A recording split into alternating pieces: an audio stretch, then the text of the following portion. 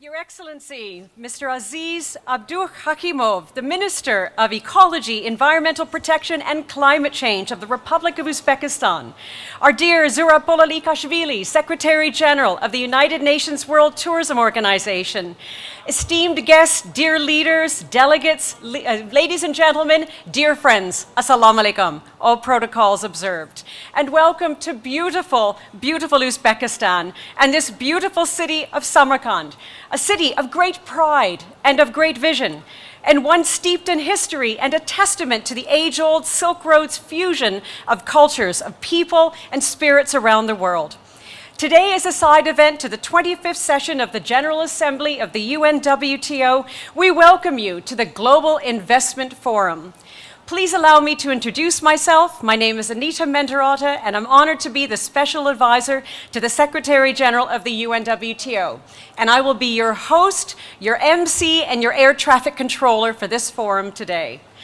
The UNWTO has made investments, as we know, a priority for the year ahead, recognizing the vital need for both traditional and non-traditional investments in order to build greater sustainability, secure longer-term resilience of the sector, and to foster positive change. We need to ensure that we remain a force for good, for all, for generations to come. Exactly 3 weeks ago today, it was World Tourism Day, and we gathered in Riyadh, where there was presentation of the comprehensive tourism investment framework based on the UN Agenda for 2030 for Sustainable Development, reinforcing the pillars of people through education, planet through sustainability, and prosperity through innovation and, of course, technology. Ladies and gentlemen, today the investment framework needs to ensure that people are at the center of everything that we do. Sustainability of our planet is our main goal, and that innovation and technology are the drivers of making sure that we are able to deliver for the long term and deliver together in our great global industry. So without further ado, it is my great pleasure to welcome to the stage our dear host, a gentleman who is a very proud man of this beautiful country and has kindly welcomed us into his home. Ladies and gentlemen, please welcome His Excellency, the Minister of Ecology, Environmental Protection and Climate Change of Uzbekistan. Sir, the floor is yours.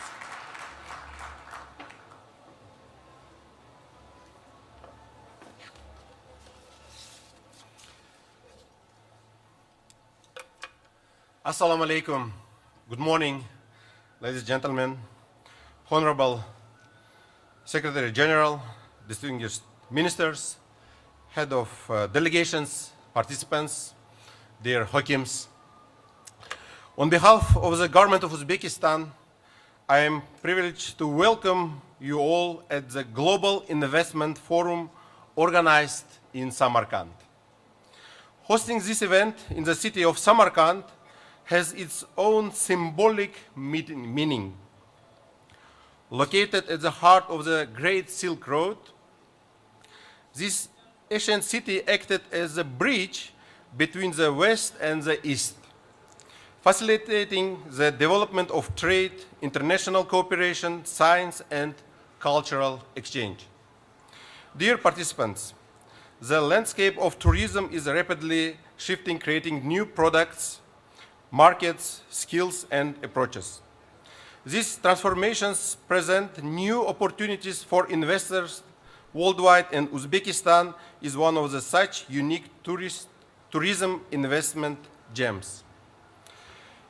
In relatively short period of time, tourism sector in Uzbekistan has gone through unprecedented reforms. Considered as one of the strategic drivers of national economy and socio-economic development, the government aims to create an ecosystem for sustainable, resilient, and prosperous tourism. In recent years, systematic reforms have been implemented to further liberalize the economy, create favorable conditions for business, and strengthen legal guarantees. At the state policy level, priority is given to creating incentives and necessary infrastructure for tourism sector. As a result of simplification of entry visa procedures to nearly 100 countries and favorable conditions, the number of foreign tourists visiting the country is growing with a rate of 30–40% per year. If in 2022 we had 5.2 million visitors, in the 3 quarters of this year, we already recorded 7 million visitors, and for 2024, for next year, we expect 10 million visitors. The increase of domestic and foreign tourism has resulted in growth of tourism infrastructure and businesses. Over the past 5 years, the number of hotels has doubled from 600 to 1,200. International brands like Radisson, Wyndham, Hilton, Hyatt, Ramada, Movenpick, Mercure, Marriott, and many others have entered the tourism market of Uzbekistan. Dear entrepreneurs and investors, to further support investment in tourism sector, we have created a number of incentives and simplified procedures for operators. In particular, the value-added tax rate was reduced from 20% to 12%. Return of value-added tax to exporting enterprise within 7 days was introduced. Over 7,000 raw materials and goods required by investors are now exempt from custom duties. Additionally, simplified processing procedures has been implemented at customs service. The government has cancelled 500 business regulation functions of state bodies, and further 70 functions have been transferred to the private sector through public-private partnership. We are committed to improving the quality of tourism services by creating new incentive mechanisms, supporting innovative startup projects, and investing in tourism education. Addressing climate change through green investment is crucial, and we are looking to introduce a whole sustainability ecosystem to support sustainable tourism. From Green Stars rating and prioritizing ecotourism to green financing, we want to rethink our approaches to tourism development.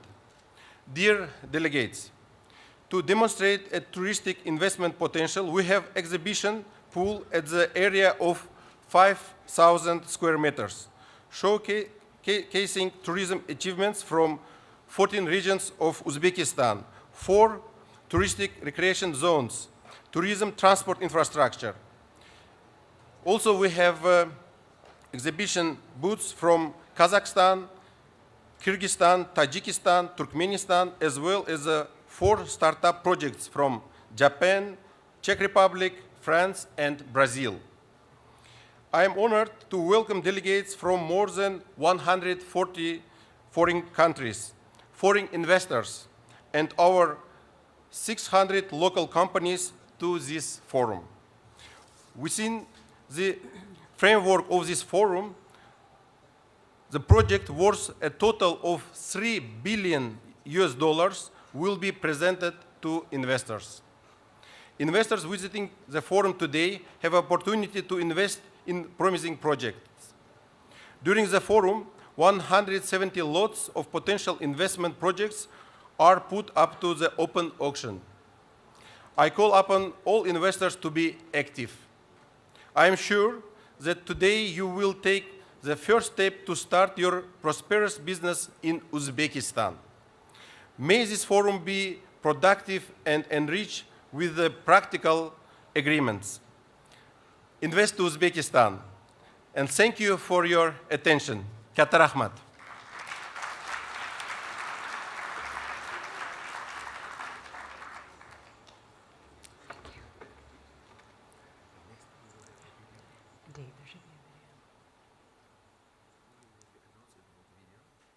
Please join us in enjoying this video, Compliments of the Government of Uzbekistan. Uzbekistan, a place where the fabric of history weaves together the ancient and contemporary, the known and the mysterious, the revealed and the concealed. A new star shines bright in the constellation of world tourism, Uzbekistan. Perhaps you've marveled at the grandeur of Samarkand, a historical treasure to rival Rome and Athens. Maybe you felt the heartbeat of Bukhara, the capital of Islamic civilization, or possibly it's the ageless beauty of Khiva, a fairy tale setting which echoes with 2,500 years of history, which has graced your ears and eyes. But did you know that 100,000 years ago, there was already life in the Teshiktash caves of Surkhandarya? Have you witnessed the intricate 9,000-year-old petroglyphs in Navai Sarmersai? Are you intrigued by the ancient fortresses of Khwarezm with tales etched on their walls? Do you dream of gazing at the stars from the optimal point on Earth, mesmerizing Majdanek, or experiencing 4 seasons in a single day in enchanting Bustanlik? Perhaps you've yet to touch the 3 gems of the valleys. Take a deep breath in the land of Kitab and Zamin, where nature's beauty reveals itself at every turn. In Uzbekistan, there is a population of 36 million people and 7 million tourists who visit annually. Yet Uzbekistan, unknown to you, unfolds a miracle at every step. Here you can discover more than 8,000 historical and cultural treasures spreading from Tashkent to Nukus. Uzbekistan is the cradle of the Great Silk Road and has the power to breathe new life into tourism. You might not yet have experienced these wonders, but we are here to share the magic and unveil more at the Global Investment Forum.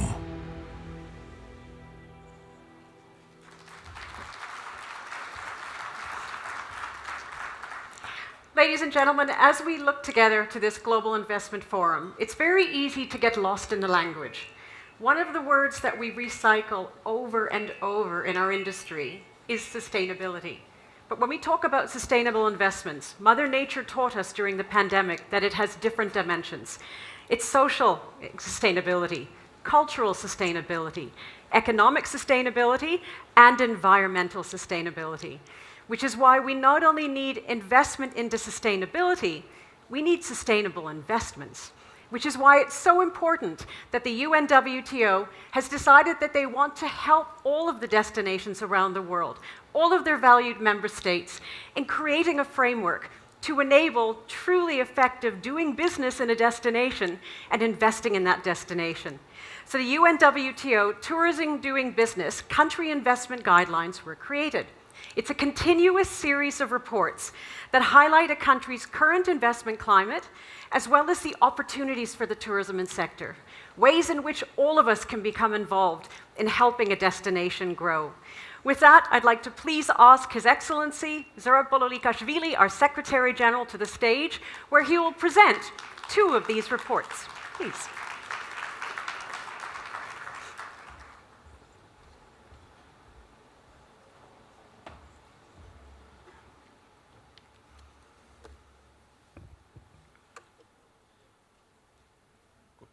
Good morning to everyone, dear ministers, dear guests, all participants.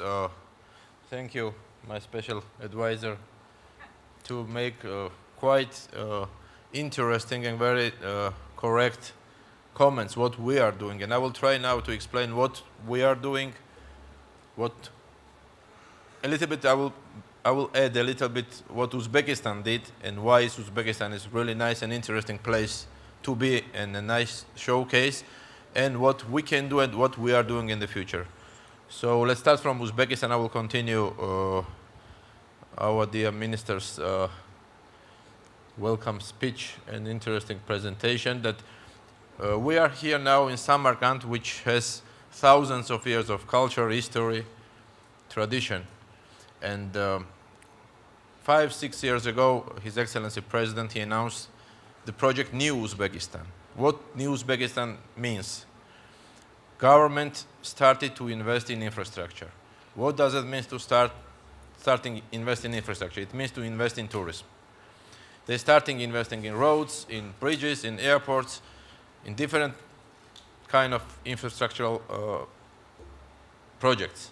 But at the end of the day, we are here and we're celebrating our General Assembly, which is one of the biggest events in tourism industry. Where we are now, 3 years ago, it was nothing, only the big plot of land. And as you see, and this is a little bit nice showcase for other destinations or other cities how to create a new infrastructure for attract and to organize big events like ours is it today. And then it is happening all around the country. Here I want to welcome all 12 governors. They are attending today's meeting. Please be in touch, in contact with them, because they are looking opportunities. They are offering opportunities to invest. And there UNWTO is useful, and now I will go where we are and what we are doing. We created Department for Investment because we did not have nothing about investment in our organization 1.5 years, 2 years ago, during pandemic, I would say. And we saw that everywhere we are traveling, there are nice seas, mountains, everything, you know, but countries, member states, they wanted to attract investments. Okay, to attract investments, all investors, what do they need? First of all, legal part. The second, some kind of emotions. Maybe everything is starting with emotions, no, for investors. Then they are looking numbers. Then they are looking projects. So we started with member states, and we had 2 pilot projects to create business, easy doing business in tourism guidelines. What these books and guidelines are, then Natalia, she will present better than me in details. And the idea was to support, and we are still also working and developing and doing much better when we did, I remember first year, guidelines to support member states and countries to attract more investments, more foreign direct investments. Then we had excellent partner, which is Financial Times, and I will not make a presentation of the company. That's another strong partner. With them, we started to create these guidelines, and here we are. We saw immediately that we have a queue of countries asking to create these guidelines, and we are doing quite well. I want to thank all ministers. They personally are involved in this process. And this is ongoing, something new for us, pilot. We don't want these books to have in our office. We want with these books to go with you, to present to concrete investors, to talk with concrete people, with embassies in big cities, in financial capitals like London is, like Dubai is, I don't know, which are traditional investors for different countries. For example, for South American countries, Madrid is the best place to do it. You know, depending on the zones, depending on the regions, and depending on the country and destination. So I don't know what is written in this speech, but this is what we are doing, and this is where we are going. And there, again, I'm very thankful for your support. Today we will present again. We are in Uzbekistan, and we were working quite. Okay, to create one small book, it takes at least 10 months, no? And to create a guideline about investment, where you are convincing some corporation or financial guy or family funds to invest, at least you need 1 year to prepare well. So we did already last year 10 guidelines, if I remember well, Natalia. CAF, another strong partner for Latin American countries, they are supporting to invest and to help to finance these guidelines, and there we are. So what will be next step? Next step will be roadshows again with you, attracting and supporting you to attract more investors, more international companies in your country. This is more or less where we are. I don't want to... and then another very important thing. We use these panels. Maybe these panels for someone is just forum. No, we are listening to you. The high-level representatives we had, and we started in Marrakesh. One of the first edition was in Marrakesh during our Executive Council. We are noting all specific questions and all specific guidelines and ideas which we get from you ministers. You have quite higher level representatives today. We had 7 or 8 business investment forums, and we are collecting this information because, again, it's something new for us. We are learning from you. Nobody knows better than minister knows what their countries is the need of their country, where someone can invest. And this is more or less the philosophy and the way we are working and we are doing things. So I'm very passionate, as you see. I see a lot of things to do together with you.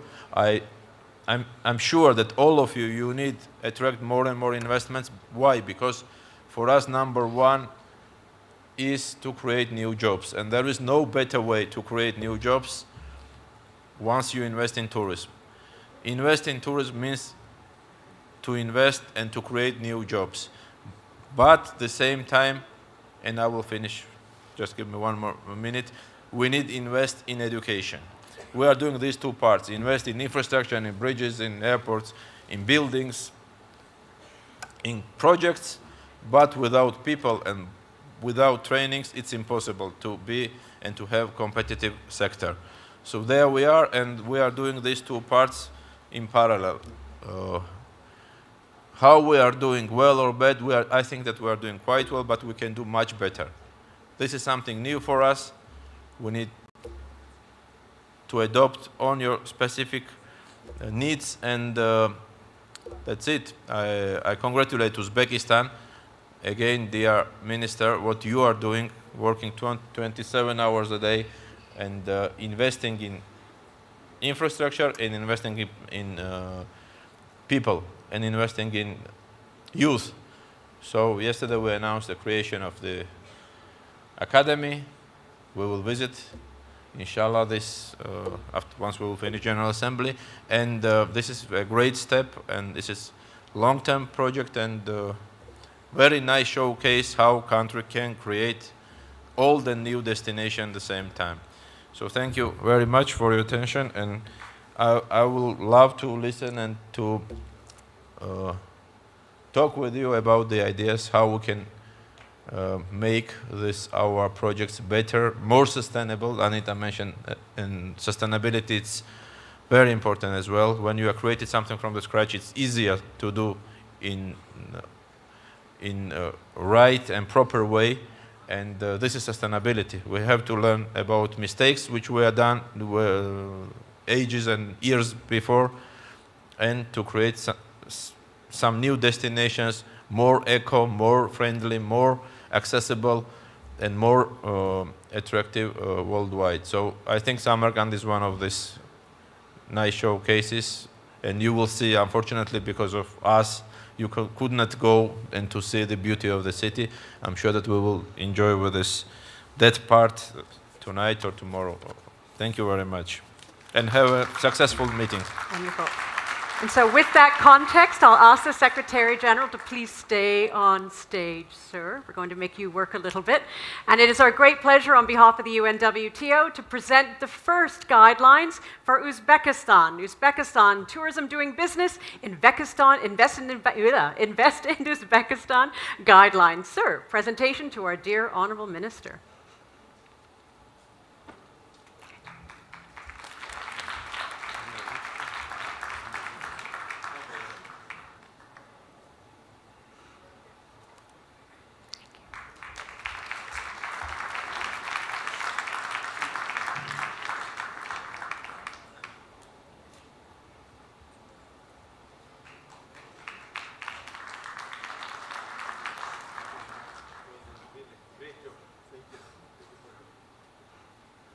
And from Uzbekistan, we move to Mauritius, and the Secretary General remains on stage, please. And we're going to be looking at tourism doing business, investing in Mauritius guidelines with the Senior Chief Executive of the Ministry of Tourism of Mauritius, Mohammed Salim. Please, sir, join us on stage.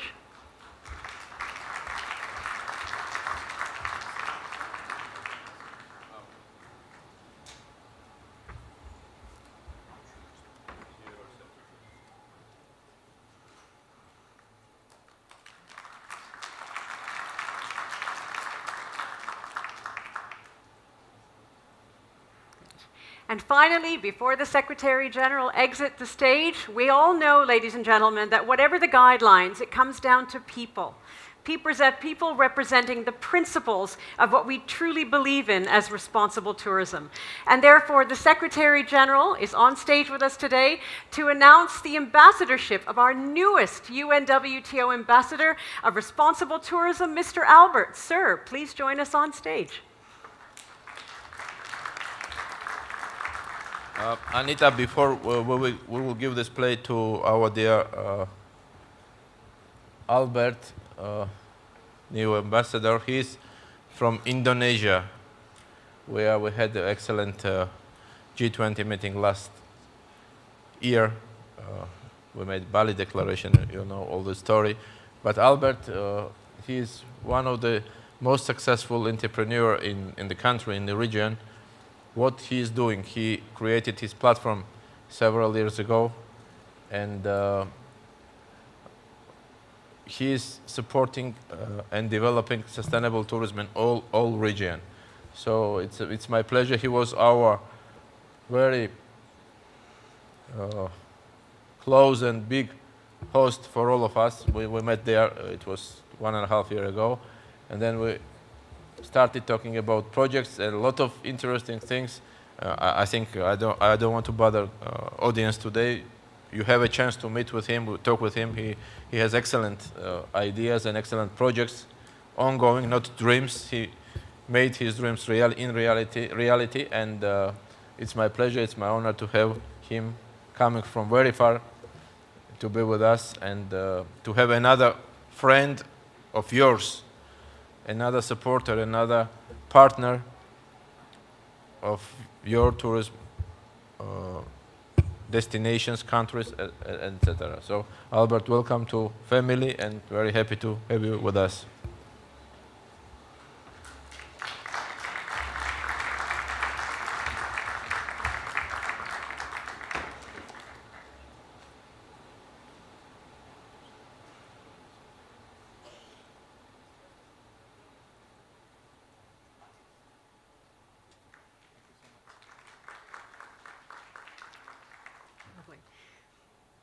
Mr. Albert, thank you for your example. Thank you for your determination. Thank you for all of that you provide and will help our community to become stronger in sustainable tourism. Sir, we thank you for taking the stage, and we welcome you back to your seat. Ladies and gentlemen, we will look at the practicalities of actually investing in sustainable tourism and investing sustainably. It's all about understanding the how. We had 2-3 years of all of our webinars, all of our Zoom calls to talk about the why. Now it's about the how. But to understand the how, we need to have the data. We need to have the courage. We need to have the innovative ideas. And for that, we need to have someone who can be an example for us. And therefore, we need to have Natalia Bayona. She is the Executive Director of the UNWTO when it comes to investments, technology, education, the future of tourism. And she's going to present to us global investment trends and opportunities. And as the Secretary General said, the background to the framework of tourism doing business, investing in Uzbekistan. Madam, the stage is yours.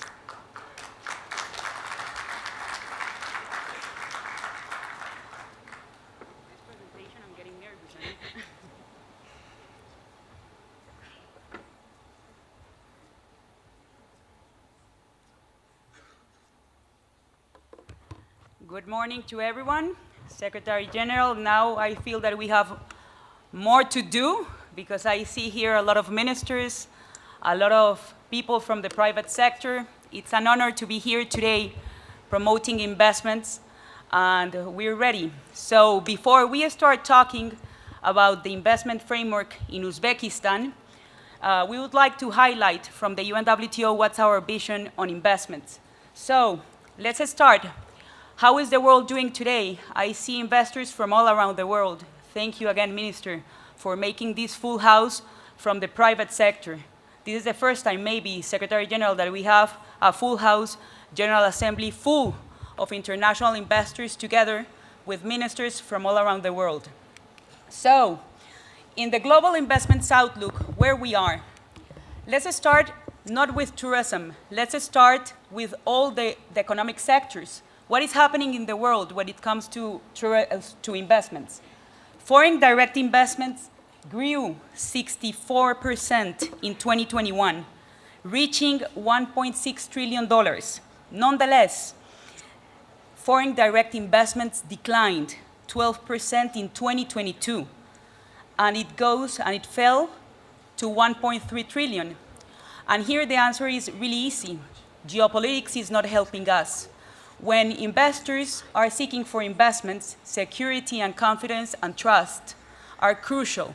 And of course, thanks to the war in Ukraine, the most mature region in the world, that is Europe, dropped the investments when it comes to all the sectors. But however, we have to say that in general, when we talk about all the economic sectors, the developing countries accounted 70% of global foreign direct investments in 2022. That's a strong message, because it's saying that investors are seeking to emerging destinations. And second of all, the value announced in greenfield projects in the service sector, that, as all of us know, tourism is there, grew 68% in 2022. When we see the map of global world investors, by far, United States is the top investor in the world. Second investor in the world is China. Third investor in the world is Japan. And then we go to Germany, UK, Canada, Sweden, Australia. So the map of the world is concentrated. So when we see the overall outlook of investments, we can say that the more mature countries are investing in the more emerging countries. But in tourism, I'm very happy to say that the panorama is absolutely different. So when we see, and Secretary General was saying that we are partnering with the Financial Times because before, 2 years ago, it was very difficult to collect data on tourism investments. Today we are working with them, and all of you have a report there where these facts and figures are there for you. So where we are in tourism. First of all, I have to say that we have more than 2,400 announced projects when it comes to investments in tourism. $175 billion were invested in tourism. But we have something to say. 66% of the projects are focused in hotel infrastructure. So here my first question comes to you. Don't you think that we need to diversify the way we promote investments? Of course, investment in infrastructure is crucial, but we need more. And we need, and all of you know better than me, tourism is part of a huge industry with more than 100 subsectors. We need to invest more in other type of services, in travel agencies, in technology, on education, etc. And thanks to these investments, 382,000 jobs were supported. Where we are when it comes to foreign direct investments, where are the private investors investing? So by far, Europe is leading the way. And of course, it has to be true because Europe is the top region when it comes to tourism. 50% of tourism is thanks to the European region. So when you see 1,000 projects and 51 billion investments only in Europe. But look, something that is really curious. When you go to the Middle East is investing, private investors are investing more in the Middle East than in the USA. And in the USA is the third country in the ranking when it comes to international arrivals. So that's another message. Latin America as well is booming with $27 billion investments. Asia Pacific is booming as well, 65 billion. So at the end, when we see the concentration of the private sector investors, United States is the top investor with 323 international projects, UK, Spain, France, Thailand, Germany. And this has a lot of sense because, of course, they are the most mature countries when it comes to tourism. But there's something really interesting, and we were saying this during the last World Tourism Day in Riyadh. When we see the facts and figures, Saudi Arabia, just in 2022, had 80% growth on foreign direct investments. So if we see the numbers in tourism, the message is clear. Investments in tourism are booming, but we need to preserve those investments with security and with a new investment framework in order to keep growing our numbers. What is happening in the world when it comes to what are the countries that are receiving more projects? So again, if you see, the concentration is the same. We have here the US, UK, Spain, and by far, there's another example. In job creation, Mexico, China, and Spain are leading the way. So there's another key message. It's not only the amount of money that is coming to the country, it's the quality of the investments, and of course, the jobs that we are promoting to make these sustainable. And when we go to technology, I just spoke about the traditional facts and figures, but now I'm going to talk a little bit on where we are with tourism and technology. The venture capital, where are they investing? So the venture capital, remember that during the pandemic, the only indicator that remained stable was investment on startups and investing on technology. $20 billion were invested during the pandemic when it comes to startups and tourism technology.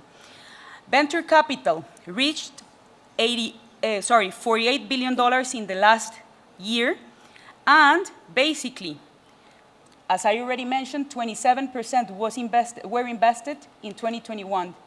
And again, where are the investors in technology focusing their investments? And here the panorama, again, is concentrated.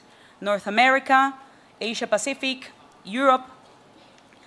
And if you see, when we talk about technology, 30% of the investments goes to travel startups, 25% goes to hospitality, and 10% goes to air transportation. And when we go, as Secretary General was mentioned, when we talk about tech leading entrepreneurs, again, they are concentrated. The top entrepreneurs in the world, the unicorns, more evaluated in more than $1 billion, they are in the US and they are in India. We need to promote more the tourism innovation ecosystem to diversify not only the investments, but also the creation of tech entrepreneurs. And that's why we bring today, and you can see in the UNWTO booth, the 4 finalists of our startup competition. They are from Portugal, from France, from the UAE, from Japan, because that's the way that we can help them as well to access to venture capital and to pilot projects. When it comes to public investment in tourism, and this is another message, the sovereign funds, that's really important. The sovereign funds has a strong role to play. So since 2016, public funds and sovereign funds has been investing in tourism. That's really new. Because normally speaking, the sovereign funds invest in health or in insurance funds, but most of the times the sovereign funds are not investing in tourism. But I have some good news. We have seen in the last report, Global Sovereign Funds report, that $20 billion were invested in hotel and leisure. By far, the sovereign funds in Europe are the ones investing in tourism, 58% of them. Then North America, and some key players, Norway, Singapore, Saudi Arabia, and the European Union are diversifying their public investments, and they are investing their public money in tourism. So, with that said, this is a traditional investment framework. This is what, normally speaking, countries do. So they do tax and incentives reliefs, they do government regulation to promote investments, and they do an investment strategy to go and promote knowledge and technology. But in the UNWTO, we want to work a little bit farther, and that's why we are working with the member states, with the ministries, not just to talk about tax reliefs and incentives. We need to talk about people, we need to talk about planet, and we need to talk about prosperity. Why? In people, all of you know, tourism is the most human economic sector. But tourism is the top employer of youth. Nonetheless, 16% of global population are young people, but more than 1 in 5 of them were not on education, employment, and training. So we cannot talk about a sustainable sector if we don't invest in education. 25% of the workforce in Europe only have secondary skills. But imagine the last message. Europe is the strongest region when it comes to tourism, when it comes to investments, but 25% of the workforce doesn't have good education. Another opportunity, almost 1 million jobs are needed to be created in vocational tourism. So we need more technicians. In Planet, when it comes to sustainability, I already mentioned that 66% of the investments goes to hotel infrastructure, but only a quarter of hotels have a climate action plan. So we need to plan again what type of buildings and what type of infrastructure we are creating for the sector. And there's a strong opportunity. $24 trillion is the investment opportunity for green buildings toward 2030. And last but not least, prosperity. The one I love because it's my passion, that is innovation and youth empowerment. So prosperity. As all of us know, 80% of the tourism backbone are the small and medium enterprises. So, but I don't know if you know, in tourism, 50% of SMEs only invest less than $5,000 on digital transformation. So where is the balance? We need to mind that gap because we need that everyone goes into the digital strategy if we want to be sustainable as well. And as well, as I already mentioned, through our UNWTO programs, we have seen that the winners of the startup competitions are gaining a lot of resources, more than 2 billion funded and raised, thanks to their quality. So there's, again, strong opportunities to promote investments. So just to end the framework, before I start being Uzbek by heart and promoting the guideline of Uzbekistan, as Secretary General mentioned, we are working with all the regions of the world. So I see here happy faces because I have the commitment, we have the commitment with Peru, with Albania, with Morocco, with Colombia. They are on the same row, with Zambia, all of them, and here as well. We are working with Mauritius, with Portugal, with everyone that is here, with Spain. So we need more of these in order to attract a better framework and to help the investors to understand that this is not a traditional sector. So now let's start and let's talk a little bit about Uzbekistan and what we are working together with the ministry. What do we see? First of all, why do we need to invest in this amazing country? First of all, 7 UNESCO World Heritage Sites, crucial crossroad along ancient Silk Road, economic growth and stability, 5% of global GDP growth in the last 5 years, 5% projected growth as well. Attractive incentive schemes, 21 free economic zones, 2 touristic specialized zones, and when it comes to a strategic location infrastructure, 11 international airports and 100 kilometers road network.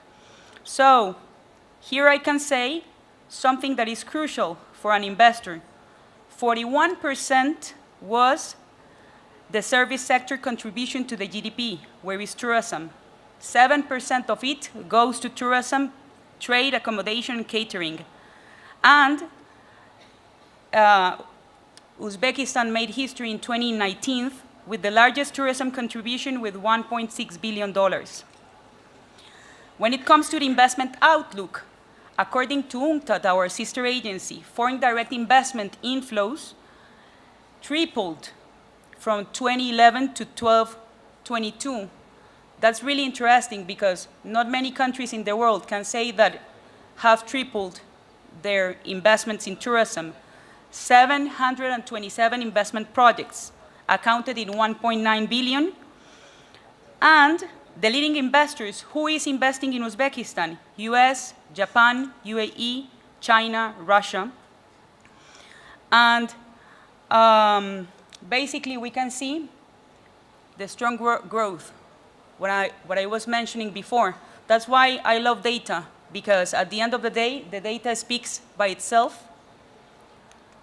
So then, just to end, the competitiveness and added value proposition.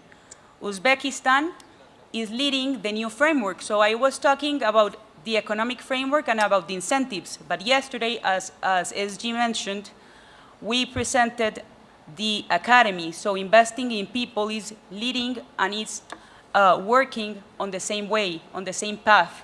So the country is investing in an academy in Samarkand to train all the teachers in Samarkand and to help them to update the way they teach tourism, and to lead the way as well to help and to create a strong workforce here in Samarkand for the country.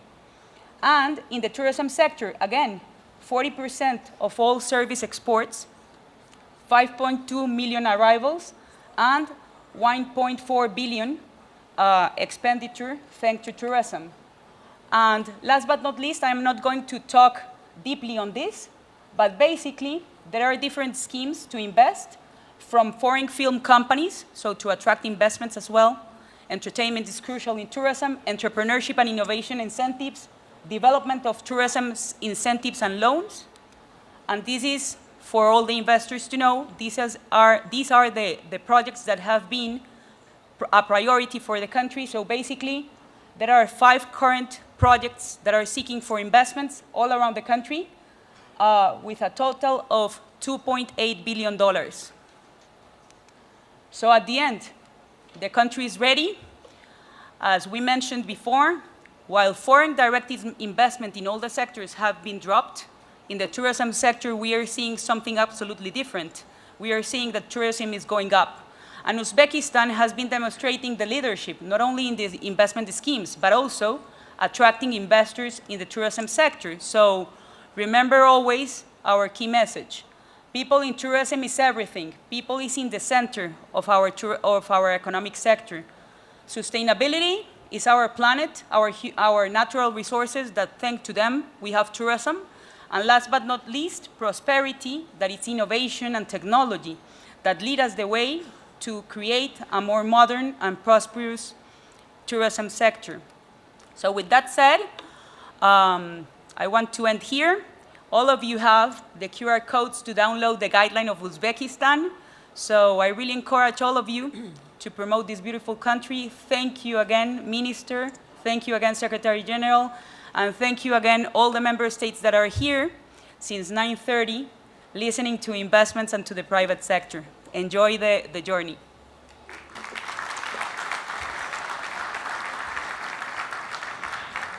Natalia, thank you very much. And it's always wonderful to hear Natalia speak, because she gives us the raw data. She puts it all in context, and she makes it very clear not only where we need to invest, how, who, when, and how much, which is invaluable. So while we do a little bit of a setup before our next panel, I wanted to share something with you all. When we look at Natalia's results and we focus on where is investment going, it's very clear that it's going to traditional destinations, places that are already active in tourism. But what about the rest? What about the other places in the world that we know need the benefits of tourism, need to see the environments being protected, need community engagement? What about the rest? Which is why on World Tourism Day, just a few weeks ago, in the Kingdom of Saudi Arabia, the UNWTO announced a new initiative. It's the Tourism Opens Minds Pledge. And it's a pledge that connects governments, industry, as well as travelers to commit to exploring new places. Because when YouGov did some research, they found that almost 80% of travelers prefer the familiar. And 50% of travelers didn't like the idea of going somewhere they didn't know about. Then how do we connect communities? How do we connect the benefits? How do we connect the world through tourism? So this pledge is a call to action. And if you all, after the forum, go to unwto.org, you'll find the pledge there.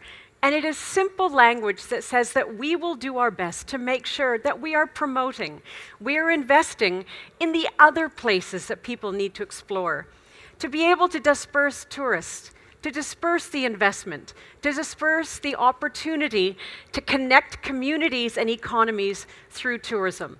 So we ask you, please do look at that. It is incredibly important, and it is for all of us. We now go into our next session, which is the ministerial dialogue. And it's an important one because it brings together the decision makers of how we are going to make sure that we're building a stronger future together through tourism. We have in our audience today a number of incredible ministers from around the tourism world who are going to speak very openly and very honestly about the opportunities to not only invest in tourism, but them connecting with the rest of the world. So we're going to be looking very closely at that question. How do we connect the world through investing tourism? Sustainable tourism and tourism sustainably being invested in. So as we pull the chairs together, I'm going to hand over the panel and the stage to a very dear friend of ours, moderator Zheng Zhongfeng from CGTN, who's going to be leading this next panel and bring together, again, some of the best decision makers we have in the tourism world to make the tourism world work harder. So I'm going to ask the podium, please, be taken over by our next moderator, and I welcome him to the stage. Mr. Zhongfeng, please join us. Thank you. Thank you so you're much. Here. Yes. Thank you. Sorry, Excellent it's all presentation. yours. Yes. Thank you. Good morning, ladies and gentlemen. My name is Zheng Junfeng. I'm from China, as you can see. I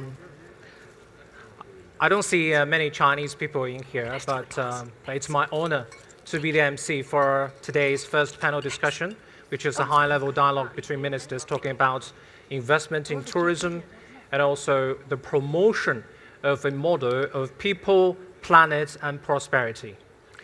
Ladies and gentlemen, I come from a country where there's a lot of people, 1.4 billion people. That's why I've been reading news about China's recovery of tourism in the past few weeks, especially during the first week of October. That's China's Golden Week holiday. Let me share some data with you. 800 million Chinese traveled during the 8-day National Golden Week holiday, spending over $100 billion. $100 billion. That's slightly higher than the pre-pandemic 2019 level. So that news I read officially announced recovery of China's tourism sector, domestic tourism sector in particular, to recover from the pandemic, 3-year-long pandemic. I think that largely thanks to the fact that China's infrastructure is quite advanced. We're talking about those airports around the whole country. China has some of the world's biggest airports, and also the railway system that connects the whole country. You may be aware of China's high-speed rail, which can run at 350 kilometers an hour, linking multiple big cities, and also highways very extensively around the country, where we can see millions of electric vehicles running, reducing carbon footprint.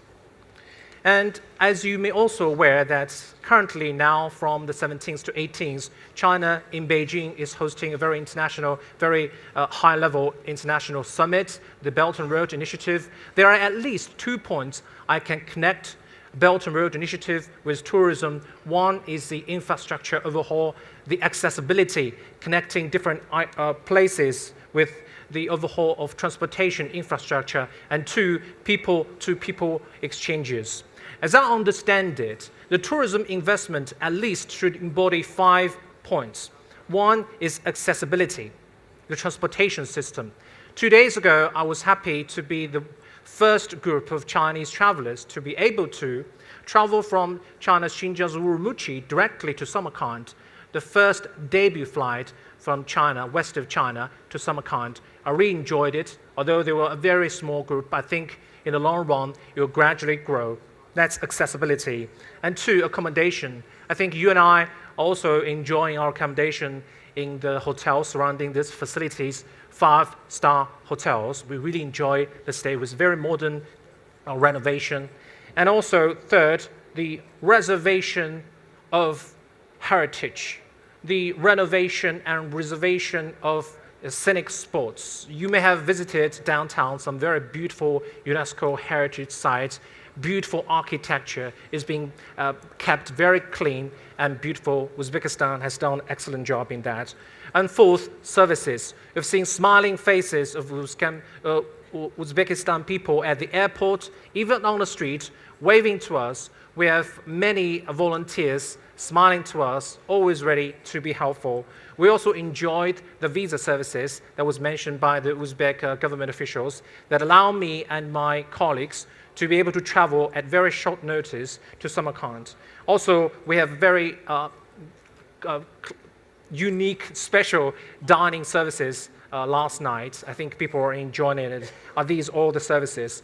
Also, environment protection. We see this country so beautiful, so clean skies, clean water, and so clean roads. I think environmental protection ideas are being applied through all these elements. Of course, there are many other elements. That's why I'm going to invite a number of guests to come to the stage to discuss on this high-level dialogue. I'd like to invite on the stage Her Excellency Ms. Fatim Zahra Amar, Minister of Tourism, Handicrafts and Social and Solidarity Economy from Kingdom of Morocco. Please come to the stage. Her Excellency Ms. Rosa Ann Moreno Rodriguez, Secretary of State from Spain.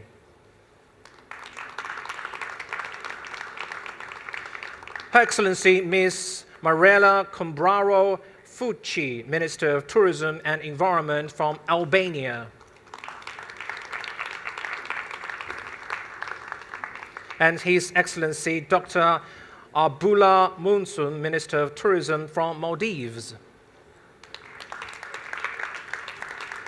And His Excellency Mr. Arturo Bravo, Vice Minister of Tourism from Colombia. As well as Ambassador Khusrav Nozli, Secretary General from Economic Cooperation Organization. Yeah. Thank you.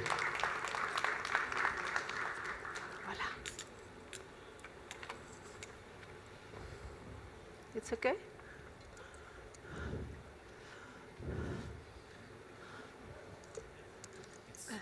My first question would go to our guest, Ms. Amor from Morocco. Yeah?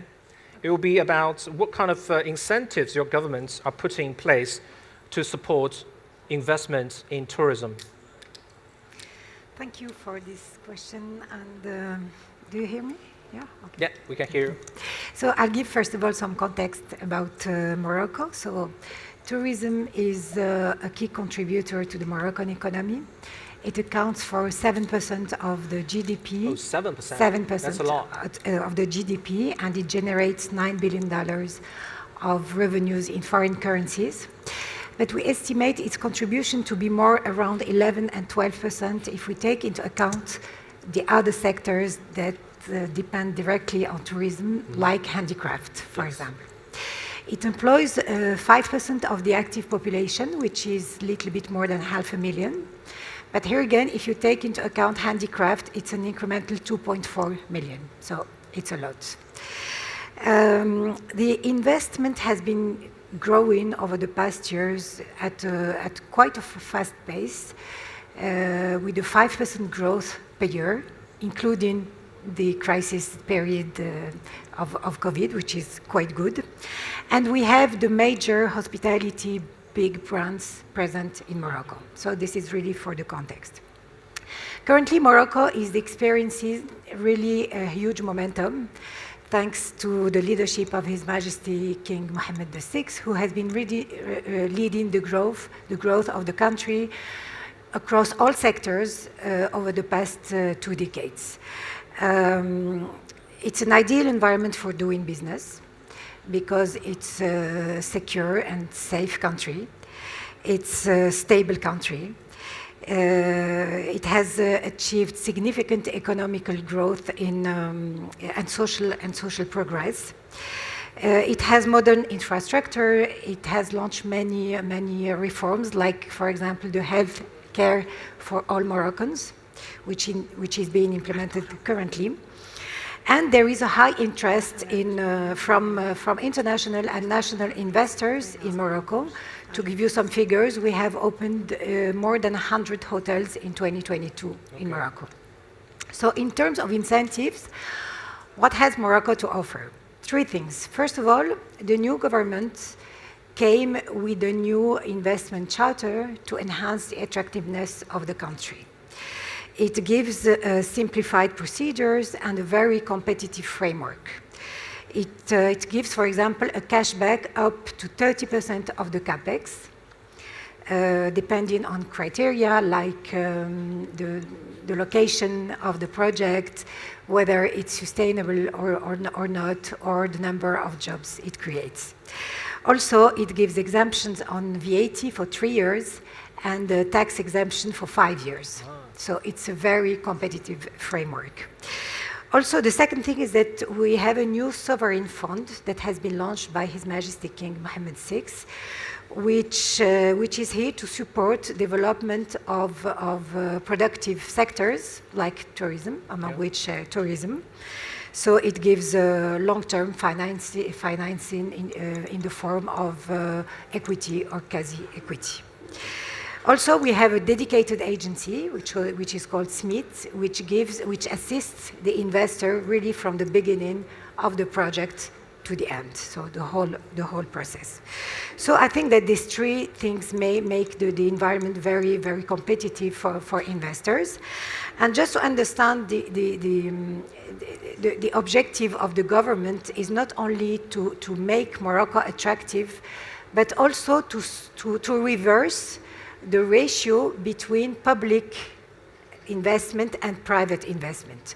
Today in Morocco, we are at a 2/3 public investment.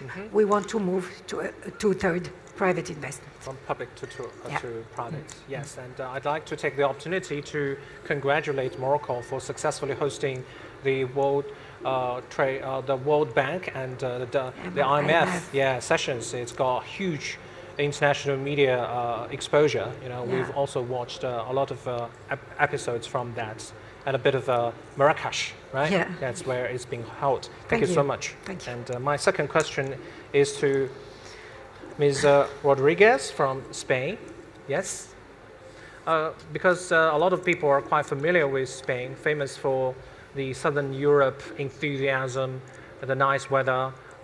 Many European and international travelers are very familiar with your famous cities, Barcelona, everything.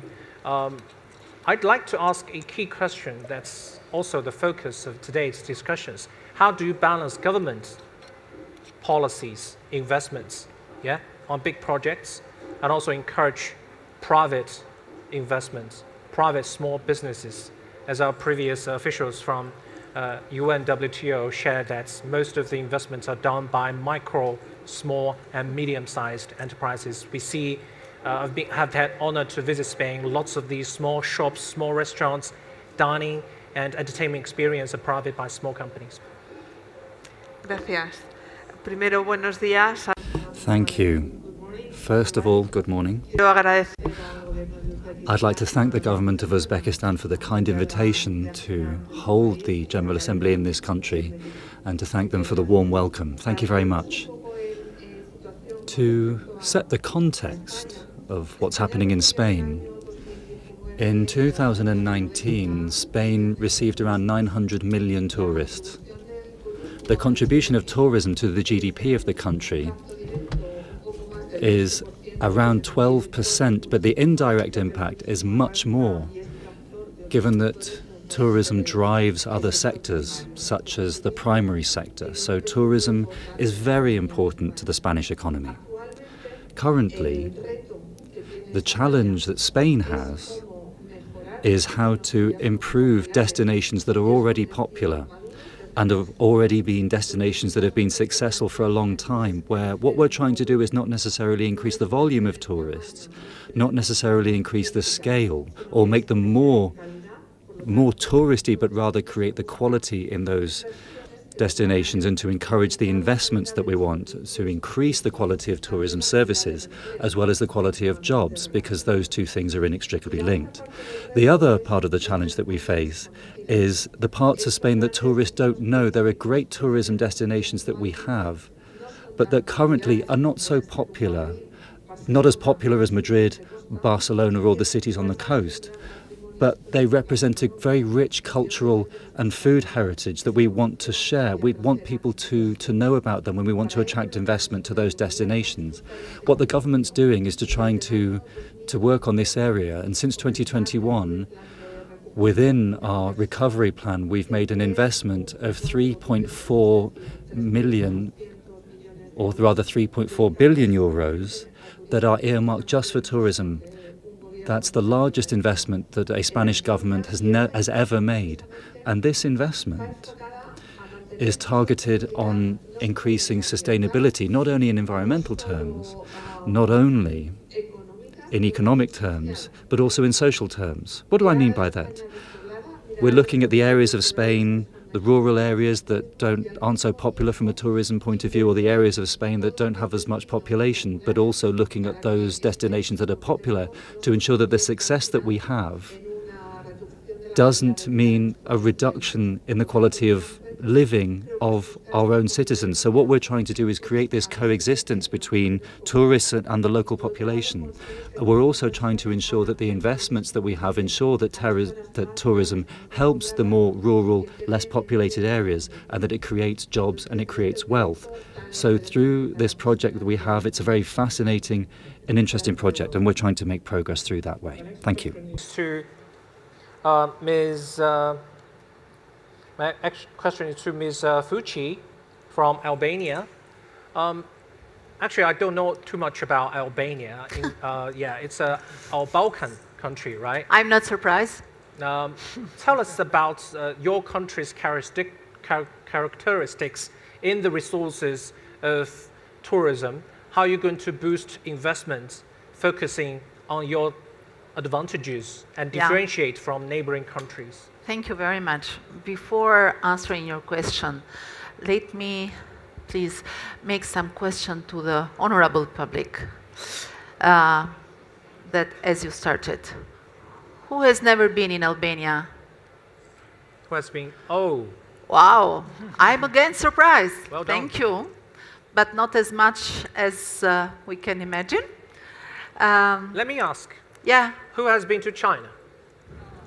Oh. You see? That's quite a lot. Yeah, a bit more. Okay. Bit more. Yeah. Do you know what we are talking about? We are making a, let's say, a competition between China and Albania. Yeah. So I'm following with my second question. Who knows where Albania is? Okay. That's good. So let's start, as an old professor as I am, with a little lesson of geography. Albania is a small country just in front of Italy, 2.8 million inhabitants, 28,000 kilometers square in the north of Greece, in the south of Montenegro and Croatia, in the Mediterranean area.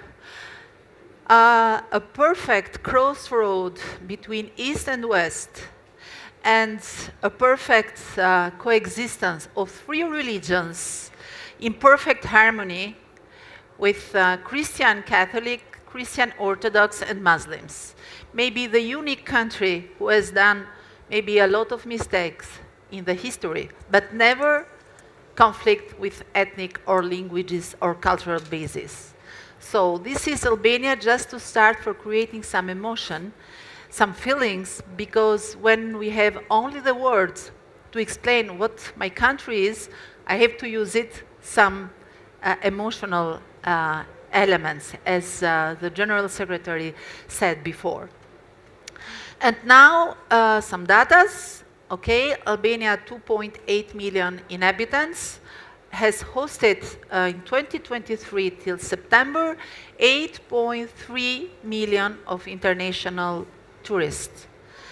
So Albania is a small country, but having the big chance to be in beautiful areas, to have third-fourth of the territory, mountains, forests, and rivers, more than 450 kilometers of coastlines, just in front of Italy, sharing two seas with Italy and Greece, Adriatic Sea and Ionian Sea. Of course, it's a country where tourism is becoming one of the two most economic sectors, together with agriculture. And having such big numbers for the moment 8.3 million of international tourists is a big challenge. So it's a big challenge because, as you see, I'm not just only Minister of Tourism, but also Minister of Environment, which means a kind of schizophrenia, let's say. It's a unique case maybe to have tourism and the environment under the same roof, which is not so usual. But the idea is for our government to create a kind of check and balance, to develop in a sustainable way the tourism, which is very important to us, very important for Albania, but also to protect the environment for a country where the energy production is 100% renewable. 100% renewable. Is the only country in the region having such a big challenge, only by hydro plant. And now we are developing photovoltaic and energy by wind. But for having the tourism as the second or the same important sector as the agriculture, we have created a legal framework for encouraging investment on tourism, domestic or foreign investments. Just to have you some other data, to give you some other data, like the TAV for the hotels, every kind of category, structured accommodation, small hotel, guest house, or big five-star hotels like Hyatt, like Melia Group, like international hotel groups like Marriott, maritime hotels, etc. We have 6% instead of 20% for every hotels. And on the other side, we have created a legal framework for the so-called strategic investors in the tourism sectors, which means that for the strategic investments, more than 10 million euros, 15 million euros, 30 million euros in tourism, we are offering zero tax of infrastructure, zero tax of construction, and zero tax from the benefits for 10 first years. So just some elements in order to give you an idea why it's interesting to come in Albania. But we have another reason also. Albania is combining in a so small territory everything that our slogan is Albania, all you need is here. Not here, but there in Albania. Because we have more than 5 sites from UNESCO, which culture heritage, one of the biggest archaeological park of UNESCO in the south of Albania, with beautiful landscapes, and recently 21%, more than 21% of the territory protected area. And talking about the protected area, which I'm so proud to talk about, we have in Albania also the last wild river of Europe, which is already a national park. We have maybe, if we are Googling somewhere, I'm seeing some of you Googling in the phones, just ask for the last wild river of Europe, called Vjosa, where it is. It's in Albania, as a national park, attracting thousands and thousands of visitors. When we are often talking about ecotourism and tourism, maybe it's better to talk about how to make every kind of investment in tourism eco-friendly. And this is our challenge, and this is what we want to do. Sometimes for countries who are new entry in the tourism market, it's easier to do it than the classical destination that has started to be classical destination of tourism 1 century ago, 60 years ago. So lesson learned from our big brothers and sisters that are already classical destination. We are not competing with anyone. I think that Mediterranean area, Balkans, Europe, but all the world, we are complementary to each other. So I'm inviting every one of you to come and visit us in Albania, where all you need, you can find it there, in my country. Great, Thank you. So you're saying that every year there are more tourists, the population of tourists is larger than your own population residents, right? More than 4 times. More than 4 times. Till the end of September. We will Okay. see. I will be back to you by the end of year. Okay, I guess there's another country on this stage that may be able to beat that proportion. That will be Maldives, right? Yeah, this gentleman, Mr. Mausun from Maldives, is going to let us know about this ratio. How big is the ratio of global tourism to your population? Thank you. It's going to be about five times. 5 times, okay. And what is the biggest challenge? Is it accessibility, you know, how international travelers can get to your country, or is it about the accommodation capacity, or is it about the seasonal changes where the high season management and low season management becomes a challenge?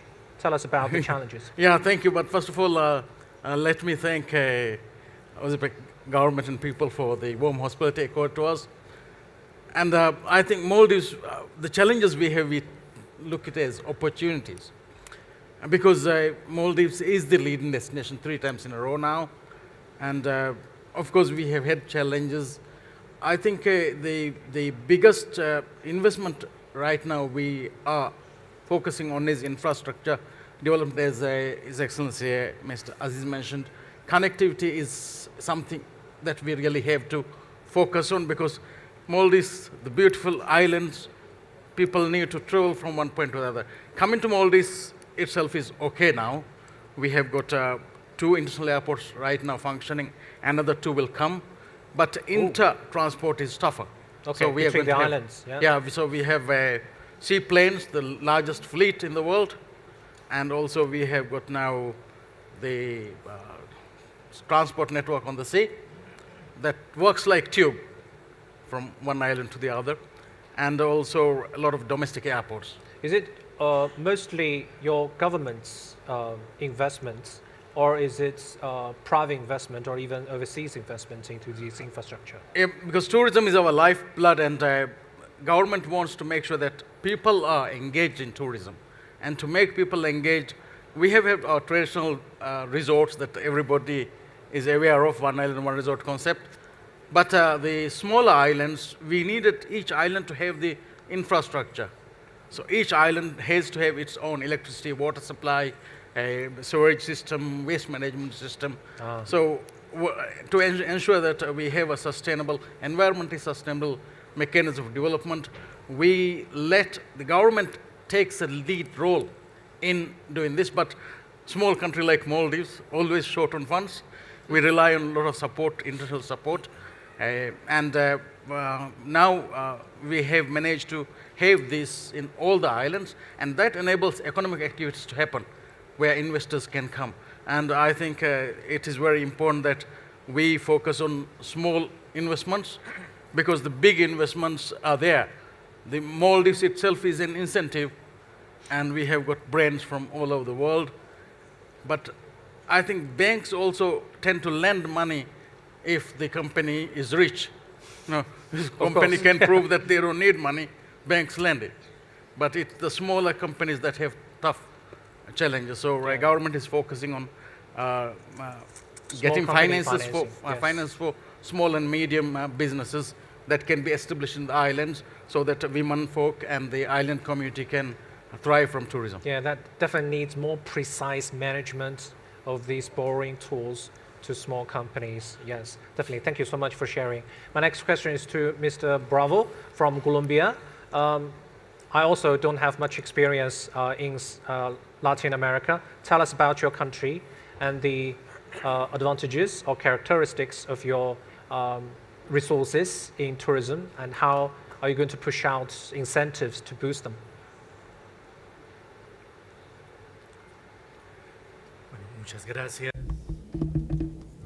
Thank you very much. Thank you, Mr. Zhang, for your question. And I also would like to thank the government of Uzbekistan for inviting us and organizing this high-level forum for the UNWTO, and for inviting us ministers to talk about the challenges and also the things that we have in common, the things that we do to promote investment, most socially focused investment, also more sustainable investment and regenerative investments. For those who don't know my country, Colombia is the surprise of Latin America. We are seeing a great amount of growth in the years 2022. We welcomed about 4.5 million tourists. We still have a long ways to go, but we are definitely on an upward slant. And we also have recovered. We can say that we have recovered to pre-pandemic levels, which is a significant achievement indeed. And we were able to quickly re-attract tourists. In Colombia, Colombia is a destination that is known for its super diversity. It's one of the most diverse nations in the world. Where we have a country that is rich in natural resources and different climates and ecosystems, and culturally diverse as well, which allows us to offer different types of touristic experiences. We have a coastline that's on the Caribbean Ocean, southern Caribbean. We also have Pacific coastline, and we also have the Amazon and Andes ecosystems. And all of this means that we can really offer very different experiences, but also people can invest in not just tourism, but agriculture and infrastructure. We have some large cities, such as Bogota, which has a population of 9 million people. That's our capital. We also have other large cities between 2 and 3 million inhabitants. So Colombia is a Latin American country that has different types of cities, different size of cities that attract different types of domestic flows of tourism as well, because in Colombia, it's the domestic market that really supports the tourism investment. And our government, our national government, as I said, is focused on creating a more sustainable, regenerative tourism. We want to strengthen the idea of, and really underscore the idea of sustainability and sustainable tourism, something that will really contribute to regenerating our ecosystems. Currently, in Colombia, we are very aware of the climate crisis and how that affects us.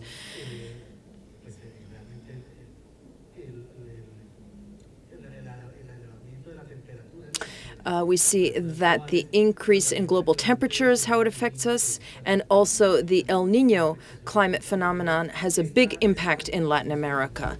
And so we are committed to fighting the impacts of climate change by focusing on regenerative tourism, green investments. We also want to develop capacity building, as the UNWTO said. They are focusing on investing in the 3 Ps. People is one of the main Ps, and improving training, knowledge building. And that's one of the tools that we have in our toolbox that will allow us to be more competitive compared with other regions. And we're really focused on our human capital. And our different investment mechanisms are in line with what I've just said. So we have all kinds of incentives. For instance, we have different fiscal and tax advantages to invest in areas that were particularly affected by the armed conflict. And we are really actively trying to work on the aftermath of that and worked on the peacekeeping process, and also to develop those areas that were previously effective, because they really have huge potential, those areas to, for instance, for ecotourism, for observing wildlife. And so we also have a focus of peace and tourism. And We have, for instance, some tax abatements that go up to 10 years to promote investment there. There are also different kinds of incentives for sustainable investments, especially in different alternative energy sources rather than relying on traditional energy sources. And we have tax credits for that. We are other types of investments, special investments.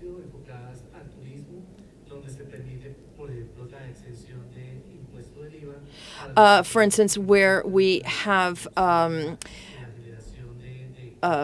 sales tax in certain areas where they want to build certain hospitality buildings or hotels and that sort of thing. And we also have other duty-free or sales tax-free types of investments. So those are just different ways in which Colombia is really focused on a more inclusive, open-minded tourism that is also aimed at improving the quality of life of our diverse communities, because we firmly believe that it can help the economic development of our country. It is the second largest economic sector in our country after the energy sector. And so we really also have a connection between promoting tourism and going towards an economic transition. And we firmly believe that these different types of incentives, for instance, the UNWTO focused on our different investment package, which has more than 45 different elements to try to attract and invest in tourism in our nation. And we believe that tourism can really be a tool for peace building and sustainable development in our nation. Thank you. Thank you for the very thorough explanation. And my last question to Mr. Norzili from Economic Cooperation Organization. This is a tricky question, but every investor have to consider. I'll throw this question to you. I think you're a very well informed person. That is, for international investment into tourism, there's always a dilemma between over-investing and face future debt problems, or delay in investment and miss opportunities of influx of tourists. So in your observation or in your understanding, how to deal with this, how to mitigate risks on both sides, how to deal with this dilemma? Thank you. Thank you very much. No, we don't. Mr. Moderator, and I first of all, can we hear him? I think Do you need to switch it on? Yeah. First of all, you can hear him? Okay. Yeah. No, we don't. It's okay. Yeah. Yeah. First of all, let me express my deepest gratitude to the government of Uzbekistan and also to UNWTO for inviting the Economic Cooperation Organization to this huge international gathering. First of all, maybe most of people don't know what is the Economic Cooperation Organization. We are the intergovernmental organization of 10 member states, including the host country, Uzbekistan, the remaining all 4 Central Asian countries, Tajikistan, Kyrgyzstan, Turkmenistan, Kazakhstan, neighboring Afghanistan, plus Turkey, Iran, Pakistan, and Azerbaijan. It's 10 member states. By the way, one of the oldest regional intergovernmental organization, and we are headquartered in Tehran of Iran. It's a big territory. It's the region spans to more than 8 million square kilometers, roughly 8 Egypts, where I served as ambassador before. And the population now currently more than 500 million. So it's a relevantly big region, and the main goal of establishing this organization was to facilitate the economic cooperation in the region. But lately, the tourism sector became the one of the priority areas for our activity, because as we as we see, tourism sector can contribute greatly to the economic development of the region. We have created the special mechanism for coordinating our efforts in tourism sector, which is ministerial meeting on tourism. And the last 5th ministerial meeting was convened in the city of Ardabil in Iran. And before it was chaired by Uzbekistan during the 4th ministerial meeting, where we adopted Samarkand and Ardabil declarations. So in pre-pandemic decade, we had very good numbers in terms of receiving international tourists to the region. It exceeded 87 million people. Of course, the COVID-19 had a very negative impact on our tourism sector, but now we are recovering and coming back to the previous numbers.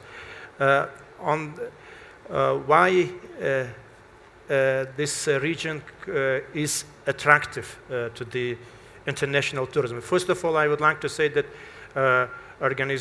this region hosts 89 tourist sites which are in the world in the UNESCO World Heritage Sites. So before the meeting, important meeting in Riyadh, we had a number of 49. Now it's increased, and some new sites were added to the list of the World Heritage Sites which the region hosts. The promotion of investments, one of the priority areas of our activity. In 2022, we succeeded to attract more than about 87 billion US dollars to the region, and of course the significant part of this foreign investments goes to the tourism sector.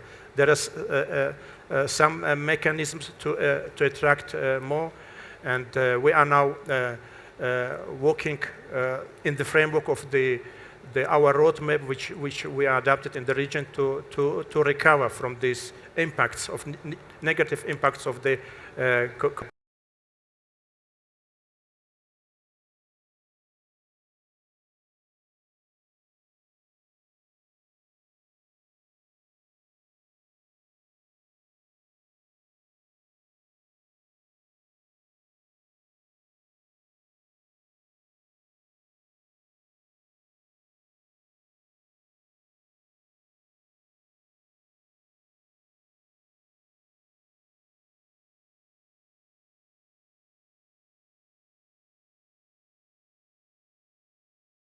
it is announced as a capital, UNWTO Tourism Capital for 2024, and now we have a network of 6 cities, starting from Dushanbe, capital of Tajikistan, for 2021, then cities of Sari and Ardabil of Iran, next Shahrisabz of Uzbekistan, next Erzurum of Turkey, and lastly, recently, during the highest decision-making body, which is the Council of Foreign Ministers, held in the city of Shusha of Azerbaijan. The city of Shusha also was declared the tourism capital of UNWTO for 2026. So, in taking this opportunity, I would like to invite international tourists to our region and enjoy the beauty and the historical and cultural heritage, cuisine, and etc. Thank you so much. Yes. Well, due to the time limit, I'd like to wrap up the session, inviting each of the guests or saying about one line, wrapping up your idea about how tourism can continue to be resilient and at the same time sustainable. Starting from you, Nate. Well, first of all, I would like, if I need to wrap up, I would say that today we have a strong momentum in Morocco under a strong leadership of His Majesty and a strong drive from the government. We have real motivation to build tourism because we have an objective, a vision to reach 26 million by 2030, which is about plus 2 million per year, because we are hosting the 2030 World Cup in Morocco, along with Spain and Portugal. That's big news. So yes, so we have big ambitions, and we need really to build capacities. We need investors to invest in entertainment, but we want to do this, as I said, in a sustainable way, because we know that our tourism relies on natural resources, and we want to make sure that Morocco remains an attractive but eco-conscious destination for the future generations. Great. Look forward to 2030 Morocco Football World Cup very much. Thank you. What about Maldives? Yeah, thank you. First of all, I have good news for you. China is going to be the leading market for Maldives before the end of the year. I know that. Yeah. It's always Chinese travelers' dream to spend holiday there. Yeah, in Maldives we have always had a plain tourism. So it was very important to maintain our environment and make sure that benefits go to the people. We just launched our 5th tourism master plan that takes tourism to the next level. I think forward planning is very important, that we focus on saving the environment and also giving benefits to the people. That is the focus of it. One major issue I just wish to highlight is human capital is a big challenge for Maldives too. And we wish to invest more on that and also empower the local communities by really utilizing Maldives tourism product for the new tourists who wish to engage in heritage and culture tourism. Great. Thank you. Thank you. A master plan. I really like that master plan in tourism from Maldives. What about Spain? We believe we also have a master plan for 2030. And this master plan has been done together with the collaboration of the private sector and also the academia. So it's more than 250 actors participating on the Spanish tourism sustainable strategy for 2030. But I would say that tourism will only be or remain a competitive industry in the future if it becomes fully sustainable. And again, environmentally, economically, but really important for us, socially sustainable. So I think this has to come into the DNA of the public policies and also the private procedures, policies and actions to make sure that tourism is still a competitive and successful industry in the future. Robust and sustainable. And what about Colombia?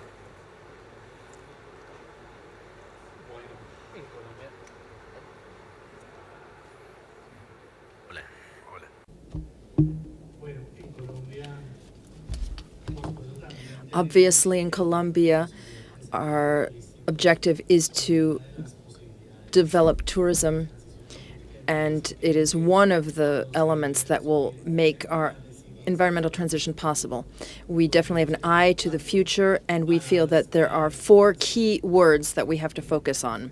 Number 1 is we have to democratize tourism and include people that still aren't able to travel, and to reach communities that haven't been able to benefit from tourism development. So inclusion is number 1. Number 2 is how do we strengthen the different region and so that they can take on our plans. So we have to invest in infrastructure, and how can we accompany these regions locally and apply national policies at the local level. And the third, as my colleagues here said, is to focus on sustainability, but at the same time with an eye to the energy transition that our country and the world in general has to be doing, and also to mitigate climate change as part of that sustainability. And finally, we want to focus on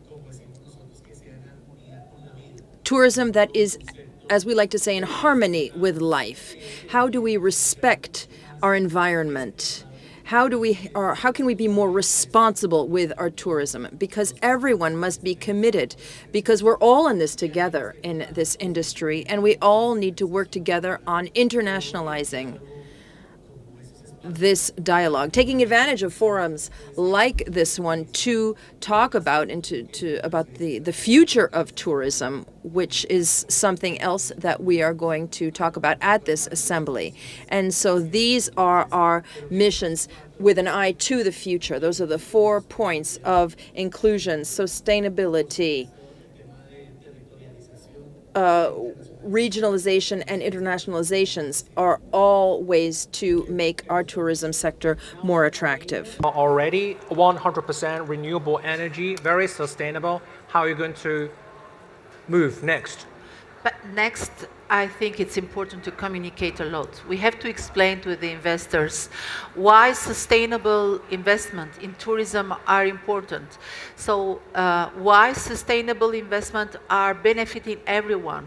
And I think we need a lot of communication. Sometimes we are tempted to say, no, you cannot do this, that you cannot do that because of sustainability, because of the protection of the environment. We have to try the opposite way. Education. To communicate, to educate, to explain why sustainable development is more benefiting not only the local community but also the big investors. Not just cost, but benefits. Second is we are doing a lot of investment on infrastructure.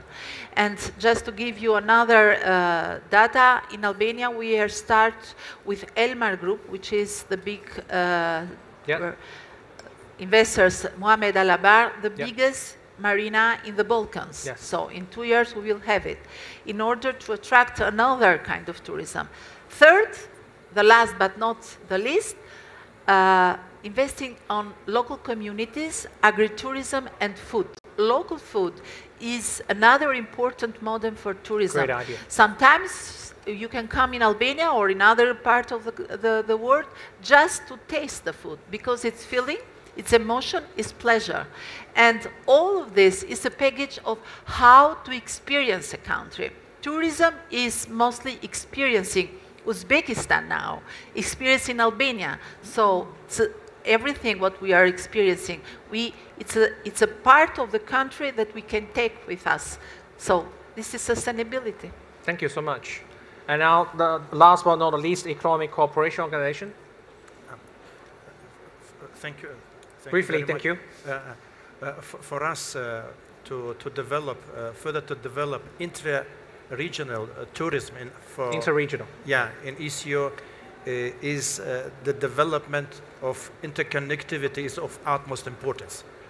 For example, to attend this meeting, instead of direct flight from Tehran to Samarkand, I needed to go first to Dubai, and from Dubai come to Samarkand.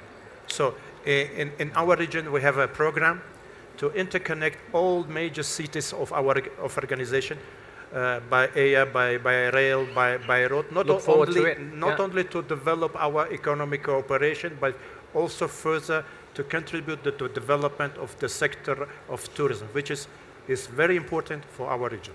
Thank you so much.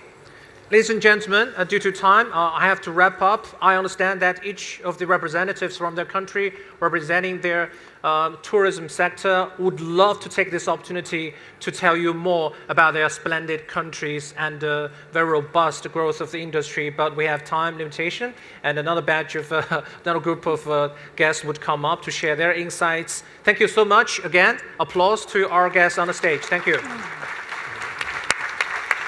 And a very warm thank you for our lovely moderators. Sir, thank you for giving us a world of perspective. Honorable ministers, we're very grateful to have had you here. Thank you very, very much. Yeah. We have limited time, but we'd like to welcome to have some off-stage communication. We keep on talking for the next few days. Thank you. Thank you. Ladies and gentlemen, as we move on, I have to smile because I'm sure all of you started noticing the audio coming in from outside in our little trade expo. And Honorable Minister, you've brought us here to Uzbekistan, which is wonderful, but you've also given us a hint of what we're all prepared for at WTM in less than a month from now. So as much as it made my heart smile hearing those trade show sounds, it also made my feet start to hurt, because I think we all have to prepare for a lot of walking ahead as the world gets re-excited about being connected again. We've talked a great deal about Uzbekistan and the opportunity that exists here for investment, and we have the lovely experience now of having a brief presentation from Mr. Umad Shadiv. He's the chairman of the Tourism Committee of the Republic of Uzbekistan. He's going to give us effectively 600 seconds of why it's so important to be here now when it comes to unlocking investment opportunities. So, Mr. Shadiv, I welcome you to the stage.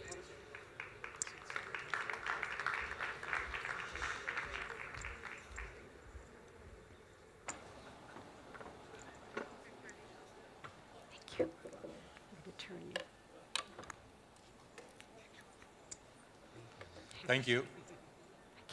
Honorable Ministers, Excellencies, ladies and gentlemen. It is a great honor and privilege for me to welcome you all here in Samarkand. Before I continue with my main speech, the main part of my speech, I would like to briefly tell you about myself and about the story of this place where we are standing together right now. Before being appointed just 2 months ago, I was the ambassador of Uzbekistan to UNESCO. And 3 years ago, in 2019, we had a reactive monitoring mission visiting Samarkand to discuss the priority projects around the city and to discuss what the city has to offer to the tourist complex, to the tourist community. So I remember coming here and Minister Abduhakimov, His Excellency Minister Abduhakimov, telling us about the initiative of our President, His Excellency Shavkat Mirziyoyev, that there is a plan of building the Silk Road complex here not far from Samarkand. And here we were standing in the exact location, in the middle of a valley, discussing this project. And to be honest with you, there were some doubts from the side of the visitors, of some UNESCO representatives, discussing this project. They were hesitant that this could be done and accomplished within the matter of a couple of years. But here we are, standing in this amazing facility, living in these facilities that are created around the expo center, around the place where the main event is taking place, and enjoying this facility. And this is another testament that anything is possible when you want to do business in Uzbekistan. So here we are, and here we are standing in one of the main success stories of investment strategy in and around Samarkand. I raised my credentials with UNESCO because of another reason. The cultural heritage is the anchor of Uzbekistan's tourism sector. Uzbekistan's UNESCO World Heritage sites, not only in Samarkand, Bukhara, okay, it's not working, not only in Samarkand, Bukhara, and Shahrisabz, but since last month also in the trans-border groups of monuments known as Silk Roads, Zarafshan-Karakum corridor, are the major draw for international tourists. And I want to take a special pride in this because Minister Abduhakimov himself was, by the initiative of the President, Shavkat Mirziyoyev, was the person who coordinated the inclusion of major attraction places in Samarkand, Bukhara, and Navai regions to the list of World Heritage. It is images of these sites which grace the pages of glossy magazines and coffee table books and grab attention on television screens. Whether it is the Registan Square here in Samarkand, the trading domes in Old Bukhara, or the colorful minarets of Hivas-i-Chankhala, it is these places which capture people's imaginations and inspire them to embark on their own Silk Road adventure. But these magnificent monuments are not the only thing that Uzbekistan has to offer. In the past few years, we have made significant progress diversifying our tourism offering to include natural sites and wildlife, adventure tourism, and community-based tourism. Not that long ago, it would have been laughable to think that European tourists would fly to Uzbekistan to ski in a world-class resort, or that groups of American birders would spend days at Aydarkul or Sudochye, staying in yurts and hoping to extend their life lists of species. It is no exaggeration to say that every corner of Uzbekistan has something to offer. Uzbekistan has the raw materials to generate extraordinary tourism experiences, matching and even exceeding those anywhere else in the world. We have spectacular monuments, beautiful untouched landscapes, a rich and diverse intangible cultural heritage, and warm, genuine hospitality. But to utilize those resources and realize Uzbekistan's full tourism potential requires significant investments in infrastructure and human resources. I am pitching to you for a proportion of that investment today. As Minister Abduhakimov said in his opening speech at today's forum, our investment target for Uzbekistan's tourism sector is $3 billion. Globally speaking, that is not a lot of money. I understand that the Peninsula Hotel, which opened in London last month, was the world's first billion-dollar hotel project. And I can assure you that we are planning to build more than 3 hotels. Our portfolio of investment projects is wide-ranging. We want investors to bring their resources, but as importantly, their expertise into Uzbekistan's aviation sector, so that we can improve our air connectivity with international markets. Some of you had to fly to Uzbekistan via regional hubs, as the previous speakers have described it. In the future, you will be able to fly direct, but that requires more planes and upgrades to airport facilities to handle increased passenger numbers. Domestically, Uzbekistan already has high-speed railway network linking Tashkent, Samarkand, and Bukhara, but we want to expand it nationwide. In the opening ceremony yesterday, His Excellency President Shavkat Mirziyoyev announced our plans for the high-speed train to reach Khiva in 2025 and Nukus in 2026. That requires massive investments in tracks, electrification, signaling, rolling stock, station building, safety systems, and more. We believe this investment is important because it will enable tourists and indeed other travelers to reach their destinations fast, affordably, and in an environmentally responsible manner. We have budgeted just under $500 million for the extension of the high-speed line, of which the Asian Development Bank and the Asian Infrastructure Investment Bank have already committed $270 million. You will have seen here at Silk Road Samarkand, and perhaps also in Tashkent, that Uzbekistan now has some excellent hotels, including those belonging to international brands such as Hyatt, Intercontinental, and Mignon. At many times of the year, however, demand for these rooms already outstrips supply, and there are cities across the country which have no hotels of this kind. If we can provide the desired levels of accommodation nationwide, international tour operators will expand the itineraries they offer to include the new destinations in Uzbekistan and extend the length of tours. We also have to plan ahead because, based on our projections for future tourist members, we will need to more than double the number of available hotel beds. We also have to cater to a wider range of expectations, preferences, and budgets, from family-run boutique properties to larger hotel resorts in our ski areas and on lake shores. To encourage both domestic and international investors, Uzbekistan has introduced various incentives for the hotel sector. The government now subsidizes hotel construction at a rate of $4,000 per room for 3-star hotels and $6,500 per room in a 4- or 5-star hotels. This rate increases further if the hotel joins the franchise of a top international brand. There are multi-year tax exemptions, and length of which depends on the size and type of the project. The government of Uzbekistan has identified several areas with high tourism potential and designated them as free tourist zones.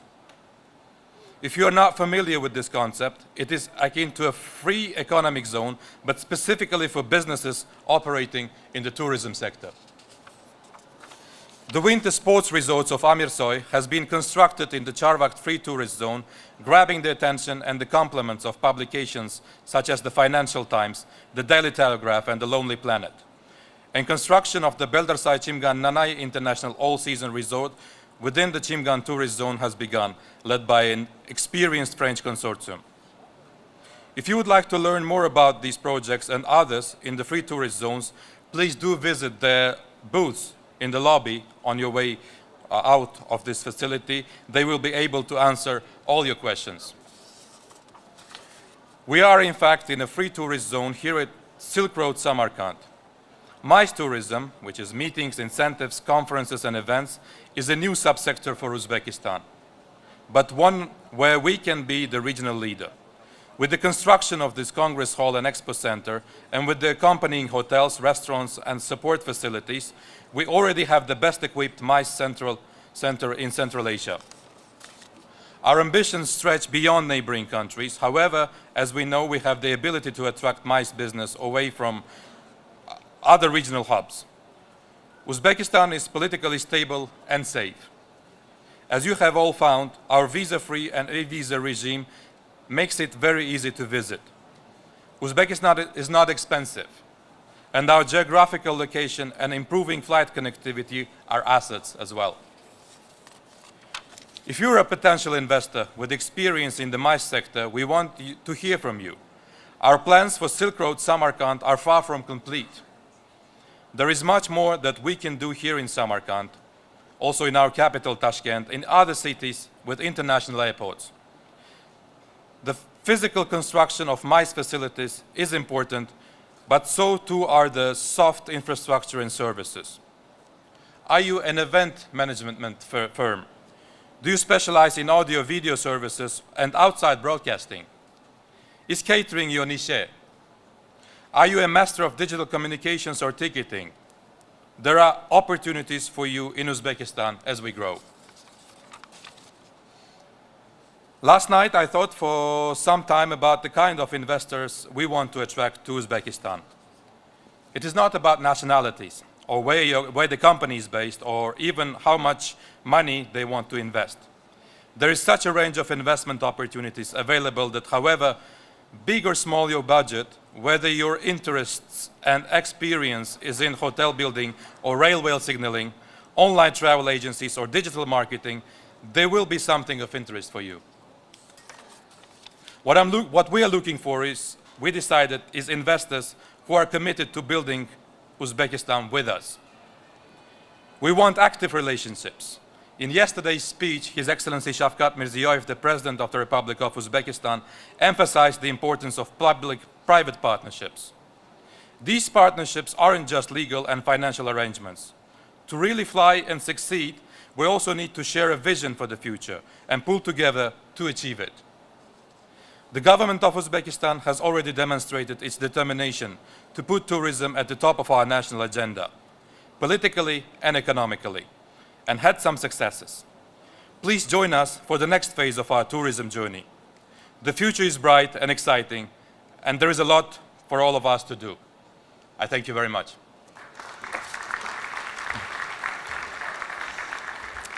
Thank you, sir, very much for that perspective from home. So, ladies and gentlemen, I have one simple question for you. Are you ready for our next panel? Because this is one that is going to lift the energy in the room, it's going to lift the excitement, and it's going to lift all of our hearts. We're going to be talking about the next generation of tourism investments, investing in our future, for people, for planet, and prosperity. I am delighted to welcome to the stage the moderator for our next session. He is a dearly loved friend and colleague. He is an absolute champion of our industry. And when it comes to travel, tourism, and aviation, this fine gentleman means business. He is also the youngest Lifetime Achievement Award winner of the UNWTO, the youngest to receive it, and he is one of the UNWTO's great ambassadors. Ladies and gentlemen, and panelists, I welcome you all to the stage. Please welcome from CNN International, Mr. Richard Quest. Anita, thank you, my dear. Oh, lovely, thank you. Excellent, right. Okay, let's put a bit of vim and vigor into this. The panel discussion, the subject is the next generation of tourism investments, investing into our future for people, planet, and prosperity. Well, when they came up with that, it sounded very good. Yeah. But I challenge any of you in here to tell me what it means. It is a beautiful word salad, of which the UN is very fond, but we have to actually get to grips with what it means. So in the next panel, there'll be no speeches. There'll be no, they can set out their stall if they will, but we're going to question sharply and with vigor. I'd like to invite first onto the stage Mr. Kiran J. Haslam. Mr. Haslam is the Chief Marketing Officer for Duria. Where are you, Kim? Please, you take that seat over here. Next, I would like, don't applaud, wait until the end. Next, I'd like to have Mr. Yamakita Eihiro, the President and CEO of JTB. Where are you, sir? Where are you? Here we go. You're going to sit next to me. After that, can we please have Mr. Albert? And congratulations, Mr. Albert, on your, thank you, you're there, distinguished appointment. Why did we put you over here, sir? Have we got too many seats? Mohammed Ali Jana is the partner and group chairman of Hotels and Resorts Investments. Me, yeah. Come over here, sir. You're going to sit here, and next to you, right in the middle, in the pride of place, Her Excellency Madeleine Burns, Vice Minister of Tourism from the Ministry of Foreign Trade and Peru.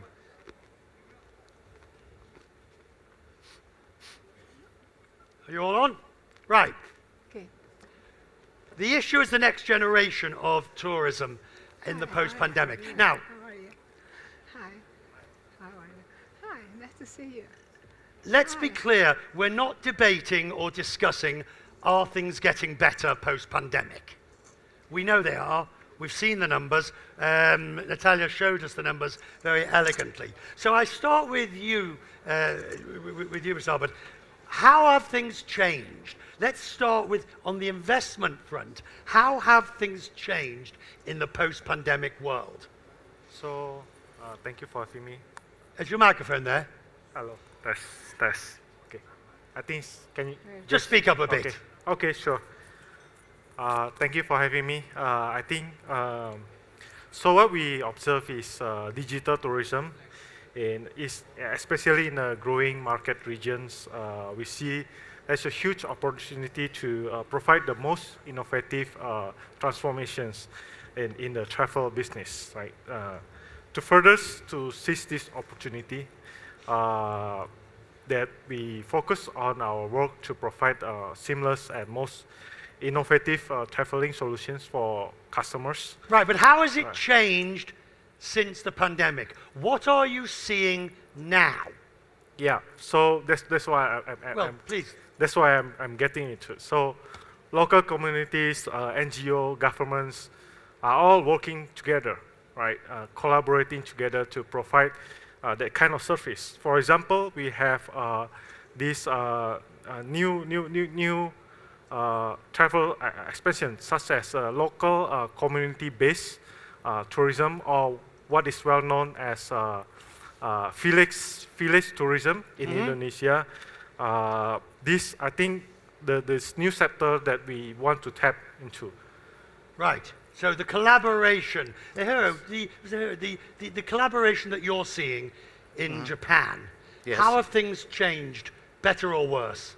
A lot of things changed after pandemic, and there are two major issues remaining and more outstanding at this moment.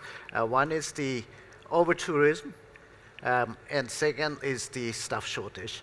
And there are three typical trends changed and accelerated after the pandemic. One is digitalization, and two is the personalization, which accelerated. Right. Yeah. Now that's an excellent way for us to begin in terms of staff shortage, and over-tourism, and digitization.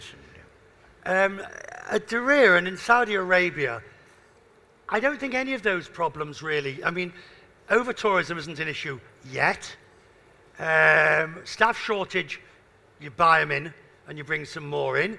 So how are you developing post-pandemic? So Richard, hopefully you could hear me? Yeah. Okay. So Richard, staff shortage isn't an issue because the Kingdom of Saudi Arabia has been focusing heavily on people. It's a key component of Vision 2030, as you know, from His Royal Highness's vision. And that is an absolute investment. What's really interesting about the Kingdom of Saudi Arabia is that if you look at ministers, ministerial and authorities, they're almost moving at a pace, well, they are definitely moving at a pace which is faster than the private sector, and investing in people. So it's not just about bussing in loads of people. Right, but this is an advantage that you have of an open checkbook, basically. An unlimited amount of funds upon which to build a tourism industry. I'm not sure if it's an unlimited amount of funds. It's certainly more than the rest of them combined. Yes, indeed, it is. It's an amount of funds which is proportionate to the aspiration for rediverting GDP to take it up from the 3.2% it is today in tourism, to go upwards and to reach, hopefully, in excess of 7.5% GDP within the next 10 years, which is, a real focus point and a goal for the kingdom. Minister, what percentage of GDP, roughly, would you say tourism is in Peru? 3.7%. Yeah, you are. Just need to speak up a bit. The microphone's on. Okay, 3.7% of the GDP right now. So you, in Peru, have huge opportunities for increasing towards the 7 or the 10% of, say, a developed. Well, yes, we have this. We are the third sector in the economy. The first is mining, the second is agriculture, and the third is tourism. So we have a lot of opportunities to grow, but that's why we are investing in new projects. What do you see, and I'll come to you next, sir, because you're the opposite side of this coin. Minister, what do you see as being the government's role in terms of investment or the stimulation of investment? We see from Saudi, the government is the investor, but along with private sector. What in Peru do you see your role is?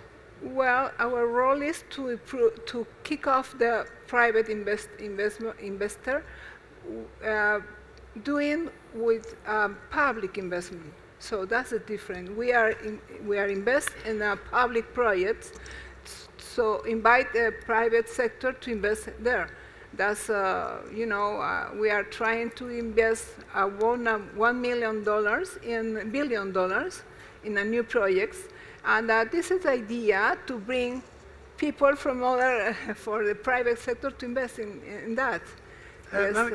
Yes, this is different because we have a very mature size tourism space. So we need to grow and diversify our offer. That's why. But the investment tends to always want to go to the safe bit. But it's safe. Peru is safe. No, I don't mean safe in that sense. Yeah. I mean, you want to do different things, diverse and things like that. Well, yes, we are investing in diverse products like nomad digital or sport tourism, a new space near to Machu Picchu, which is very big and important. So we know what kind of people come to Peru for cultural heritage and for gastronomy and now for sports. No, this is a good idea, and I think this is our best access to explore. Mohammed, you actually investing. You've got money. You actually build, invest, develop. Yes. What are the projects that you like, besides those that make money? Richard, I'll just go back a little bit about the Maldives. When in the tourism began, I have our minister also here, but I would like to go back a little bit for the history of our country. Not too far back. Not too far back, yeah, just after I was born. In the late 60s, there was a tourism consultant from the United Nations who said that tourism wouldn't survive in the Maldives. The first president of the Third Republic wanted to, have tourism, and we were told by experts that tourism would not survive in Maldives because of geography, because the islands are scattered, transport would be a tough one. But look at today. Maldives have become a tier one country. Everybody wants to invest there. When I went to the United States, California, to study in 1988, the passport officer was asking me, "Where is your country?" He didn't know where my country was. So what was the trick? What was the technique? What was I mean, obviously it took a couple of visionaries to start it off, but today, what's the investment potential? Yes, I think what happened was Maldives was a very poor country at that time, and there was this drive. We have been an independent country. We were never occupied by any colonial powers, so we had this in our blood that we should be that country, that makes it ourselves. And there were about 4 or 5, very entrepreneurial investors just before us. I'm the second generation, so these people made what our country is today. They had the vision. How tourism started was also by chance. So there was some European, Italian. It's a phenomenal story. Yeah, there was some Italian. You know the story, right? Yeah, somebody wanted a tour group, and yes. somebody else built a shack on the beach, and from that grew the industry. From that it started. Yeah. And now I can be quite proud, and I think Minister would also vouch. I can be quite proud that I have been part of the generation that took Maldives to the next level of tourism. So your question initially, you asked me, what are the projects that makes us happy, that makes us invest? Today, for us, it's a project that would give benefit to the community, that would uplift the people in the faraway regions of the country. And I have proven that. I have some time back. So that means not building sometimes? Building, but in a sustainable manner. This word is used. So when 10 years ago there was a government that wanted to diversify the tourism industry to other parts of the Maldives. Right. I built an airport in the southern part of the Maldives. All my friends were saying, "You're crazy. You're going to go bankrupt." Today, it is the most progressive, the most sought after location in the Maldives. Right. We have 5 resorts there, and I am going to invest in a huge project that will beat everything else in the Maldives. So that's what it is, when you have that in your heart, so to help the community. Yeah. The word I hear again and again is sustainable. Yeah. It is a buzzword. It is a cliche. And it's yet, it's become a cliche because a lot of the development. It's not a cliche. Go on. It's not a cliche. To preserve culture and heritage is not a cliche. It's the goal isn't, but the execution of sustainability these days has become a lip service rather than a reality in many cases. But everybody is looking for something different. So it's our goal to preserve our culture, our gastronomy, our customs. That's why we are different. Right, but can you do that and still be sustainable at the same time? Yes. Yes, it is possible. It's possible? Yes. He said that. Go ahead, sir. Yes. Yes.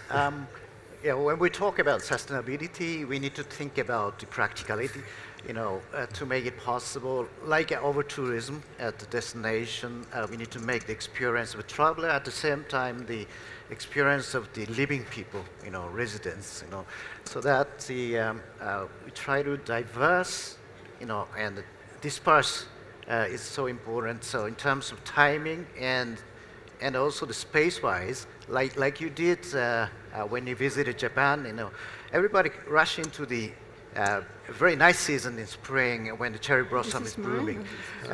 It is natural that people concentrate it, right? But by making, for example, in Kyoto, before the breakfast, we make a tour and utilize the early morning period so that the people don't concentrate into the daytime.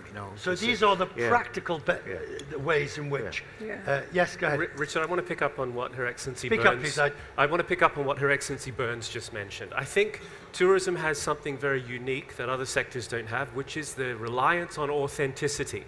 Now, the reliance on authenticity means that sustainability actually represents the three buzzwords that you talked about at the beginning of this: people, planet, prosperity, right? I want to give sustainability an example of, in the United Kingdom, what the Welsh government did to bring back the Welsh language, right? There are aspects of sustainability which really encompass a much broader remit than just the kind of concrete that you're using or the plastics and the recycling methodology and waste management. So it's a bigger picture that tourism has a key opportunity. I'm going to come to you, Mr. Albert. To you, what does sustainability mean? And I'm coming back to you. Right.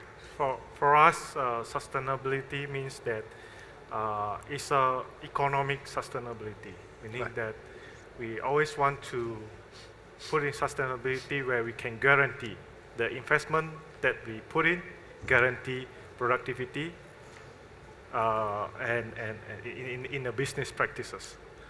How do you prevent, because you made a very good point, as indeed you, Minister, about the idea of sustainability in the cultural environment, or the cultural atmosphere, the preservation, and I will not disagree one iota.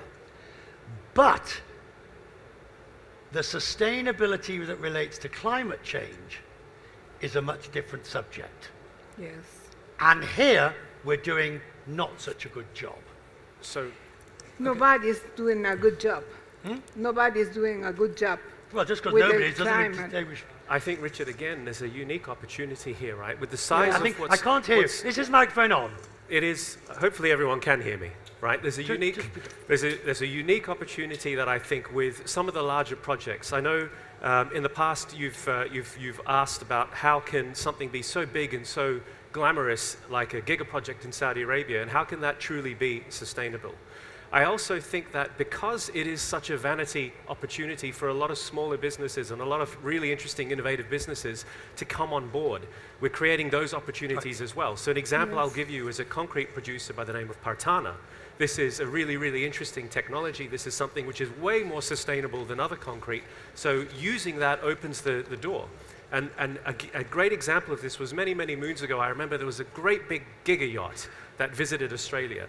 And they did a study which looked at just the impact of that one yacht coming into Australia and how it supported small and medium enterprises with florists in the local area where the boat was docked, being supported for a year. Yes, because of one boat. Then you go to the other side of that argument, and you've got Venice and Amsterdam banning cruise ships. True. Absolutely. I'm not talking about cruise ships, by the way. I'm No. talking about a Expensive private yachts. yacht. So Private yachts. So. Yeah, for the Maldives, sustainability has different aspects of it. Being a very vulnerable nation in many ways, we are in the middle of the Indian Ocean. Climate change is happening, and we have islands that can sink at some point of time. Science proves that. But we have a very well managed Environmental Protection Act and a very well run Environmental Protection Agency, and the private sector is very well engaged. And that way, whatever we are doing in a very sustainable manner. It is because for our country to survive, for the Maldives to survive, we have no choice but make our development, go through the development phase only on a sustainable manner, because if tourism is not there, we don't have any other industry except fisheries and construction, which only contributes to a small amount. Tourism is about 70%, to the GDP, right? So the success story is, in our country is because the private sector has led this. And the private sector has a belief in the sustainable development. Yes. Unless you engage the private sector to believe in it passionately. Right, but passionately. But what does the private sector want in return, besides profits? Well, I'm one of the biggest developers in the country with my other partners. And it's not our main aim to make only profits. Whatever you do in Maldives, we have a return on investment of 20%, 5 or 6 years. Whatever you do. But today, I was just trying to explain to you yesterday, we just acquired a huge project. We are going to develop one of the best brands in the world. We are not competing with Saudi. We're going to, in fact, you know, we are doing a lot more than Saudi currently in the Maldives. I will tell you, because we do it quietly. In fact, I have $2.5 billion of investments ongoing in our portfolio. So what we have done is the government has been very kind to protect the south and north end of our development as completely no-go zones. Right. So this means forever these two areas of the country would not be touched. Forever's a long time. Yes. So I think the key word is you have to have that passion in you. The investor has to have that in your heart. And I think in the Maldives, the developers have that in their heart to protect our country. I want to do a quick test in here, all right? Let's do a quick test. Now, sustainability, one of the issues that I always find quite amusing is we all become obsessed. I mean, you're right about the Welsh, and you're right about culture, and you're right about building in a sustainable fashion. But very often for the individual traveller, it comes down to what we do. So, which one of us flew here business class, which is less sustainable than economy? Right? Sorry. Which one of us has offset our flight in some fashion, either through our corporate offsetting or through the airlines offsetting? If you have offset your carbon emissions from your flight, come on. Yeah.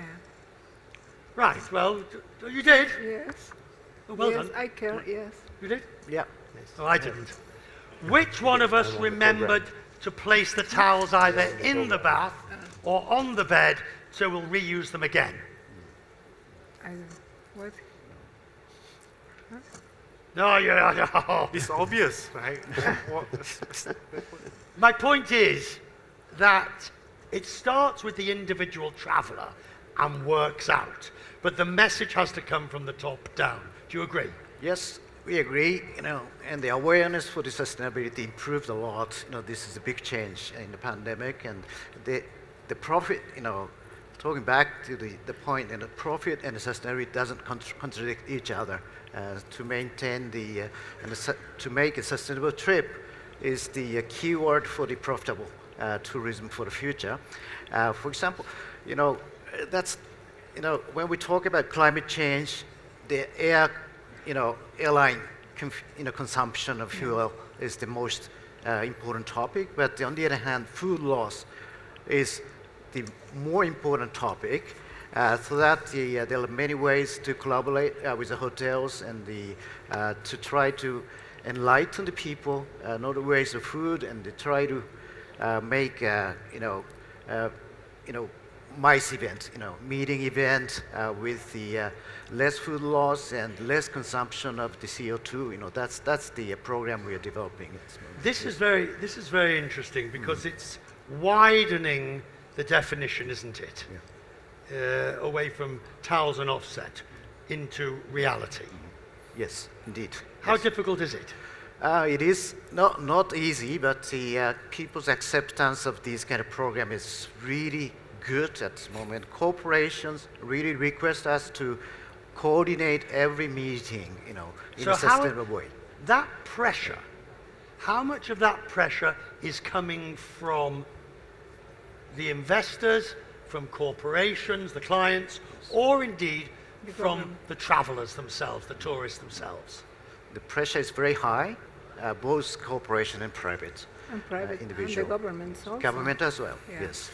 Richard, the pressure is coming predominantly from the travelers at the moment, right? Because it's a visible interaction and a satisfaction index, which very quickly tells us that.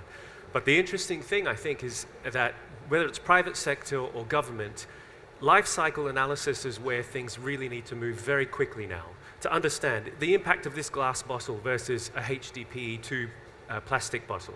6 times more energy to put into this glass bottle. It's great it's glass and it's not plastic because visibly that has an effect on people.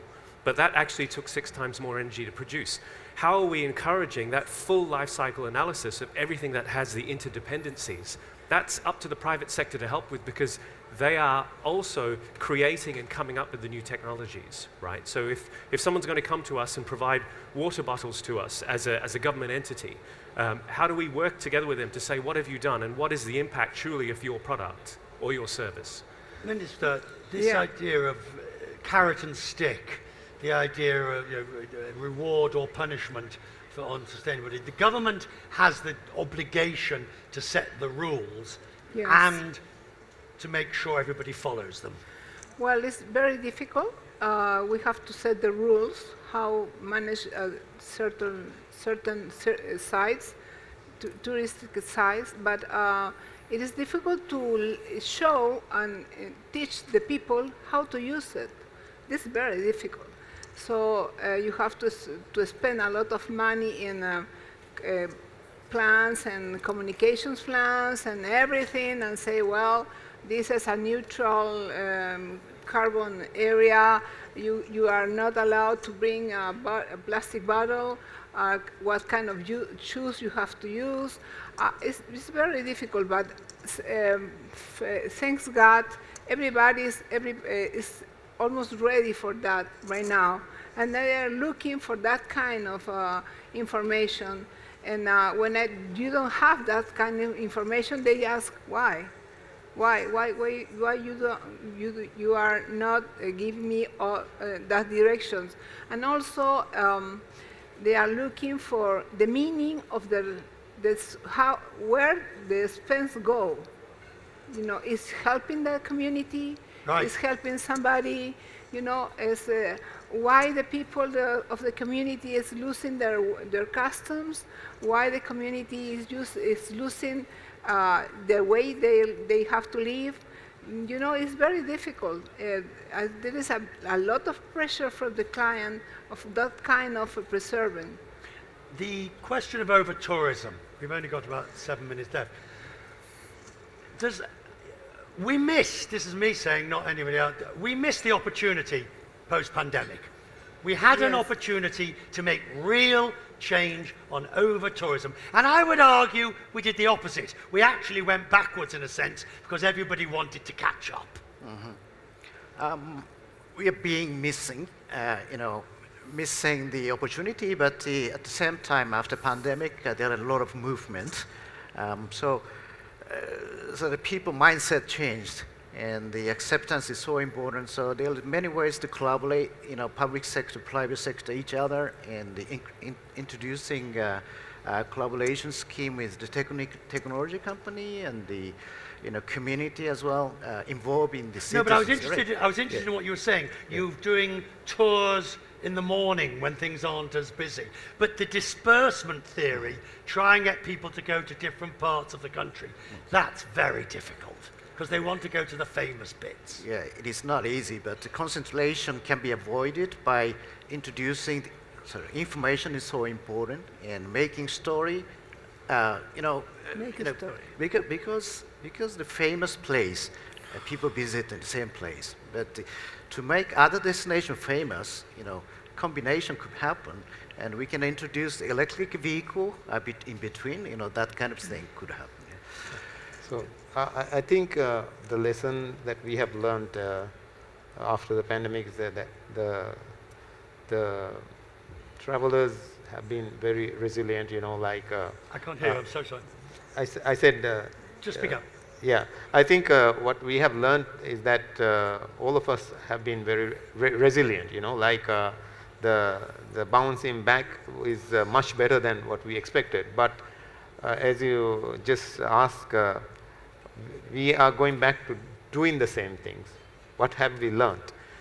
So I think what we have learned is that the world would survive even in the worst of situations. We come together, but then how do we do the investments and development for the future?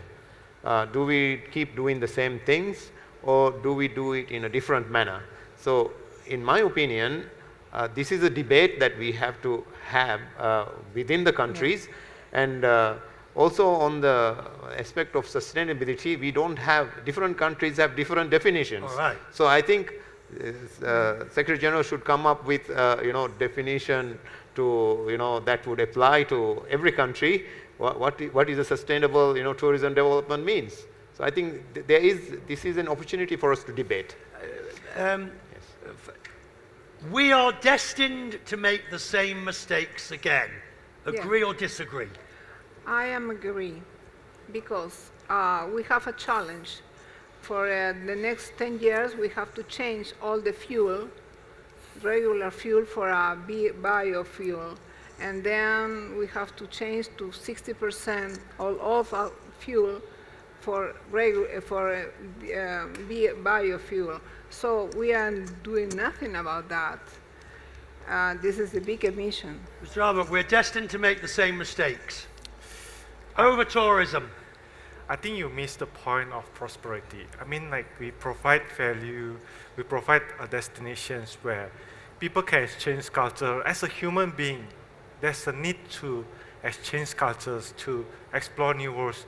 There's a huge opportunity, especially in developing countries, where we work closely with the local governments to provide simple, local, untapped tourism, such as the village tourism that is never known before. But with this digital tourism trend, we can actually work together. I'm not saying that it's perfect, but we can at least push and work towards to provide this prosperity, to combine them and give it to service to the people.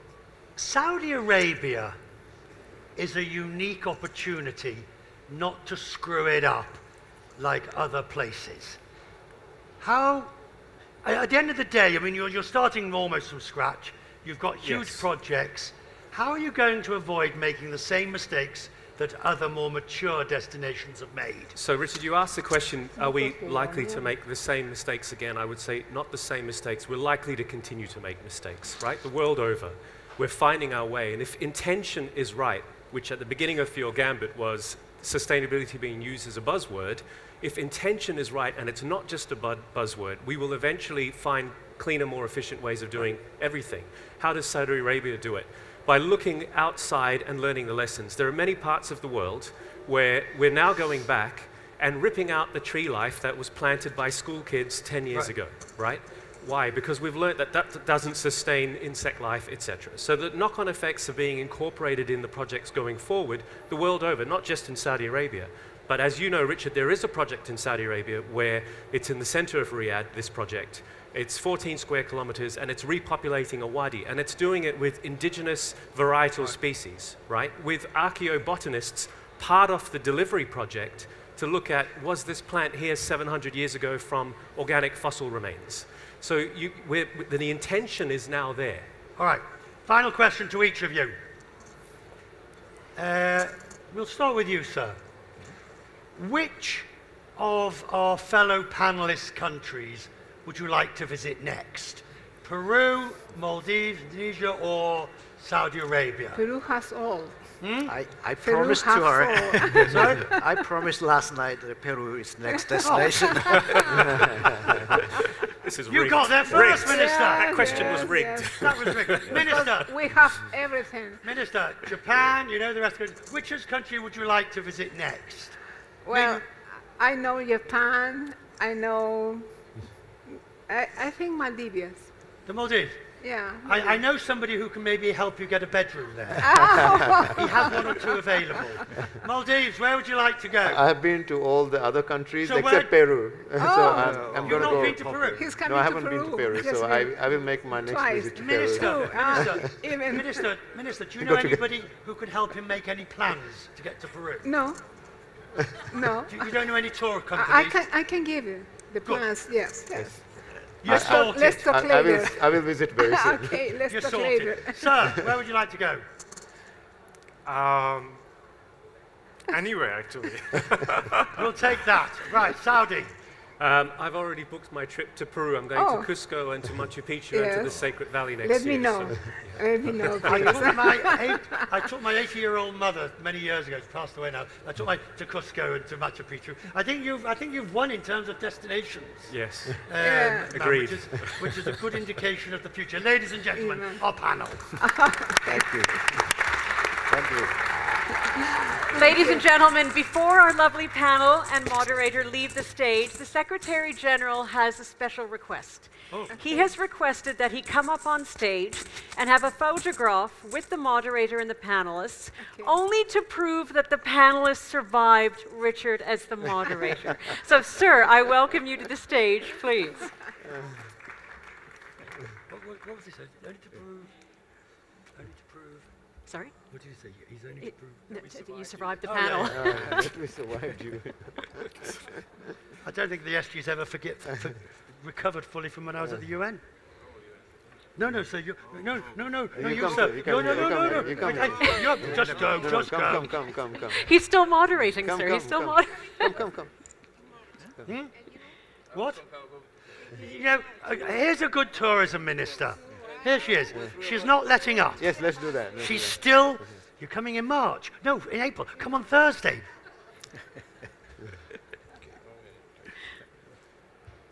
Next week we are going to Japan. Yes. Thank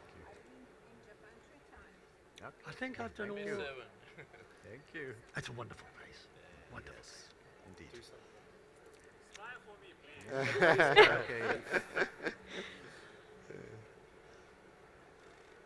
Good. Excellent. Ladies and gentlemen, our panel. Thank you. Thank you. That was good. Thank you very much again. Thank you. Thank you very much. We're now going to go very rapidly into the next session, and very importantly, as we all know, it is critical that tourism speak with one voice.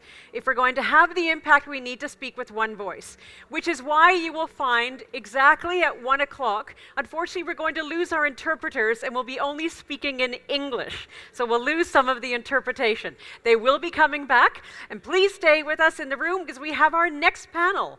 Our next session is focusing on investments in hospitality and sustainable infrastructure, the shifting role of private equities and corporates.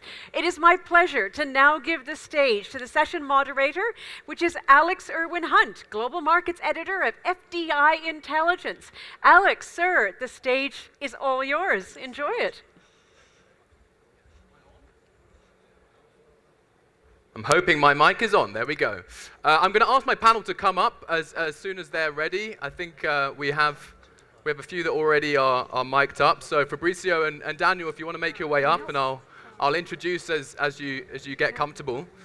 I think we've had a fantastic overview of the tourism industry and investment within it already today. But I just want to stress, as Natalia outlined very well, the state of foreign direct investment in tourism. We've seen a recovery of 23% in terms of global FDI projects in the tourism sector last year, but we are still at half the levels of 2019. So there's a lot more to be done in terms of recovery. Please take a seat.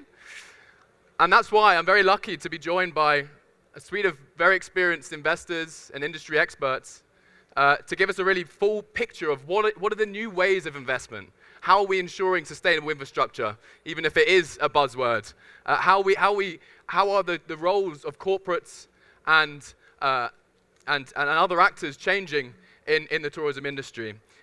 So we're going to have about 40 minutes to discuss this. We're going to try and keep it quick fire. Keep it. Thank you, please, Paolo, please. Keep it engaging.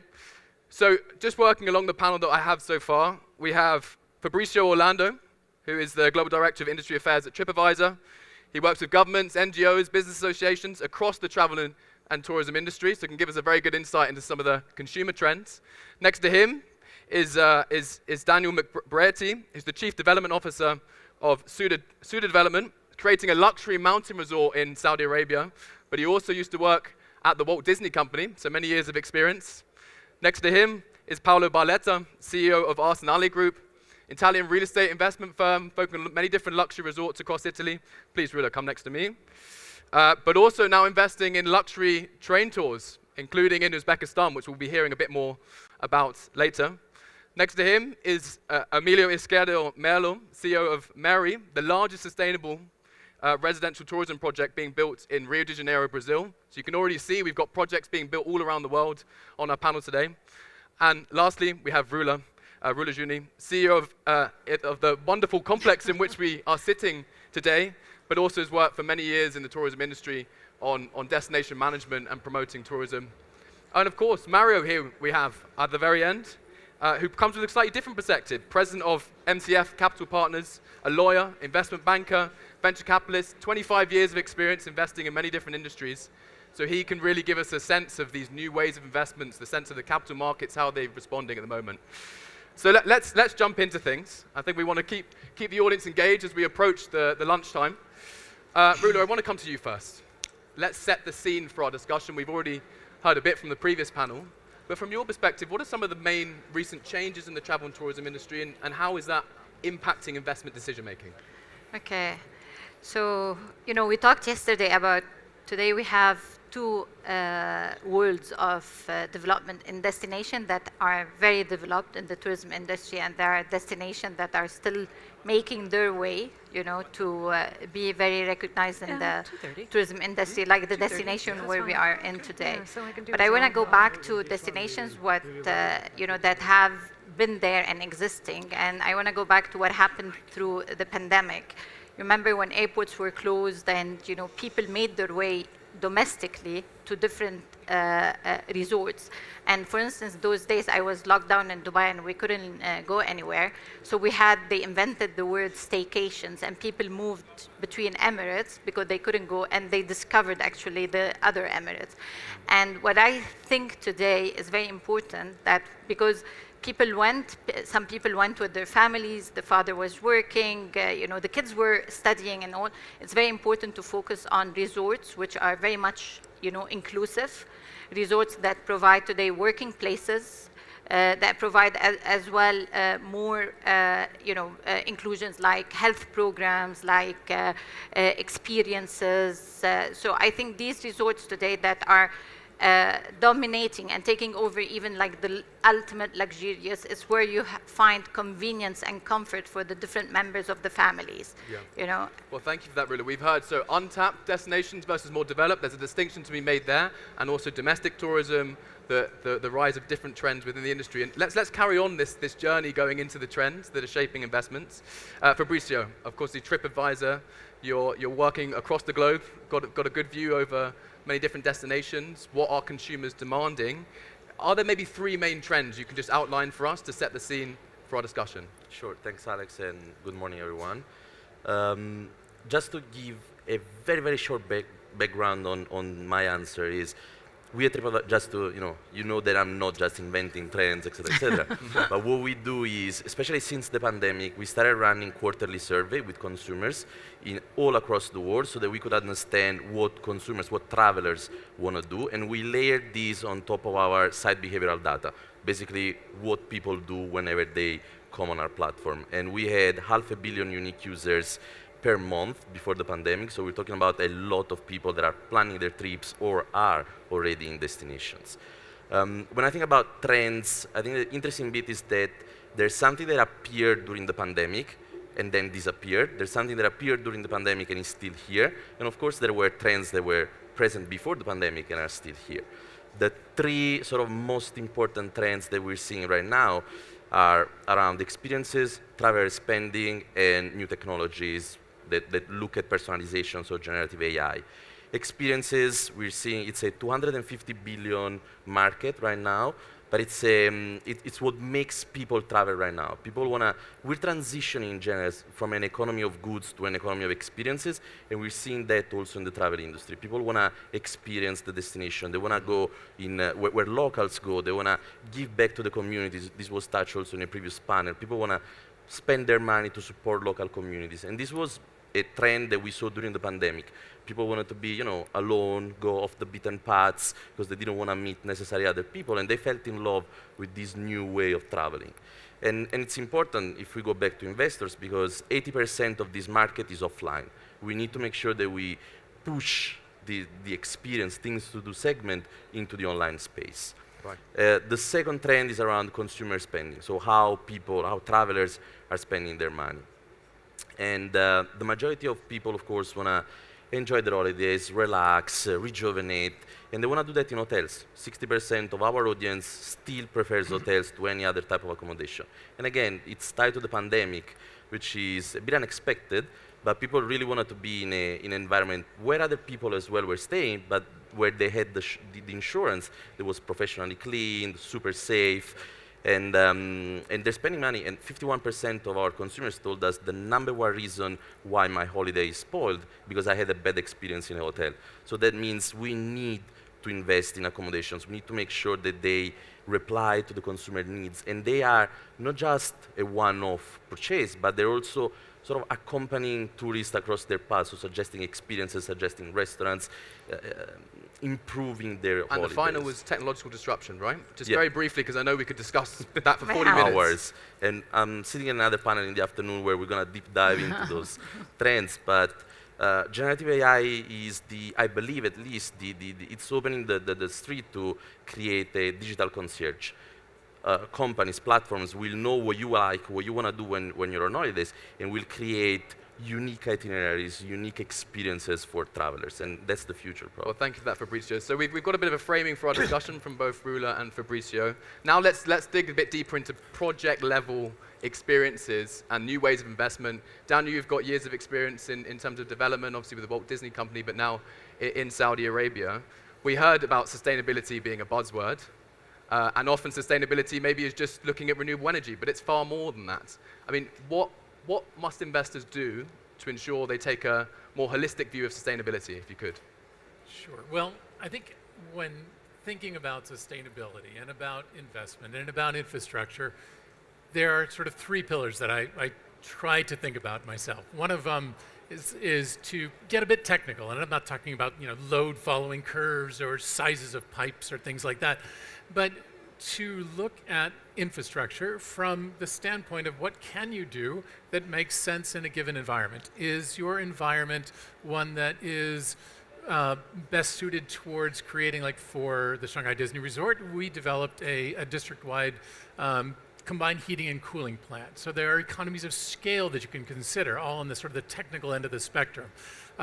In one of my other former companies, we were further off grid. So we, instead of spending the money to connect to the grid, we decided to go with the solar generation and keep the resort completely off the grid near Bryce Canyon in the US. So there are ways to leverage technology that are beneficial from an economic standpoint for your projects that are both more energy efficient as well as good for your economics of your projects. So that's sort of that first pillar. But the second one, because not all projects really have the opportunity to leverage that. For instance, and the second one happens to be to think more broadly about your development. So, sorry, why can't certain projects leverage that? What's the challenge there? I'm sorry? Why can't certain projects leverage that approach? Well, great example. So the project that I'm currently involved with, the Suda Development Project, although in Saudi Arabia, is not one that's located in the desert in the sunlight. We're at 3,000 meters above sea level in a temperate environment with clouds that roll in every day. And we're a dispersed development, very low profile. So you can't take advantages of some of the economies of scale or the solar aspects that would leverage sort of that inherent technology application. But technology is so much broader than that. Excuse me, the application of infrastructure is so much broader than that. You've got road infrastructure, you've got building infrastructure that goes into place. And when you look at Suda, for instance, there are these beautiful terraces that have been there for eons. And they all take advantage of the natural topography. So when you build your roads, and you think about stormwater, building into the environment that you're in makes so much more sense because it's more sustainable. You don't end up with the runoff, you don't end up with these bigger issues that you have to solve yourself, but you also maintain a more beautiful environment, more natural environment. And that's where you look to your development and how you can influence the actual topography of the area, the development of the area, and keep it sustained in its current status. Thank you so much, Daniel. I mean, we could have a whole panel just on sustainable infrastructure. So we've got a bit about the trends, we've got a bit about sustainable infrastructure. The other point of this panel is to look at the shifting roles of corporates, new ways of investment in the tourism industry. And Mario, I want to come to you at the end there. Obviously, years of experience as a lawyer, investment banker. Could you discuss a little bit about the role of private capital in ensuring the future of the tourism industry, impacting the industry? And are there new considerations we need to take into consideration given the current dynamics, please? Well, you know, private capital markets are a very special world, far apart from what common sense is for most people. But I think Natalia has already said most of what was planning to say this morning in her excellent presentation in terms of number and data. And I want to point out two elements coming out from the presentation. One is that first, there is already private capital moving into large infrastructure projects, namely from sovereign funds and joining development banks and banks on financing this kind of projects, large projects. But this is something one should expect, because obviously these are most well thought out, also in terms of business plan, also in terms of number, and in terms of returns for the investors, and are easily financed because also the tools, financial tools are available, so such as equity and bonds in the typical way. The second point she made was venture capital. Venture capital is moving into tourism through, I would say, the back door. The back door is technology. And as she said, venture capital is raising in terms of amount of money invested in venture capital, but the money that goes into tourism is only less than 2% of total amount invested. And namely is because of digital services or some technology in the environment, clean air, clean, these kind of things. That again is very little. I've been involved in promoting venture capital from the very early stage when nobody was even using the word. And venture capital is key in creating all sorts of diversification in the basic technologies all industry use. That's why I think it's so important. And 2% is too little. But, and I come to my point, I think what is unique now as an opportunity is the opportunity that is coming from the capital market itself. Because the way investors look at investments, potential target investment, is now changing. It's now changing because they don't look only to financial performance, but it's been said already, previous panelists also mentioned that. They also look on impact that this investment can make on the environment, on the society, on the governance, on the legal and integrity of the whole project. And this is not because they're becoming more good in terms of individuals, they're feeling good, but because of very hard economic drivers. Let me mention two of them. One is there is a lot of pressure from younger generation investor to the larger financial institution to invest into this, which is called impact investment, with this other consequences beyond financial returns. And they are providing the money to these funds, so they listen to them. And the second one are banks. Banks now look at projects. When you go to the bank asking for money, they not only look at the returns on the project, sustainability, economic sustainability, et cetera, but they also look at the risk this project may have on, again, the environment and the society. Because the risk can be, in financial terms, very, very significant, and therefore could impair the return to the banks in terms of reporting them. Well, thank you for that, Mario. These are very important. This is what they call impact investment. And this is unique opportunity, and I'll finish in a moment, unique opportunity also for tourism to address the projects that are normally not financed by capital market. Not the big one, not the very tiny one, the startup, but the mid-size cap project and the SMEs. Because of impact investment, now will also look at this project.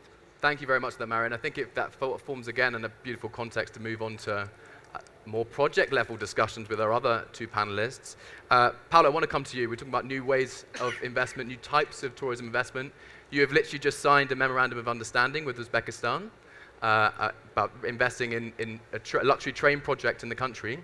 Very quickly, why? Why Uzbekistan and why now? Well, we believe, first of all, we believe that the luxury train cruise is really the future. Is the third leg of tourism. Is a green way, sustainable way to discover a country. It gets you in sometimes the remote part in the best way. And why Uzbekistan? Well, Uzbekistan is rich in history, power in beauty, and let me say, very romantic. I mean, I think it's one of the best countries where these kind of cruises will work very well. Imagine a train that can go from Tashkent to Samarkand, to Bukhara, to Khiva. You can really explore, you can give the people the chance to get off, get on the train, discover, visit in a very comfortable way. And it's perfect for experiences, it's perfect for sustainability. And also, I have to say that this kind of this project you can do in many countries, but not in all countries. And I have to say that Uzbekistan has one of the best railway infrastructure, and compared to many other countries, the railway infrastructure is very, very advanced. This allows us to have a project that can be plug and play, have a project that can be live in the next 2 years, and so allowing people to discover more and more the country and travel probably also because of the train. So of course it's a tiny project, of course it's one train, maybe it will be 2 in the future.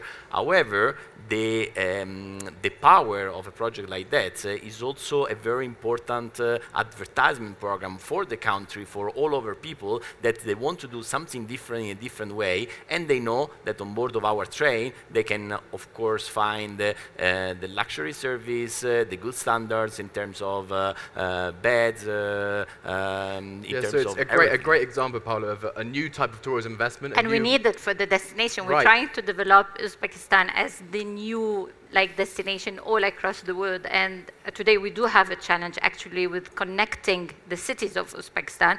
We do have today train, it's very limited availability. And Uzbekistan is a destination that usually is very much built on circuits. People come here and they want to visit multiple cities. So having also an upscale product, for the train allows also another type of a niche, tourists to come to the destination. Yeah, and we can dig a bit more into that, the need for diversification across tourism destinations. Emilio, I want to come to you. Obviously, your experiences of investing and building a massive project in Rio de Janeiro, mixed use. We've heard a bit about sustainability, the need for impact, engaging with communities. What are you doing in Marais? And maybe you can share some sort of top tips when it comes to investing in a new way to ensure that sustainability. Well, first of all, can you hear me? No. Yes. First of all, good afternoon, salam alaikum. Thank you. Maybe I'm not sure it's on, Emilio. Can you? It's on. It's on? Yeah, it's on. Hello? There we go. We can hear you, now? I think. Yes. Yeah. Now it's fine. Salam alaikum. Thank you to the government of Uzbekistan. Thank you to the UNWTO for this opportunity to be here. I attended to the presentation of Natalia, and I'm very happy to see that we are fully aligned with these 3 principles, these 3 pillars that are defended and envisioned by the UNWTO: people, planet, and prosperity. In our case, we have been working in this massive project in Rio de Janeiro for the last 13 years. Just to contextualize what it means, Marais, we have a large piece of land with 840 hectares and 8.5 kilometers beachfront within the metropolitan area of Rio de Janeiro. We acquired this land and we have approved the master plan throughout all these years. And we are bringing to Brazil, not only to the state of Rio de Janeiro, but to Brazil, to the region, what has been awarded as the best mixed-use development, not only of Brazil, Latin America, also of the Americas.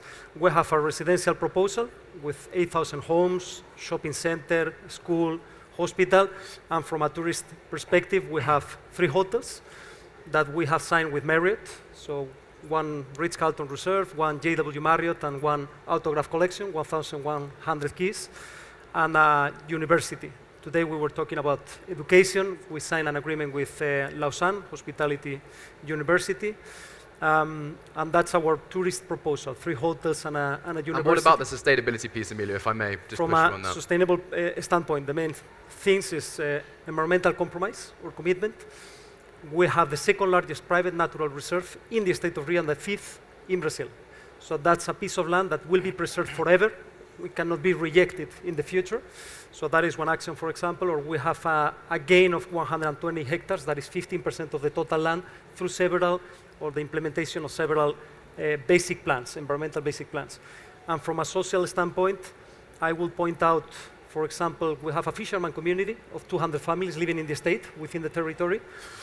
All former owners who tried to develop other projects in the past expelled them or tried to expel them.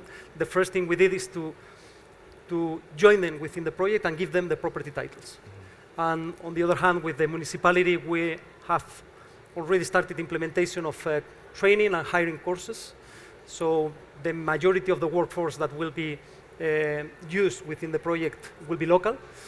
And together with the Ministry of Tourism, we are working in the implementation of the vocational training programs in the country that we aim to reach up to 100,000 students in the next 5 years. And sustainable, just to finalize, environmental, social, and economic sustainability. This is a transforming project that will generate jobs, that will entail over $3 billion investment, and will bring a new tourist destination for the country. And we are all his guests. Yes, yeah, exactly. So we're all coming to Rio at some point when it's ready and built. Exactly. So we've heard from all the panelists, fantastic experience all across the globe. Let's get a bit more provocative now. Let's get a bit more quick fire as we approach the lunchtime. We talk a lot about what needs to be done with the project, but as Mario outlined, tough conditions, different market conditions, higher interest rates, inflation, capital markets need to play a role. I'm going to ask a provocative question. Rul, I'm going to come to you. What makes an investment project in the tourism industry uninvestable? What are some of the key criteria that lead you to maybe say, right, it's not worth pursuing? If you don't have the human capital, I would say today, this is the most important element. You know, don't start building a hotel if you don't know that you are going, by the time of opening, have the right calibers and the right resources. You know, so this is a no-go. Yeah. So that's a very good point. There's maybe big plans for hotels, but if you haven't got the staff that are providing the necessary service, then it's maybe a no-go. Coming across to some of the other investors in the audience, Daniel, I'm looking at you. What makes a project uninvestable? Yeah, there has to be a why. Why are people going to the destination? It has to be a sustainable why. You know, we talked about these ideas of a destination. Is it for a national park? Is it for the culture? It's got to be this combination of things that have to be there and they have to be sustained for a long time. And that's where investment in national parks and infrastructure in national parks and things like this, actually you mentioned it as well, are critical to a sustainable long-term investment that can make money, because people will want to return to see those things. If I may though, but then there's some destinations that might be not have those natural assets, which makes it more difficult, I guess, to keep attracting tourists. Yeah, and sometimes you have to create them. There are some companies that do a wonderful job creating their own destinations, so it obviously depends on your type of tourism project for sure. I'm going to slightly change the question and come to Mario at the end there. I mean, when you look at different forms of capital, venture capital or capital markets looking to back tourism projects, where are they saying it's a no-go? Too much risk, we won't pursue it? Today they say it's a no-go in almost every single project. This is going to change it dramatically in my view because of what I just said. Impact investment, the IMF reported that as of last year, global impact investment amounted to $2.3 trillion, of which is important, 1.7 trillion came from banks and sovereign funds, but 600 billion came from investment funds and high net worth individuals. And this is where we see the trend. This trend is growing very fast. And why? Because there is a dramatic change in the way investors look at potential target investment. This dramatic change is due to what is called, is a jargon, pardon me, but it's very important, the ESG trend, environment, social, and governance. These are, what is ESG? ESG is what make up impact investment. And impact investment is because of the ESG. ESG is simply a system of rules and metrics that are aimed to integrate environmental, social, and governance impact with economic performance. If I may, Mario, but there's lots of criticism about ESG and in terms of how do you measure that impact? That's going to be mandatory in Europe and US over the next 3 to 5 years to all public companies and to all investment funds. And this is where the opportunity is, which I think, frankly, is unique, because there will be thousands of companies looking for ESG compliant projects, and they don't know where to find them. And so if you in tourism, and maybe adding sport to that, because a similar issue is sport. Sport and tourism together are perfect for ESG. If you put the two together and you come up with projects that are conceived and planned from the very beginning as being ESG compliant, it will be much easier to find the financing that it is So today. I guess if it's not ESG compliant, it's probably a no-go for the capital markets and some of those bigger investors. You just said yes, Rula. Did you want to add anything? Yeah, well, no, I think we should have really an international barometer now for all these ESG, because in every country you see people are interpreting, especially when it comes to the social and governance. I'm not talking about the environmental one. It's complete different standards from one place to another. So I think the world has to come one day for an international barometer when it comes to ESG. If I may, I come to you, Fabrizio. I mean, you're obviously interacting with a lot of governments, NGOs around the world. How can they more effectively incentivize that investment? Maybe it's about having that common barometer that investors can easily use. I mean, how can they effectively incentivize investment? And if you could, are there any particular points of pain within countries that lead investment in the tourism industry to not flow in? I think, and a lot of people yesterday and today touched it, is the collaboration between the private and the public sector. I think that's key. We, on the private sector, need to be able to share in a better way our data, our insights, our trends, how we see the world, or in this case, the tourism industry evolving, so that governments can better understand how to react to that. And on the other end, the private sector, I think, needs to facilitate from a legal perspective investments, and needs to, especially to small, micro, and medium enterprise, give more access to funding, so that they can start investing more and overcome all those pain points. Tourism is growing at 5.8%, I think, compared to 2.7% of the GDP. So it's almost the double the growth compared to the other sectors. So it's a segment, an industry where it's worth investing. But we need to be careful with ESG, of course, and all the upcoming regulations. So to keep this line in terms of which was obviously mentioned on the last panel, with that high growth rate, that means you need to reduce emissions by quite a high percentage. And frankly, when you look at the forecast of the industry, it doesn't look particularly rosy in terms of actually reaching those targets, whether you're a hotel group, whether you're an airline, whether you're any operator within the industry. So, Paolo, I'm going to come to you, if I may. I mean, you invest in two different types of tourism projects, or many different types of projects, but obviously with much experience in hotels, now in trains. How do you ensure that sustainability? Is there a pathway for that emission reduction that you're... Well, I mean, on the sustainability side, I mean, the train project is the most sustainable ever, because I mean, if you think about that, of course, it's like very sustainable in green. But to go back a moment to your question of before, investable, not investable. Right. Whatever is new, unfortunately, today, it's very difficult to invest in, especially for the big institution. So if you think about our company received a big investment from an American fund that take a small minority, and they were able to do that because we had the hotel and resort division, and so they leverage our hotels, trophy asset all around Italy, in order to give us the money that we use actually to grow our train business, because the train business was not investable. That is crazy, because if you think in 1970, the cruise industry was like zero, and there were like just some entrepreneurs that starting this phenomenon that then became huge, and arrived the banks and the investment firm that start to invest, and today the cruising industry is what you all know. So the problem, I think, that we also need to educate a little bit the investor, not always to not take absolutely any risk, but go and try, if they want really to create innovation, try also on the new phenomenon, the new trends, because otherwise it will be very difficult, especially for important projects that require lots of investment. Look at the train, for example, to innovate, because a small entrepreneur or a small entrepreneurial group cannot start a big project like that. Yeah. And another element, imagine about the big difference between asset-light and asset-heavy company. Today, the investment firm, all the banks, asset-light. But what does it mean? It's not asset-light, it's asset-right. If an asset is right, people want to invest because you make money on the fees and on the P&L and the EBITDA.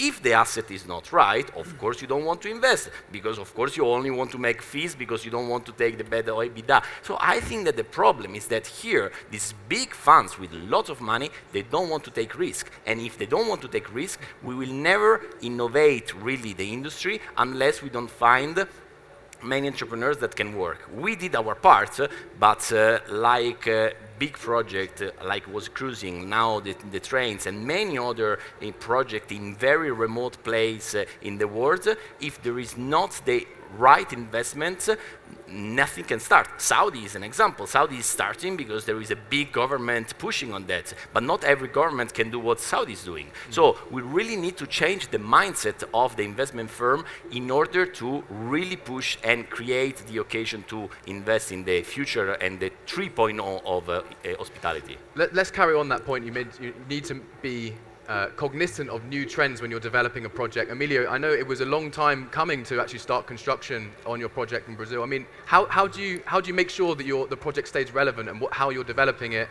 to keep the interest of investors, tenants, etc.? Throughout the whole licensing process that lasted for 13 years, we were able to raise funds from Spain, China, and the US, not from Brazil. Now that we have broke ground and started the new phase, the construction, the tangible phase, now we're opening our project to investors from Brazil. And linking to the previous comment, we expect and we are negotiating with multilateral banks, development banks. They need to support this kind of transforming projects. And this is not capital markets. We were discussing yesterday about South America in general is not so qualified, not so evolved as compared to the US or Europe, and that is one task, a pending task. If we are able to professionalize in terms of hospitality, greenfield or brownfield projects, both development banks, financial entities, and qualified investors, I think the potential for the region is outstanding.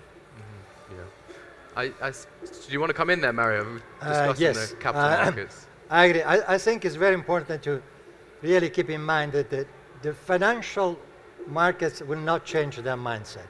They will continue for one very simple reason. They're flooded with liquidity, with money.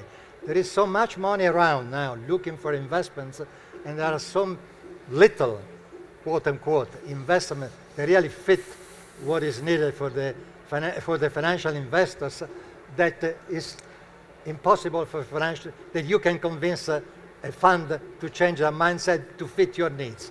This will not happen. I'm not cynic. I think this is a fact of life. What will happen instead is that the financial markets are changing because of this revolution, the ESG revolution. That is a real revolution because they're changing the paradigm to how to value investment. You no longer value an investment only because of its return in a certain amount of time, and IRR and EBITDA and all this jargon, but because it also integrated less risk in terms of ESG in its project. And this makes it more investable for the investors because they're reducing the risk, not adding the risk by doing this. And that's why I think it's important that you really look at what is happening now, really look at the ESG. I know it sounds bureaucratic, but it's not bureaucratic. It's a really unique opportunity because tourism is by definition in compliance with ESG. It's very easy to design a project that really fit with the requirement of ESG. Now, impacted the environment, how many possibilities you have. So we need to have that front and center, Mario. I'm just conscious of the time, and I want to make sure that we have some quick fire takeaways from all of the panelists for our audience members. So we've discussed a lot. There's distinctions to be made in tourism investment. Are we talking about a developed destination, an untapped destination? Of course, there's emerging consumer trends since the pandemic. There are considerations to make in terms of projects. Lots of this has been discussed across the panel, but Rula, if you just want to give 2 sentences to leave the audience with, what would they be? Invest in Uzbekistan. It's really worth it. There we go. We have a strong advocate of Uzbekistan. 100%. And of course, another on the panel also. Fabrizio, just any main takeaways for the audience, please? Other than invest in Uzbekistan. Yeah, of course, of course. I think destinations in general should start thinking more about what's happening, first thing first, understand the trends, understand how travelers want to travel, not just today, but also in the future to make sure that they can be able to serve them, but also think about themselves not anymore as countries, but as businesses. So plan the long term, plan strategically in order to make sure that they can be successful, not just today or tomorrow, but on the long term. Well, there we go. Think as businesses, countries. Daniel, any main takeaways for the audience, please? Sure. I think it's important to bear in mind that if there's a supporting infrastructure element, the national assets of a country, those are investing in those things, the national parks, the heritage sites. These things are such catalysts to tourism. They bring so many projects that bear the fruits of those investments in the long term. So we go. Act as businesses, invest in natural assets. Paolo, what would you like to leave the audience with? Well, let me say that I can't literally wait to visit the country on board of one of our train very soon, and I really have to thank the Uzbekistan government, the Uzbekistan Railways, and the Minister of Tourism, because they had a vision, a great vision. They make our things very easy. They've been very responsive, and in a short time we can announce Uzbekistan as one of our next project that will be the 3rd project of this year. And I think that this is very important because it shows that when public institution and private institution they get together, they can create something very strong. So there we go. Vision. Emilio. What we have seen in some countries, for example, like Portugal, and what I'm first time here in Uzbekistan, I'm really surprised. I fell in love with the people and the things that I'm seeing in terms of commitment with tourism. I see this perfect storm happening in Brazil. 6 million international tourists per year nowadays. My bet is that in 10 years they will reach up to 20 million. So public and private forces working together in order to make it happen. There we go.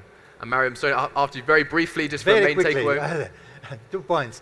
More, I agree, more private-public partnership, more declination of SDG goals into ESG-specific action, and final, as Eric Kravis, founding partner of KKR, one of the largest private equity funds, said, smart impact investment is essential for smart investment. So that's what it is. Well, there you go. Thank you so much, everyone, for watching in person and online. I think it's clear with greenfield investments being suppressed at the moment, we need new ways. We need to approach funds in the way that they are expecting to minimize those risks and ensure tourism investments. Thank you very much to the panel, and we'll pass back on to Anita. And a very warm thank you to Alex for leading the panel of all of our great speakers. Thank you very much, sir, because you are perfectly transitioning us from the what we need to do, how we need to do it, to how do we actually support investing in it. So I thank you all very much for keeping the stage warm and energetic. We're now going to go into a really important conversation because, as we've said, we need to understand what we need to do, how we need to do it, but also how much and from whom, which is exactly why our next panel is referring to the whole principle of tourism, the next big thing, the role of venture capital in tourism innovation. We're going to be looking very carefully at how do we put this argument forward. So to do that, I'm going to hand over the stage to our lovely moderator. It's Ms. Yu Soo-hyun, who's the founder of WIT. And Madam, I hand the stage over to you as the rest of your lovely panelists get all mic'd up. We might need a drum roll to accompany the drum roll outside.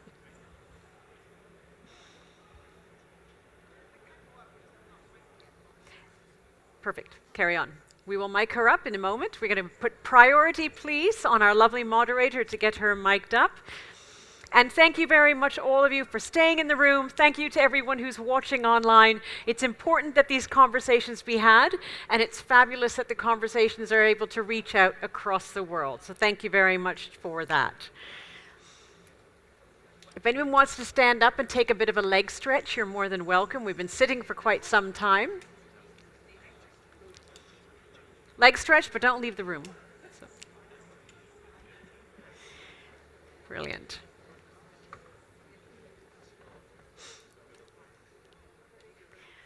So how many people here actually have the opportunity to leave the building and explore Uzbekistan? Is anyone taking a tour of Samarkand? We always talk about supporting the tourism economy, and we never get a chance to actually go out and spend money, especially in a place that has such beautiful culture and traditions, and dare I say, exquisite jewelry. So all the women in the room are getting very sad about the fact that we're not able to actually enjoy the opportunity to see the markets.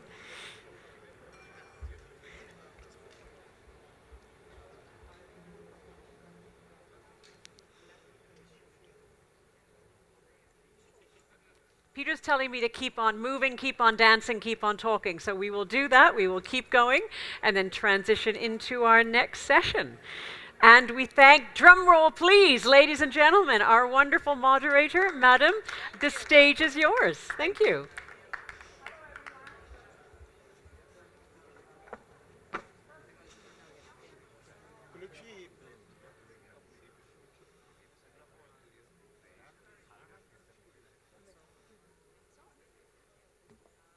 It's on. It's on.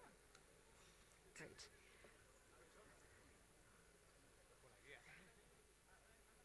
Unless you want to start at the podium. Number 2. Okay. Hello, everyone.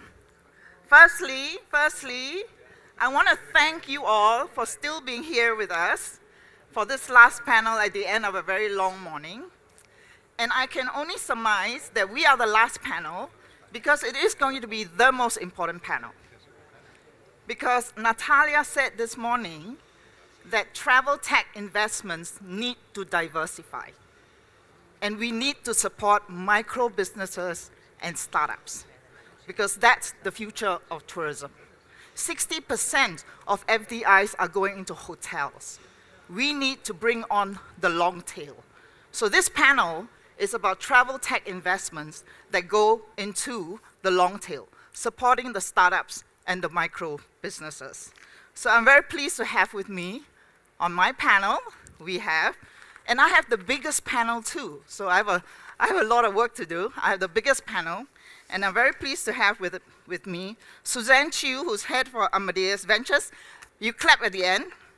Nicola Villa from MasterCard.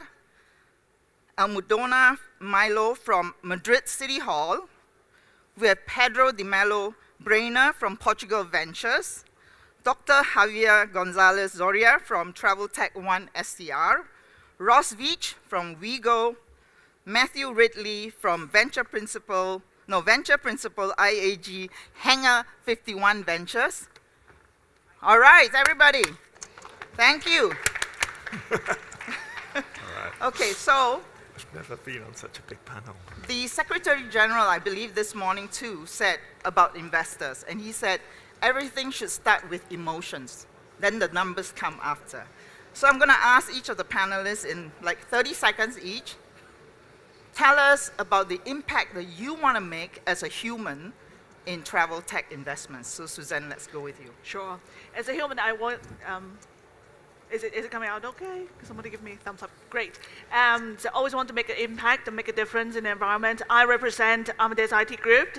I invest in travel tech. We want to be able to help startups scale using like our network of relationships and our technology. Okay.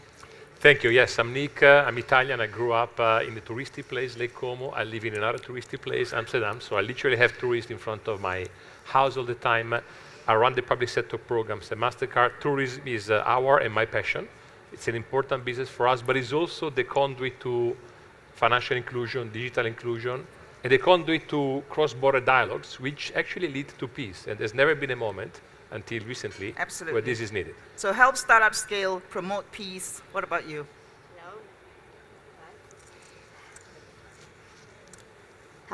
First of all, thank you to the UNWTO for inviting me to be here, to the government of Afghanistan. It's a pleasure to be here to speak about Madrid and of tourism. Go to the answer, in point of going to the answer, invest in tourists is invest in new jobs, is invest in person, so it's the best investment whoever can do. Okay, thank you. Pedro? Well, Portugal Ventures is a venture public firm. And our ambition is to position Portugal as in the tourism innovation at an international level. All right, okay. Travel Tech One is a venture capital focused exclusively on travel tech, a startup with a B2B or SaaS model. And I would like to be remembered as a guy who helps to simplify the traveler journey, to make life easier for the travelers. Okay. Ross? Yeah, so I fundamentally believe travel, generally, tourism specifically, is a force for good in the world. The more we travel, the more we interact with people different from ourselves, the less likely we are to go to war with them. I founded an online travel company. We're headquartered in Dubai and Singapore. We focus largely on the Middle East, but we have the ambition to be the biggest online travel group for the emerging markets of the world. Okay, Matt, last but not least. Cool, yeah, I totally agree in terms of the force for good that travel can be. I still remember the magic of getting on my first ever flight. It was a BA flight from Heathrow to Zurich as a 4-year-old, and it changed my life. And it obviously did change my life because now I invest in startups for British Airways and Iberia and Aer Lingus. And I do that because I want my children to be able to travel to some of the incredible places that we've heard about today, in a sustainable way, in a way that that you can see the Victoria Falls or the Maldives and not feel guilty about the impact it's having to the planet. Absolutely. So, despite the fact that this is about travel tech, I mean, you can see that they're all very good humans here who really want to make a difference to what it is you do. So I want to get an idea of the overall sentiment you feel about the landscape right now, right? So we've heard a lot this morning about investment. So I'm going to make a statement and then you agree, rate 1 to 10, okay? How much you agree with what I'm saying. Some of the most incredible stuff that's going to happen in the next 10 years is happening as we speak. So rate 1 to 10, how much you agree or how little you agree with that? 10. 10? 8. 8? 10. 10? 8. 8? 0. Okay, Javier has to be the contrarian. 11. 11. I'm going to go with 0 as well. -1. No, I don't know. It's the money people who always go with a 0, right?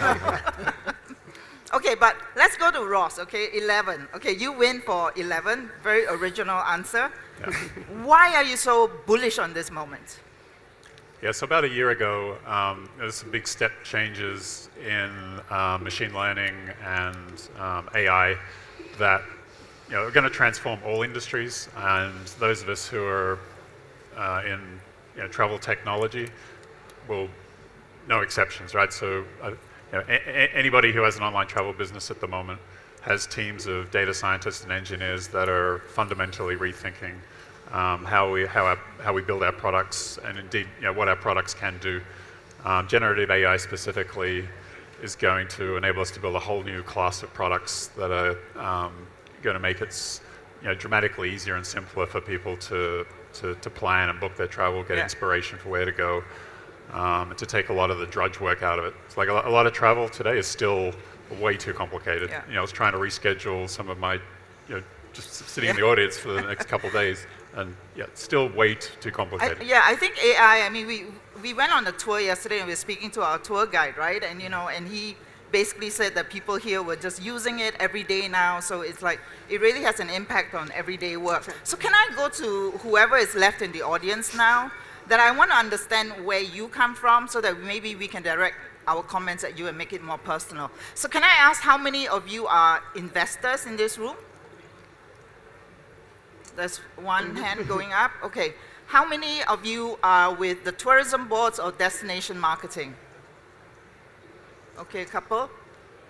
How many of you are entrepreneurs, startups, wanting to start a business?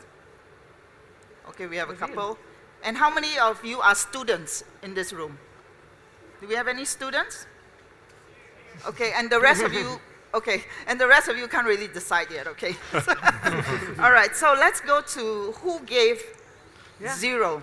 Sorry. No, I just want to add on to the Team 10 comment. Team 10, Team 11, okay. Team 10, 11 comment.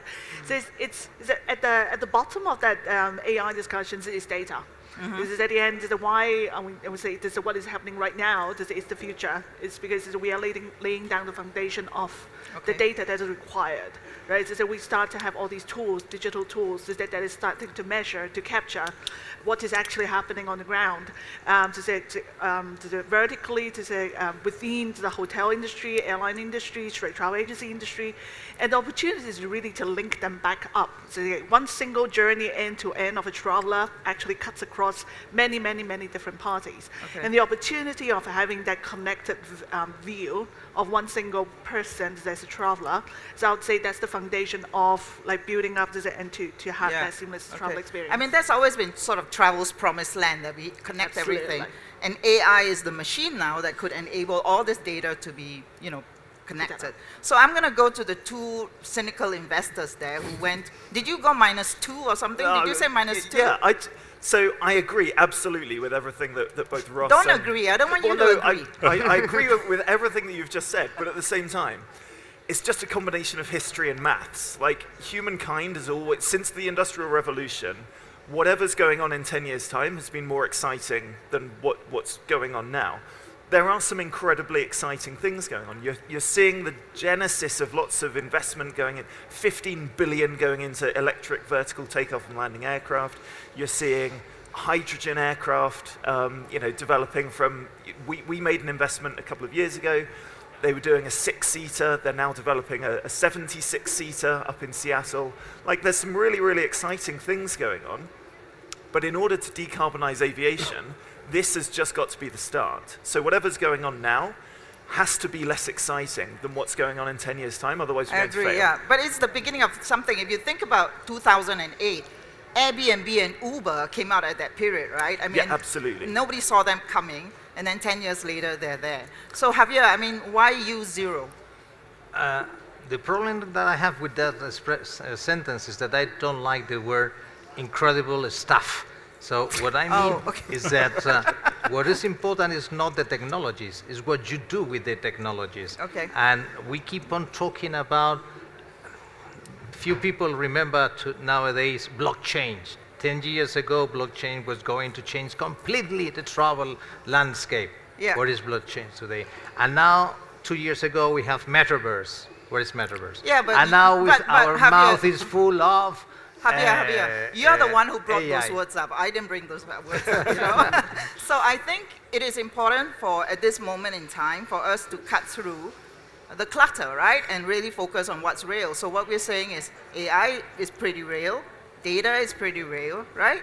And so I'm going to ask the panelists now. You talked about the topic of this panel is the next big thing. And you guys keep your eye out on the horizon, right, all the time. So what's the next big thing that people in the audience should be thinking about?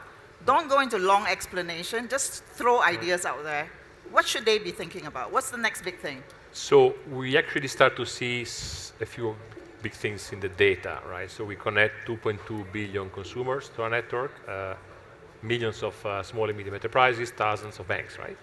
So there's a couple of trends. One is the shift from product to experiences. Experiences in tourism are up 65% from the pre-pandemic levels. We see the spend is basically going there. The second thing we see is the shift as a consequence from, I would say, exclusive resorts into inclusive communities.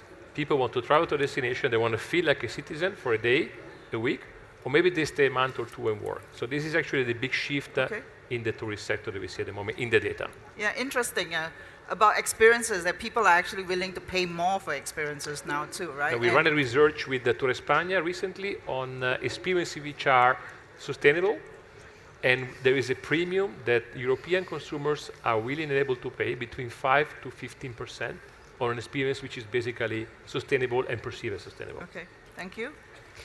For me, there are in two ways. The first of all is how we have to increase the experience for the tourists, and now the technology is a great opportunity for the destination. I'm from Madrid, from the destination of Madrid, and we want to encourage the experience that the tourists have in our city. And I think that the technology with the experience, imagine in the exposition with art, the immersive exposition, there are a great opportunity to the tourists to live the art, to understand what are they watching. There's been a big trend in immersive experiences. I was in Barcelona, and I went for the Dali immersive. And yesterday, I went to one of the mausoleums, and there was a guy who was basically selling postcards. But on the postcards, it had augmented reality, where you scan, and then the postcards tell you the story of the, so people using technology to enhance and make it more interactive for the traveler. What about you, Pedro? What's the next big thing that you see from where you sit? I would say new sources of clean energy that would make possible to have a sustainable tourism, but also to bring to the market new products like space travel, for instance. I would say that is very relevant. Any of you want to go to space? No. No. Not Jeff. Any of you want to go to space? There we go. I'm actually doing a space tourism workshop at Focusrite next month. I don't know where I'm going with that, but anyway. But I think more interesting is like sort of 1 hour point-to-point travel anywhere on the planet to anywhere else. That's part of the SpaceX vision. Yeah. I mean, new sources of energy, and you were talking about how you're investing in this aircraft. I think the Singapore government has signed a joint venture with a seaplane that's electric, regions. And that's going to change tourism in Southeast Asia and the Maldives. If you've got electric seaplanes, that's going to change a lot. So, Javier, what's the next big thing that you're looking at without mentioning the other things? For me, the next big thing will be frictionless travel. Stop spending hours at airports, stop spending hours at checking counters at hotels and rental cars, stop providing hundreds of times the same information to the providers. That should be the next big thing. Frictionless travel. Virtual, did you say virtual travel? Sorry? Sorry, what's frictionless travel. Frictionless, okay, which is what you're not sexy, talking about. But I think it should be the real aim of all the industry. Absolutely. I think all of you are trying to create that, right? And Ross, I mean, you say the next big thing, you believe AI, generative AI, right? Yeah, so 15 years ago, cloud computing hit the scene and sort of, it made all of us who are in the tech space able to move a lot faster. But just as importantly, it meant you could build a startup without having to go and raise a bunch of cash from the folks here on the stage, because you didn't have to go and buy a room full of servers to get started. And I think what's happening now with AI and the different models that are becoming available, either as managed services, proprietary services, or open source models, are going to be just as revolutionary. And they're going to enable much smaller teams to be able to build radically more complicated businesses and get them off the ground almost without having to go and raise capital. So for the one-man entrepreneur or like small teams, it's going to be a massive enabler. Right. And for anybody, and for the white-collar workforce, if you're not already playing around with these tools, they're incredible productivity enhancements. Yeah, and to the point where we talked about the most important thing about tourism right now is to create new jobs. And I feel like this startup world, this travel tech investments, is really low-hanging fruit, right? Like if you're enterprising enough, you know how to use tech, you can actually use tech to create a business for yourself. So you can enter travel and tourism without joining a big corporation first, right? You can learn to be scrappy.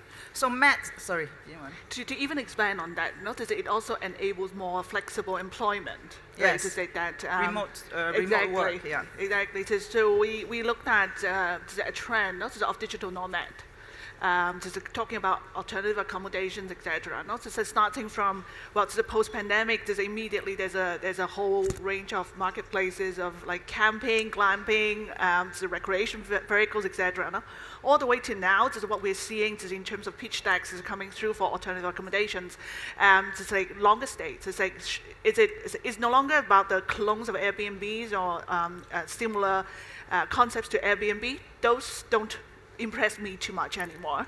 And then coming back to like short-term rentals, to say the stays are getting longer and longer. No? Yes. To the extent that to say on top of accommodations like working spaces, to say the WeWorks. To say how do we even attach that as a ancillary to the package of the trip? So overall, to say this changing landscape of business travel is quite exciting as well. Yeah. Can I add on Sure. top of this? I think this connects also to the frictionless. I mean, requires a completely new way of applying technology to the user journey, right? At the moment that I'm staying in a city and I decide to stay there for a month and a half, 6 months and work, the way identity is checked, the way payments are made, I access services which could be healthcare, education services in destination, not as a tourist, but as a citizen, completely changes. So technology is to be able to serve this new trend, which is happening in front of us, Right. versus looking at the gadgets of the future, which we keep doing. I mean, blockchain is an example. I mean, the previous version of AI was another example. Now we got a different way of AI. We passed the Gartner curve, and technology is much more mature. But it's a looking at technology, what is happening today, and how do we map it into today's technology? And I think that's a big change. Frictionless is a classic example of that. It's about the current customer behavior. In last month, we had our conference in Singapore, and we had a speaker from Airbnb, and basically, they've seen like almost 20%, or I think it was like 18% of their stays now are for 28 days or more. And so that's kind of also making them rethink how they position short-term rentals. And talking about funding for last year, the biggest category for funding was short-term rentals as well. That took the biggest chunk of funding. So Matt, to you, talking about how you want to make the next generation feel less guilty about travel, right? Because it seems to be, especially in Europe a lot. How are you thinking about it? How are you going to make your kids feel less guilty about travel? Yeah, I mean, doing that is such a huge challenge. I mean, since Orville and Wilbur Wright first took off in 1903, powered flight has always been powered by a single energy source, which is fossil fuels. When IAG, as the first airline group to commit to net zero by 2050, said that we're going to break that, that's huge. That's a huge amount of energy. I mean, you spoke a little bit about Regent, who are trying to do the electric-powered sea gliders, electric aviation, eVTOL. That's all going to be quite short haul. I think that the silent revolution, the thing that you won't even notice because the planes don't change, is when you change the fuel that goes into them. And that is a really, that's a growing area called sustainable aviation fuel, or SAF. And that's going to be an enormous revolution because rather than relying on one or two oil producers, actually everybody's got feedstock for SAF. You can make sustainable aviation fuel through taking hydrogen and carbon dioxide, mixing them together. You can do that anywhere in the world and create a sustainable aviation fuel. So there is an opportunity for less developed countries to actually, leapfrog and be able to produce this new fuel that might be needed for aviation. But coming to your point, should we feel should we feel guilty about travel, given that airlines, right? I think somebody came out with a statistic that said that the aviation industry was responsible for 2% of carbon emissions, right? So why are airlines being made the whipping boy of climate change? As the airline investor here, I guess that's for me as well. But I mean, that's a really good question. And I think it's because it's a very visible, it's very visible to see that we're emitting carbon, and I don't think that we've done as good of a job as we should have in the social benefit that being able to, gather in places like this is doing for the world. Exactly. When an airline opens up a new route to somewhere like Uzbekistan, it's quite transformative for the tourism sector. Yeah. We need to do a better job at saying, actually, this isn't just benefiting the rich, which is, I think, part of the narrative. This isn't just, causing harm for no benefit. This is, there's a huge benefit.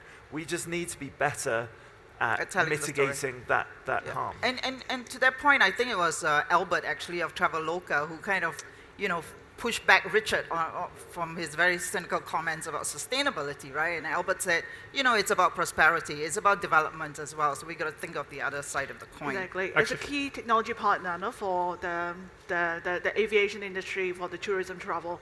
Like our view is that it's about transparency. We understand that there is like a community out there who are conscious, who wants to know more.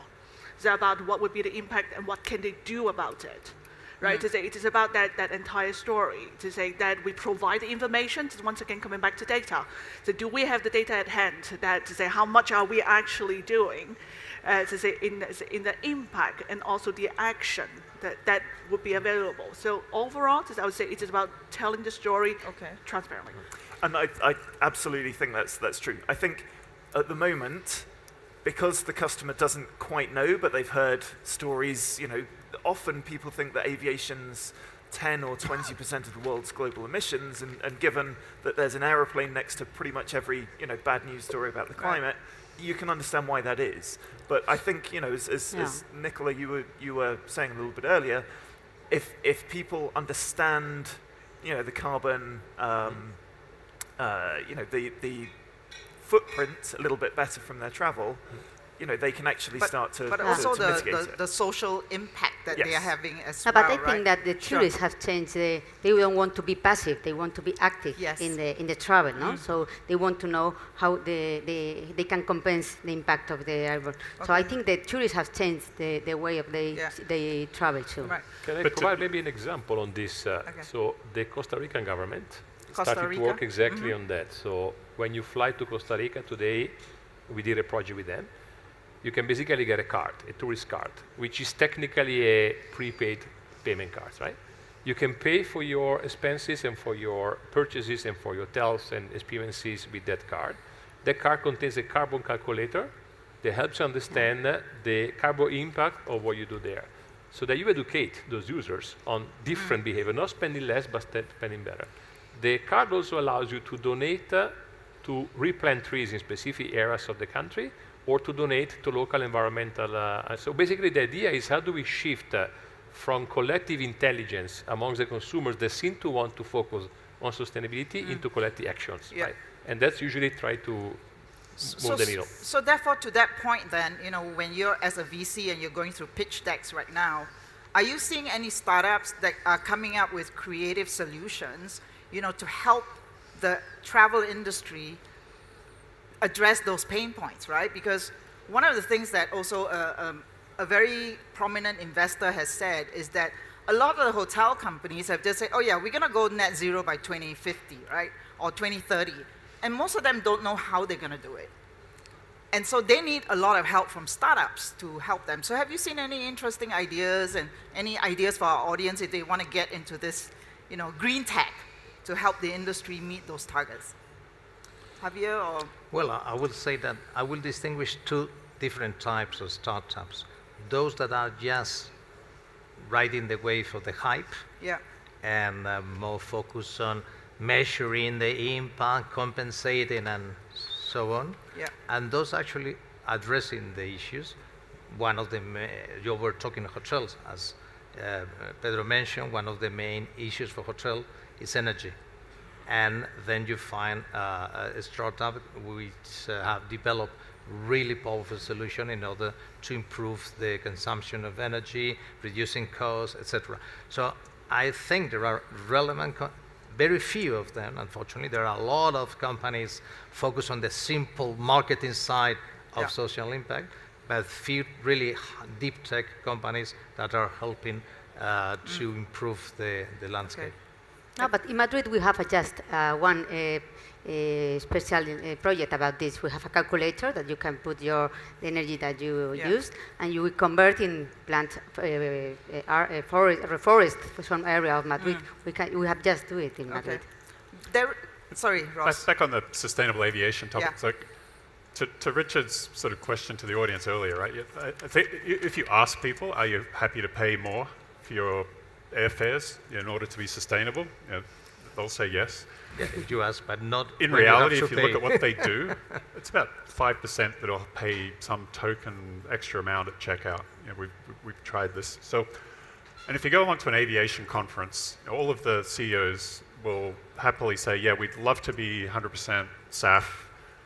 It doesn't exist in quantities where we can actually buy it, and it's 5 to 10 times more expensive. So there's a fundamental market failure problem here that governments actually have a role to actually step in and figure out how to scale it. But there is a thesis that why should travelers pay more for sustainable experiences? They shouldn't. And therefore, suppliers should actually reward them for good behavior. And a couple of hotels in Thailand are doing this, right? So if you say, I don't want to use my towel, or I want to, they give them vouchers to spend in the hotel, or discounts. So you're incentivizing the traveler. And I think that there's a startup that's actually coming up where they can actually measure your footprint when you're in the hotel. So how much water are you using in your room? How much energy? And then if you use less, you get so that's an opportunity, I think, for a startup to incentivize traveler experiences, right? We're working with Wellness as well. There's a partner of ours, is doing gamification around corporate travel. Yeah. So once again, transparency, right? So here are your impacts, but if you choose something that has a relatively lower carbon impact, how would you be rewarded as part of the corporate travel program? So overall, we see a lot of interesting ideas coming in. So within our portfolio, we have Choose, Norwegian company, working on climate solutions for enterprise, mainly around online experiences. We've invested in a staff company, the Sustainable Aviation Fuel company, really looking at process innovations. So how can we bring that economy of scale up as quickly as possible to be able to lower that cost of more sustainable fuel? Yeah. So given what we've talked about, is there a dream startup that you would like, that you haven't seen yet, and you said, I wish somebody would come in and pitch me this idea? Ross, you are an angel investor. You've invested in a few. You've made a couple of good exits, so what would you like? Well, I think I'd probably go out and found another company rather than... Clever. So you don't have to do all the work, right? Get him to do all the work, okay. Which is, you basically acquired a corporate travel agency, right? Yeah, so corporate travel is still way too big disruption, difficult, cumbersome. A lot of it's still very offline, sending emails, clunky rules and expense management process. So we bought a company platform that is trying to build B2C consumer style ease of use and overlay it over the world of corporate travel. I think we're preparing for takeoff. I think so. Well, that's a helicopter. That doesn't sound like an electric one either. Speaking about travel. About to vacuum the stage again. Okay, Ross, I think they didn't want to hear you. They want to drown you out. But corporate travel is another area for opportunity, I think, and disruption, which you also mentioned, right? So what about Pedro? Are you looking for a dream startup that hasn't come across yet? Well, maybe something that I haven't seen yet, a system that can help manage a destination management company, a destination. To have a system where you can help the tourists to go to avoid the queues, and also on the ESG side, also to compensate them for good behaviors in terms of consumptions. So kind of, I would say, almost a loyalty program for a destination, with even your own currency, using tokenization. I don't know. That's something that maybe one day. Nice idea. For I mean, my return. the part about avoiding queues and then basically telling your traveler when they're in the destination, listen, it's raining. You shouldn't go outdoors. Go to a museum, that kind of thing. I think that's already being tackled. And the technology exists, so it's just to put it together. Can I actually add more than a technology or startup? I'm dreaming about a project. A demonstration project that actually brings together all the groups in this panel. Wow. The startups who innovate, the corporations that provide skills, the government that sets the policy and maybe the investment, and the investors that basically can bring it together. And I think if you think about sustainability, that's what is needed. A large-scale demonstration program that everybody in the industry points to as the benchmark on how the sectors can come together and some of the issues are being challenged. We have this in smart cities, we have this in transportation, we have those projects, but not in tourism. Yeah, so a large scale. Okay, so you've seen the beginning of a beautiful partnership here between all 7 of you. A large scale collaboration. Okay, we have 3 minutes. So I'm gonna shout. I can't hear a word of what you're saying. I'm the panelist closest to the helicopter. But you know, we talked about how travel is about humans, not helicopters. Okay, he's going. Okay, about people. So I'm gonna wrap up, and maybe you can think about the questions too, you know, and answer these questions yourself. Because I feel like it is really important that we ask ourselves these questions as humans, because the moment of AI has arrived and it's going to change everything, the way we do our work and everything, right? So I'm going to start off with you, Matt. What makes you laugh? I can hear you again. This is wonderful. You couldn't hear anything that I was saying to them, right? I missed the last 5 answers. But, that was so clever what I just said. Okay, what makes you laugh? What makes me laugh? Helicopters taking off like 10 meters from me while I'm on a panel made me laugh. That was the last thing that made me laugh. It's the first time it's happened to me, so that's good. I enjoyed that. Ross, what makes you cry? Yeah, so in March 2020, when I watched my my revenue drop to almost nothing over the space of 2 weeks. When you watch the helicopter go down. Yes, that was pretty painful. I wish you hadn't brought up March 2020. I mean, it's just so traumatic for the airline industry as well. But. Okay, Javier, what human quality is most important in the age of AI?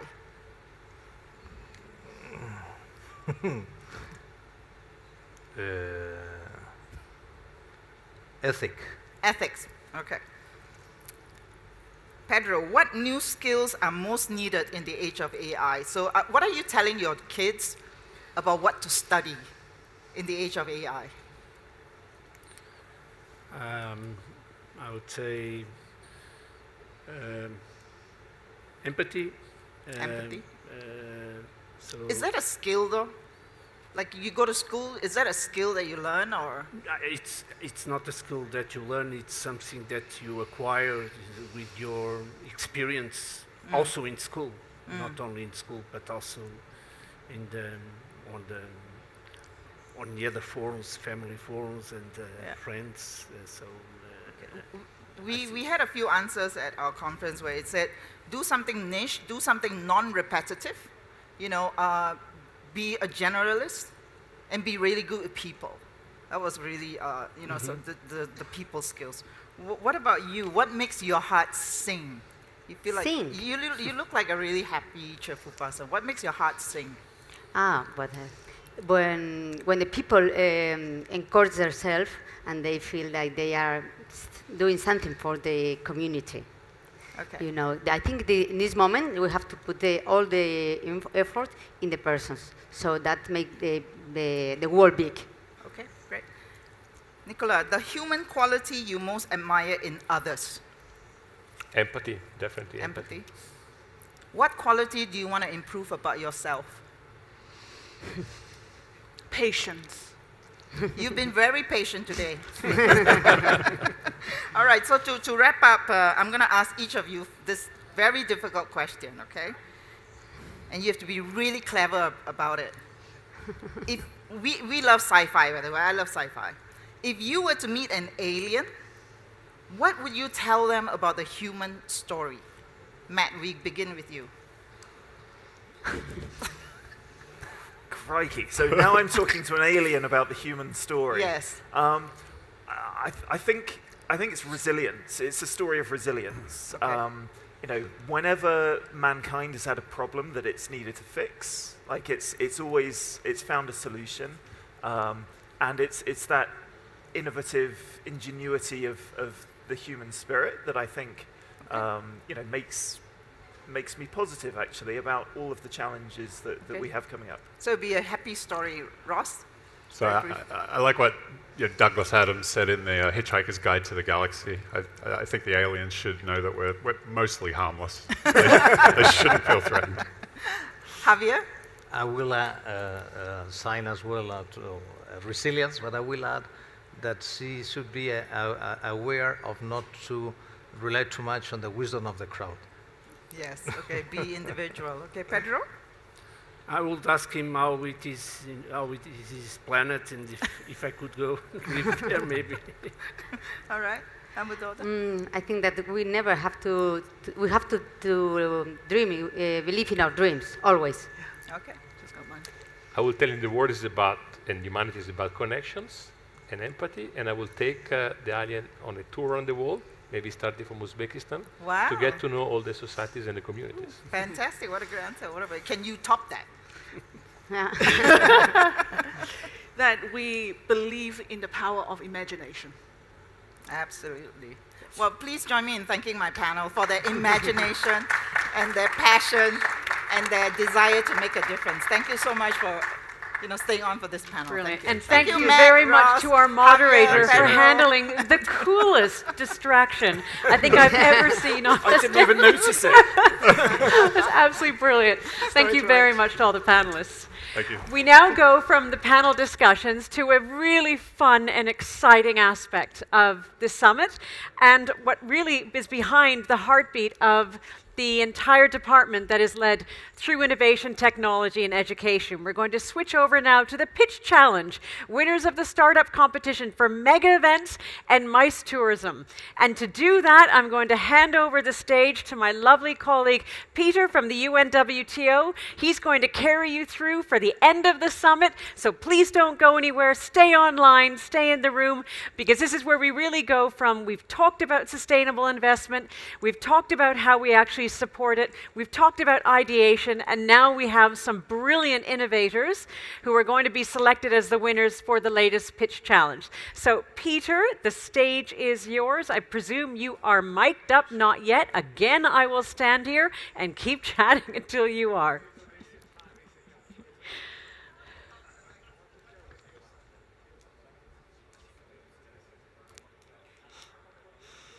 It has been wonderful to see the mix of speakers that we've had today, because it's gone through the ecosystem exactly as the UNWTO promised, and it's gone through all the stages, from conceptually what do we need to do to practically how do we need to do it. The ideas, the physical investment, the capital investment, the making sure that everything is in balance, and keeping sustainability and resilience working together as two hands that clap, rather than opposing forces. We've had the government, we've had business, we've had individuals, we've had entrepreneurs, we have academia, we've had media. So it's been a great mix of people, and congratulations to the UNWTO for pulling that all together, because this has been a really important side event for the entire General Assembly. And so as we do that, we now look into where the future of ideation is going to go, and we have another drum roll for our dear colleague Peter, who will take over the stage and take care of all of you as our dear audience. Peter's playing shy. He's being very shy. Yes? Okay. Yes. Peter Di Piertia, I'm mic'd up. excellent. The stage is yours. Sir, enjoy it. Thank you very much, Anita. Thank you for the last Mohicans, to stay over. Now it's more than 3.5 hours, and I have the duty to still carry on a little bit. But I think it's a very interesting composition what we are coming over, because until now we were hearing from the side of the investors, and now we are going to hear from the end receivers, the startups. So I prepared like almost 2.5 pages of introduction, but I will just scrap it and I will go directly to the point for the health and the well-being of everyone, because I'm pretty sure you are also hungry. So I'm really pleased to introduce to you of the winners of our startup competition, which was related to mega events and MICE events. So without further ado, under the category of digitalization and disruptiveness for sustainable event management, Mr. Eduardo Lebre, CEO of Circular Unity. Eduardo, please, the floor is yours. It's working? Can you hear me? Yes? Hello everyone, it's a pleasure to be here today. Well, our mission at is to make sustainability simple. Yeah, today is so hard to measure if we are sustainable or not, being in an organization or in an industry or even a country. To enable this, we invented Impactall. Impactall is the first AI-powered sustainability management solution that is tailored for the entertainment, event, sports, audiovisual, and hospitality and tourism industries. Well, our team today, as we're a startup, is quite small. Now we're planning our growth for next year. And we do this all in 5 simple steps. The first step is manage, where we create an organizational digital twin. The second step is to start collecting data. Here is where we really innovate. We use IoT sensors to collect data in an autonomous way, APIs to collect data from multiple sources into a single source of truth. We integrate with most softwares and solutions used by those industries. And we are the only startup in the world connected to more than 90% of the ticketing industries in our markets. By using those methodologies, we managed to automate the data collection of data from your whole supply chain. And you can visualize this in your easy-to-use dashboards and analyze this data with the help of Gaia, which I will tell you in a moment what is Gaia. These are some of the ticketing platforms that we are connected to, and they allow us to calculate emissions of any size of audience for any event in any part of the globe in a 100% automated way. For this, we invented an artificial intelligence algorithm that predicts what type of transport you're going to use, what type of accommodation, what type of food you're going to have, and even the waste you're going to generate at any event or at your stay at a hotel. Second step, after we collect data in many different ways, is measuring. We are measuring here the scopes 1, 2, and 3, and tracking everything in real time to map all the organization inputs and outputs. Once you know you have the data and you have all your measurements done, it's time to take action. Here, Impactall provides organizations and governments with actionable insights to reduce their carbon emissions, to improve their circularity KPIs, and also sustainable development goals. You also have access to more than 200 projects worldwide that are certified by the most renowned institutions in the globe. Most importantly, Impactall is the place where industries come together to benchmark themselves and to share, learn best practice, and learn from each other. Well, these are some of the types of projects that we work with, and it's very important to mention that it's all done in the blockchain, which means that credits are impossible to be duplicated and very easy to be audited. Last step here is to communicate. Once we know what is our impact, we know how to improve, time to start improving and communicating with all your stakeholders. Impactall generates a reliable report in circularity, ESG, carbon accounting, economics, and social, most importantly. And you can use these results to communicate with your value chain, with your stakeholders, sponsors, investors, audience, guests, and so on.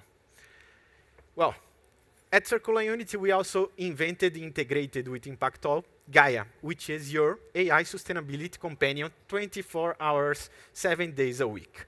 We trained Gaia in all most used ESG frameworks, circularity principles, waste management, and all knowledge that can be helpful for organization or government to become more sustainable. It can help you generate reports that are tailored for your audience. It can help you generate trainings for your employees or for your suppliers. Even the contracts that you are doing with your suppliers, if you want to put sustainability on the top of it. Today, we are working with a global pool of customers around the globe. These customers are hotels, arenas, events, sport championships, movie productions, TV series, and so on. We are not only a product. Circular Unit is an ecosystem. We chose a very big problem to solve, and we understand that we are not the best in every single piece of this problem. That is why we partner with the best people that are solving the energy problem, the water problem, the waste problem, the travel problem. And we bring all these ecosystems together to impact all. So you can easily reach those solutions as well. Today, we are raising a seed investment of 1.5 million euros, and we are being analyzed by different investors in Portugal, Insight Ventures, and also Portugal Ventures, which we had Pedro here just in a moment. We are being analyzed by them. If you would like to join our journey with us, I will welcome you at the pavilion there, at the Circular Unit booth, and it will be a pleasure to show you the work we do. Thank you, Eduardo.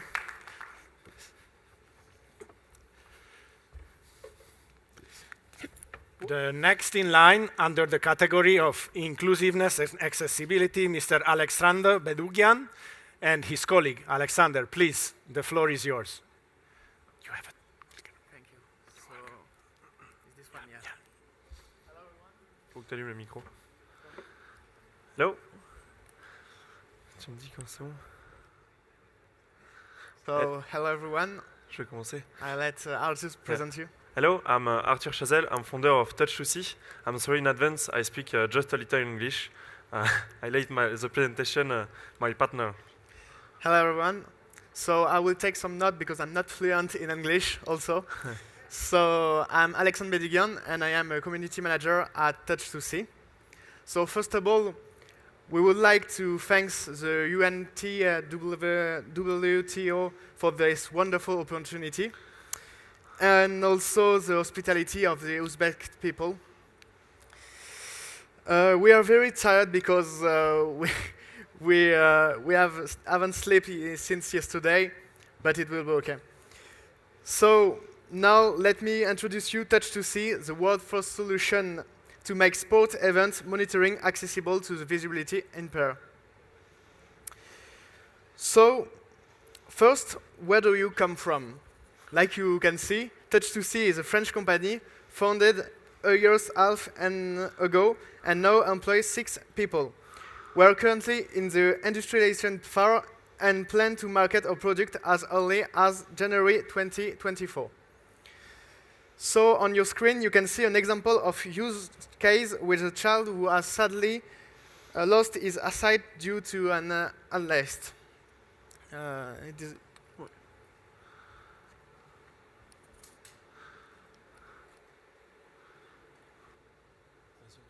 So why we created Touch2C, I will talk about a figure, 3%.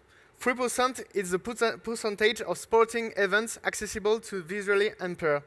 This means that 97% of match remain inaccessible to this audience.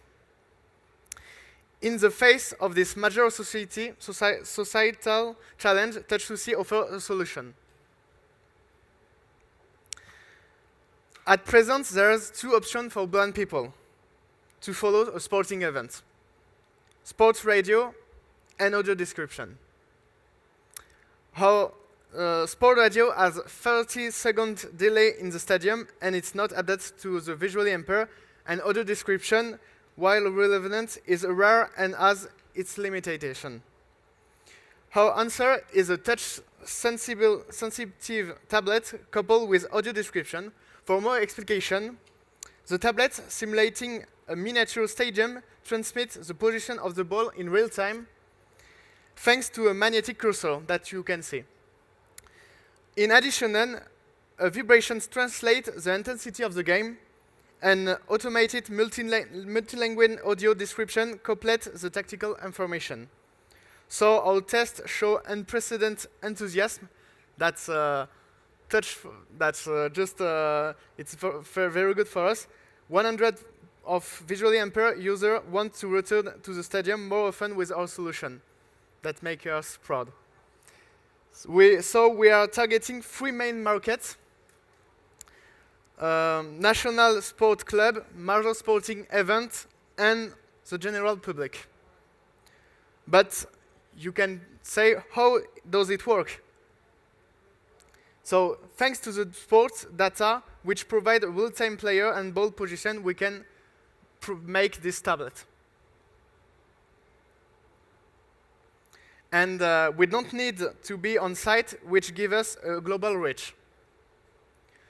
So today Touch2See is a real revolution. We work with Europe's leading association for visually impaired and have deployed our solution at major sports events, like the Rugby World Cup recently. So in 2023, we have collaborated with numerous partners, including Orange and GMF, for the Rugby World Cup, offering a unique experience to dozens of people. So, in conclusion, Touch2See is a new player in the sport world, and we are delighted to be here in conjunction with UFA. We're ready to initiate new exchange, so thank you for your attention.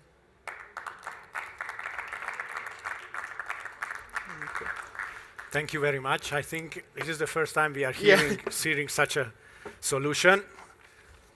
Let's going on to the next category for promotion and marketing. Ms. Kristina Melchova, founder of Atlasec. Kristina, please, the floor is yours. Thank you.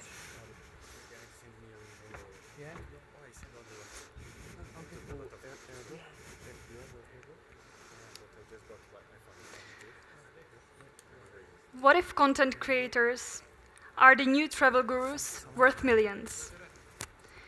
We know that most travelers are inspired by social media, and almost half of the social media users want to support creators. But remember the endless research you put into finding local travel tips? You probably want to support your favorite creators too, but cannot pay for everyone. Because of that, creators still rely on ads, brand deals, algorithms, and sponsored content that can easily hurt their credibility. As travel experts, you know that traveling still is heavily centralized, and we know how important the travel industry is for supporting growing economies. Our solution is a platform with multi-creator subscription filled with unique travel content for curious travelers. Guides, travel tips, videos, and behind-the-scene pre-releases from the best storytellers, all ads and algorithm-free. Explorers don't have to cherry-pick creators, but rather subscribe to the whole creator community. Visiting destinations before getting touristy. That's what young travelers want. And you won't find this on TripAdvisor. So, who benefits from Atlasec? First of all, it's explorers who discover the entire world through the eyes of trusted creators and easily support them. It's creators who monetize. It's creators who get less dependent on ads, brands, and algorithms. They are the brand, and Atlasec is the way to monetize it.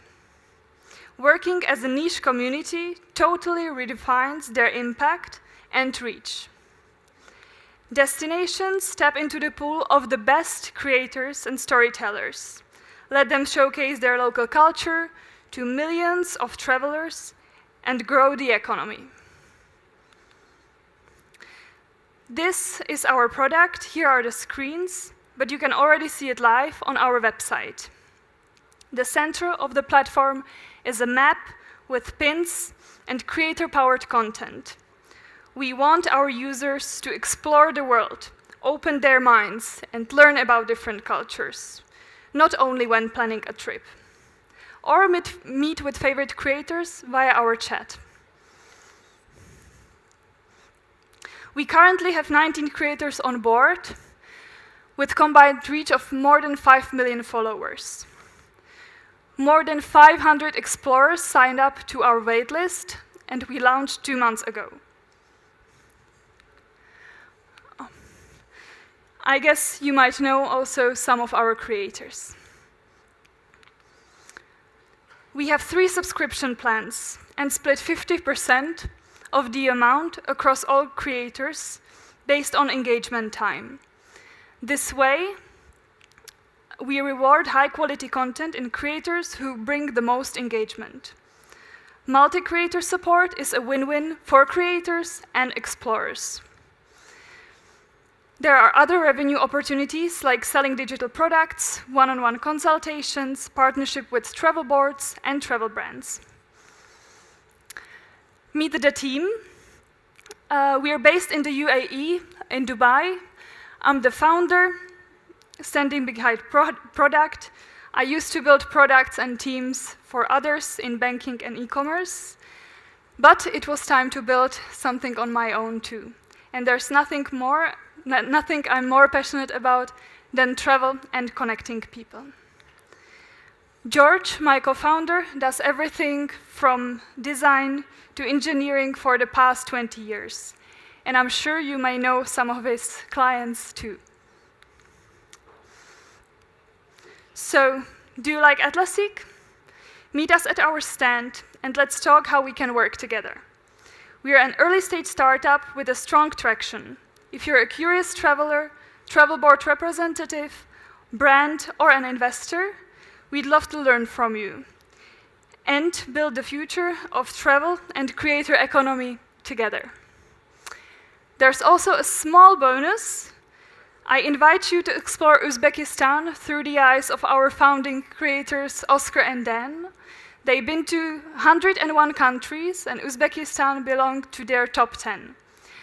Their Uzbekistan videos were watched by more than 200,000 travelers, and now they're creating content for Atlassic.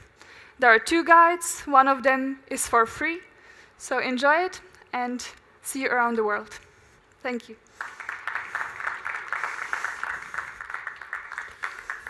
Thank you, Christina, for the inspiring words. And last but not least, let me call upon Dwayne Gretsch, the CEO and co-founder of Hello X Lab from Japan, under the category of technology for attendee engagement and infrastructure.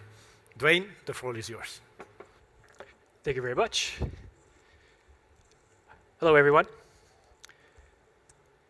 I've worked in the MICE space for many, many years, and I've come to the conclusion MICE experiences are not exciting. They're typically not inviting or engaging. They tend to use outdated or static content. Hardly any user experience involved, and generally, they're forgettable. Our challenge is to make MICE events a destination experience unto themselves. And we can do that by enabling tech to enhance connections and get people excited. How do we do that? We can incorporate immersive experiences, show scale, let people explore physically. We can invite captivating environments that are reflective of real places that move and grow. We can make these experiences inviting and interactive. Let your visitors be parts of the exploration, part of the conversation. And of course, MICE events need to be memorable, right? So this is why we built Immersive Space, our first of its kind virtual platform that allows you to explore virtual environments in the physical spaces. How do we do that? We use LED tech and projection mapping to transform our physical rooms into virtual windows. So imagine the walls around us become the windows to any environment that we want, like Uzbekistan. Now, Immersive Space is built onto 3 platforms, or 3 pillars: tech, our marketplace, and our interactions. So we're delivering tools for creators to create and deploy environments, to curate and monetize those environments, and for you, the audience, to personalize your spatial experiences. We are standardizing interactions to allow you to dictate how you want to curate your virtual environments in our library.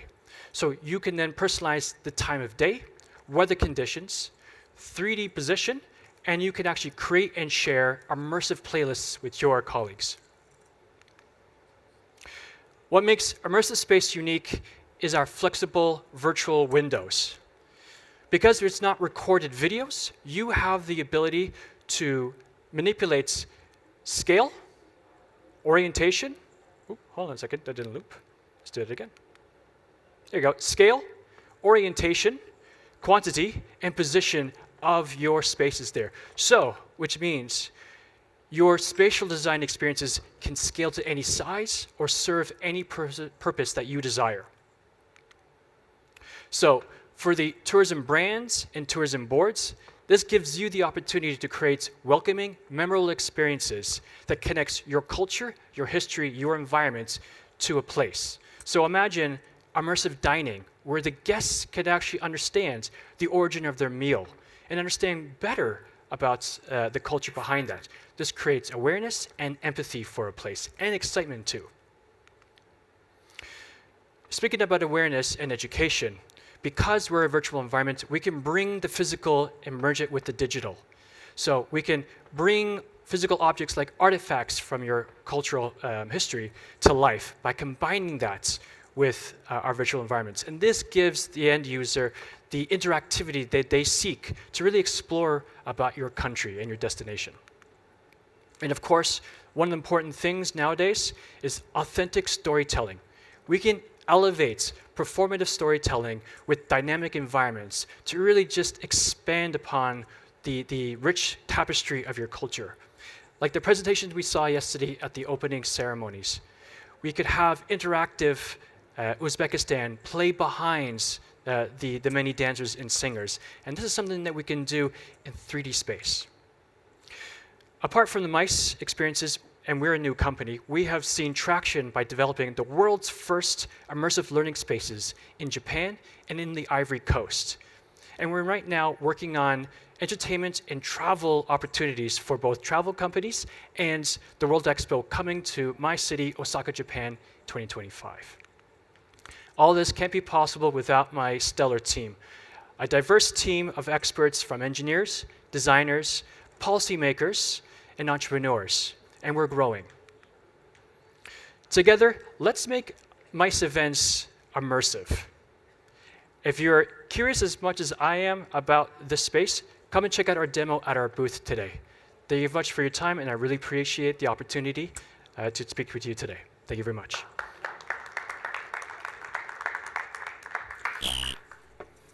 Thank you very much. You have seen now these 4 startups. They have been selected from a pool of above 250. So I would like to call them up one by one for a big family photo. Eduardo, Alexander, Christina, and Dwayne, before going to the really last item of our agenda. And thank you for the patience for the Economist Impact and Booking.com colleagues for this. Please come on stage for one family photo. And we would like to ask everyone here in the room who stayed for a big applause. Come in the middle. Please, come in the middle, go. Yeah, thank you.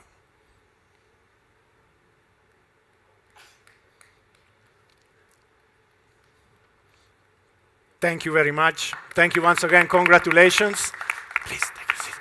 And when you would think that everything is over, as a master of ceremony inherited from Anita, I have the last white rabbit from the hat, and I have the pleasure to call upon my colleague, Sandra Carvao, the Director of Tourism Market Intelligence and Competitiveness, to proceed with the next item, which is the presentation of a study, Destination Always, Future-Proofing Travel and Tourism Destinations, report by the Economist Impact, supported by Booking.com. Sandra, the floor is yours.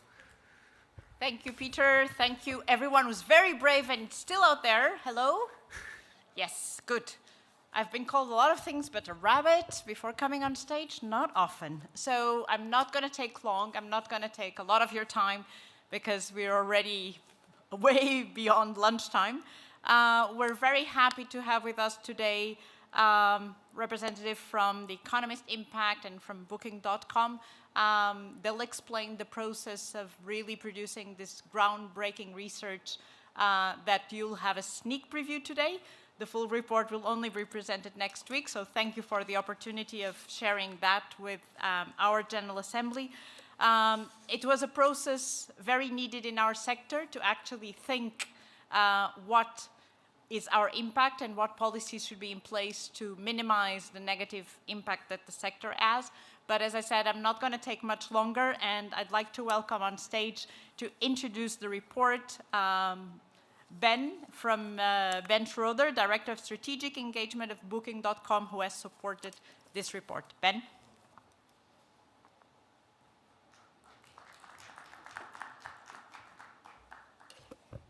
Thank you, Sandra. Esteemed guests, ladies and gentlemen, let me just add a few words, and I won't be long, I promise, on why we as Booking.com are sponsoring this research. As all of you know, this year is the first year that in many parts of the world we have seen travel recover above its pre-COVID levels. And as we continue to rebuild our sector, the question is not just how do we get back on track, the question is, are we on the right track? And this is exactly the question that we're trying to address with this research. At Booking.com, we believe in travel as a force for good. We believe travel is a driver of great economic opportunities, social development, and environmental consciousness. But as a data-driven company, it's not enough for us to believe that. We actually want to know. And that's why we've teamed up with the Economist Impact Group to do this study, to do this baseline study to establish what is the impact of travel and tourism today, and how does tourism drive economic, social, and environmental outcomes. Because once we know, we can do even better. And as the largest travel company in the world, we believe we have a responsibility in fostering travel as a force for good. So that's why we're here today. We're here today to partner with all of you, because we believe that we can only drive this change together. We need investors, we need destinations, we need facilitators, and we need, of course, the UNWTO. And my special thanks to the UNWTO for hosting us today.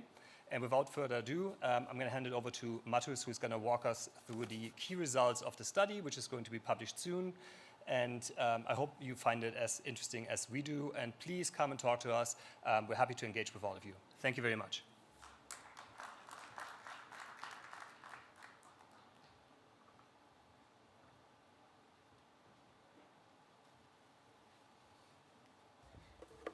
All right. Good afternoon, everyone. Thank you so much, Sandra. Thank you so much, Ben, for the kind introduction. And thank you especially everyone in the room, in the audience, for your patience and for your interest in the work that we're about to talk about today. It's a great privilege, honestly, to be at this great event in this beautiful city. So thank you so much for the invitation and the support. So as Ben mentioned and introduced us, we are the research arm of the Economist Group, and we have been working with our colleagues from Booking.com over the past few months at this unique research, also supported with the experience and expertise from UNWTO, which we greatly appreciate. So what we have tried to do is really try to provide a first-of-its-kind study that is global, that covers at least 50 destinations around the world in 5 regions that you can see, and importantly covers the situation and gets the data and information from different types of destinations, so looking at cities as well as non-urban areas, small islands, and others. And we have deployed a multitude of methods, methodologies, and research approaches. We have developed 10 econometric models to look at different relations between travel, tourism, number of visitors, and social, economic, and environmental outcomes. We have also conducted 3 surveys of policymakers, business executives, and broader population. We have also conducted qualitative workshops, importantly covering all 5 regions, with stakeholders on the ground to get the nuanced insights and on-the-ground experiences. And finally, we have developed 8 qualitative case studies to provide insights from individual destinations and the challenges, opportunities that they have faced, and importantly, the solutions that they have applied to their specific context. So, and as Ben mentioned, the report will be published in 2 weeks' time, and you will get all the details, but just to give you a sort of sneak preview, there are 6 key takeaways that we found from all these efforts. So firstly, we see a very clear direct link and contribution of visitors to economic growth in destinations that receive them. However, we also see that the impacts, the magnitude of impacts, depends on how well the destinations are able to address potential economic leakages and attract high value-add visitors. Secondly, and related, we have seen and we have found that destinations that prepare well for and are able to attract number of visitors really can increase their economic growth potential and future employment levels. And thirdly, in terms of the economic impacts, we have seen that despite the sort of general and popular belief that visitors contribute to increase in cost of living in destinations, particularly when it comes to housing, we have seen that this is actually not such a clear relationship, and the impacts are relatively small compared to other factors. And I'll talk about that in a little bit more detail soon. And then, fourthly, when we looked at the social impacts, we have seen, very interestingly, that number of visitors and the sort of openness to visitors is associated with improved gender equity and gender equality, and has a lot of potential to make progress and help destinations make progress in this area as well. Also, we have seen that, again, sort of despite the sort of popular discourse where there have been fears about undermining of local culture, we have actually seen that visitors have a lot of potential, and openness to visitors has a lot of potential to actually improve social tolerance and openness in destinations. And last but not least, when we looked at the environmental impacts, we have seen that, yes, indeed, as we have heard before and as we are all aware, visitors do have significant carbon footprint when they arrive to a destination or come from a destination. However, when we start looking at the direct impacts of visitors once they are in the destination, other factors such as the sort of economic fundamentals and energy mix really play a much more significant role than the number of visitors themselves. So these are the sort of 6 key takeaways. If you don't remember anything else from my presentation, just please remember these 6 points. Oh, I do apologize. I have no idea why this view is so small. But anyhow, I will just talk you through that. So this is just to provide a little bit of detail about the 6 key takeaways. So when we looked at the contribution to economic growth and employment, we have seen, and at least you can see the chart clearly, but we have seen a very, very clear association and very clear link between the number of visitors and the change in number of visitors that arrive to a destination and the economic growth, the growth in the real GDP, so the real economic growth in the destination.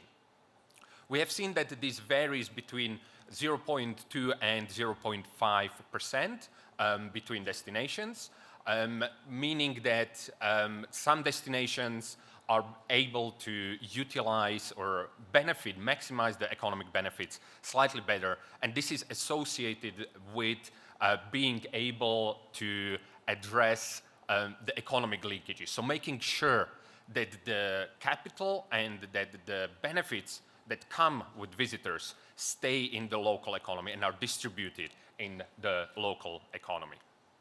Secondly, we have seen that there is a clear association with the unemployment rate. So we have seen a 1% increase in number of visitors being associated with a 0.35% decrease in unemployment rates, which again is a clear direct link of visitors contributing and creating employment opportunities in the destinations.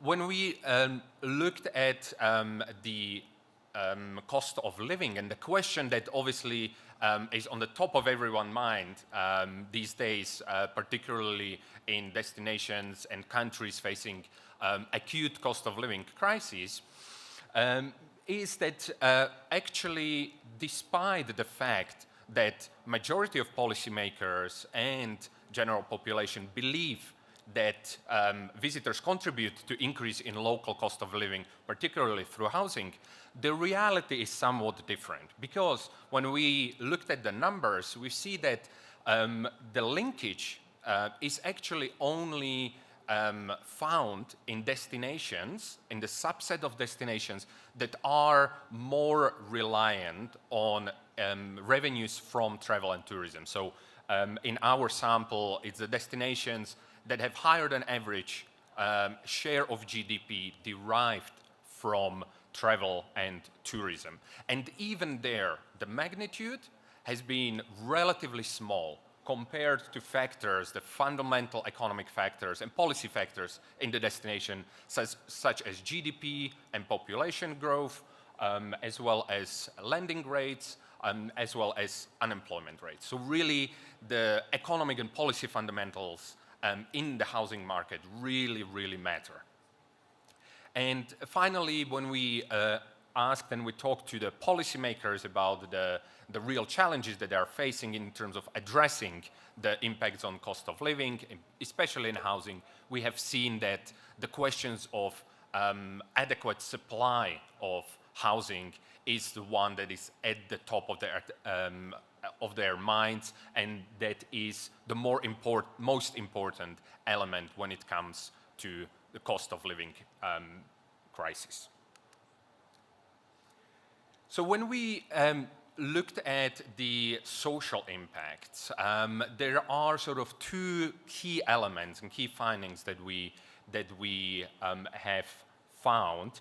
Firstly, in terms of the social openness or intolerance, of course, we have seen that there is a lot of fear about undermining local culture and destabilization of local culture through a number of increasing number of visitors into the destinations. However, what we have found is that when we ask about the perception of people about to what extent visitors actually contribute to improved social tolerance in their destination, we see that nearly 2/3 see clear, strong benefits in this aspect. And that rises to nearly 3/4 when it comes to the expanding worldviews and acceptance of different cultures. And these numbers go even higher when we look at the personal experiences of respondents with travel and tourism. So there is a huge potential for openness and engagement with visitors to really contribute and drive greater social tolerance and cultural openness and awareness. And secondly, and crucially, what we have seen is that number of visitors or openness to visitors is actually associated with improved outcomes when it comes to gender equity and gender equality. And we have seen that, as you are probably aware, is that the sector providing for visitors, for tourists, is actually really good in terms of the employment opportunity provided for women in the destination and broader regions, as well as the pay equivalence and the pay gaps being smaller than in a lot of other sectors of the economy. So again, a huge potential to drive a progress and social progress and positive change in this area. And as I mentioned, in terms of the environmental impacts, obviously we have seen, and you can see that on the chart there as well, is that the number of visitors arriving to destinations are clearly associated with increased carbon emissions from transport that comes from the transport to and from destinations.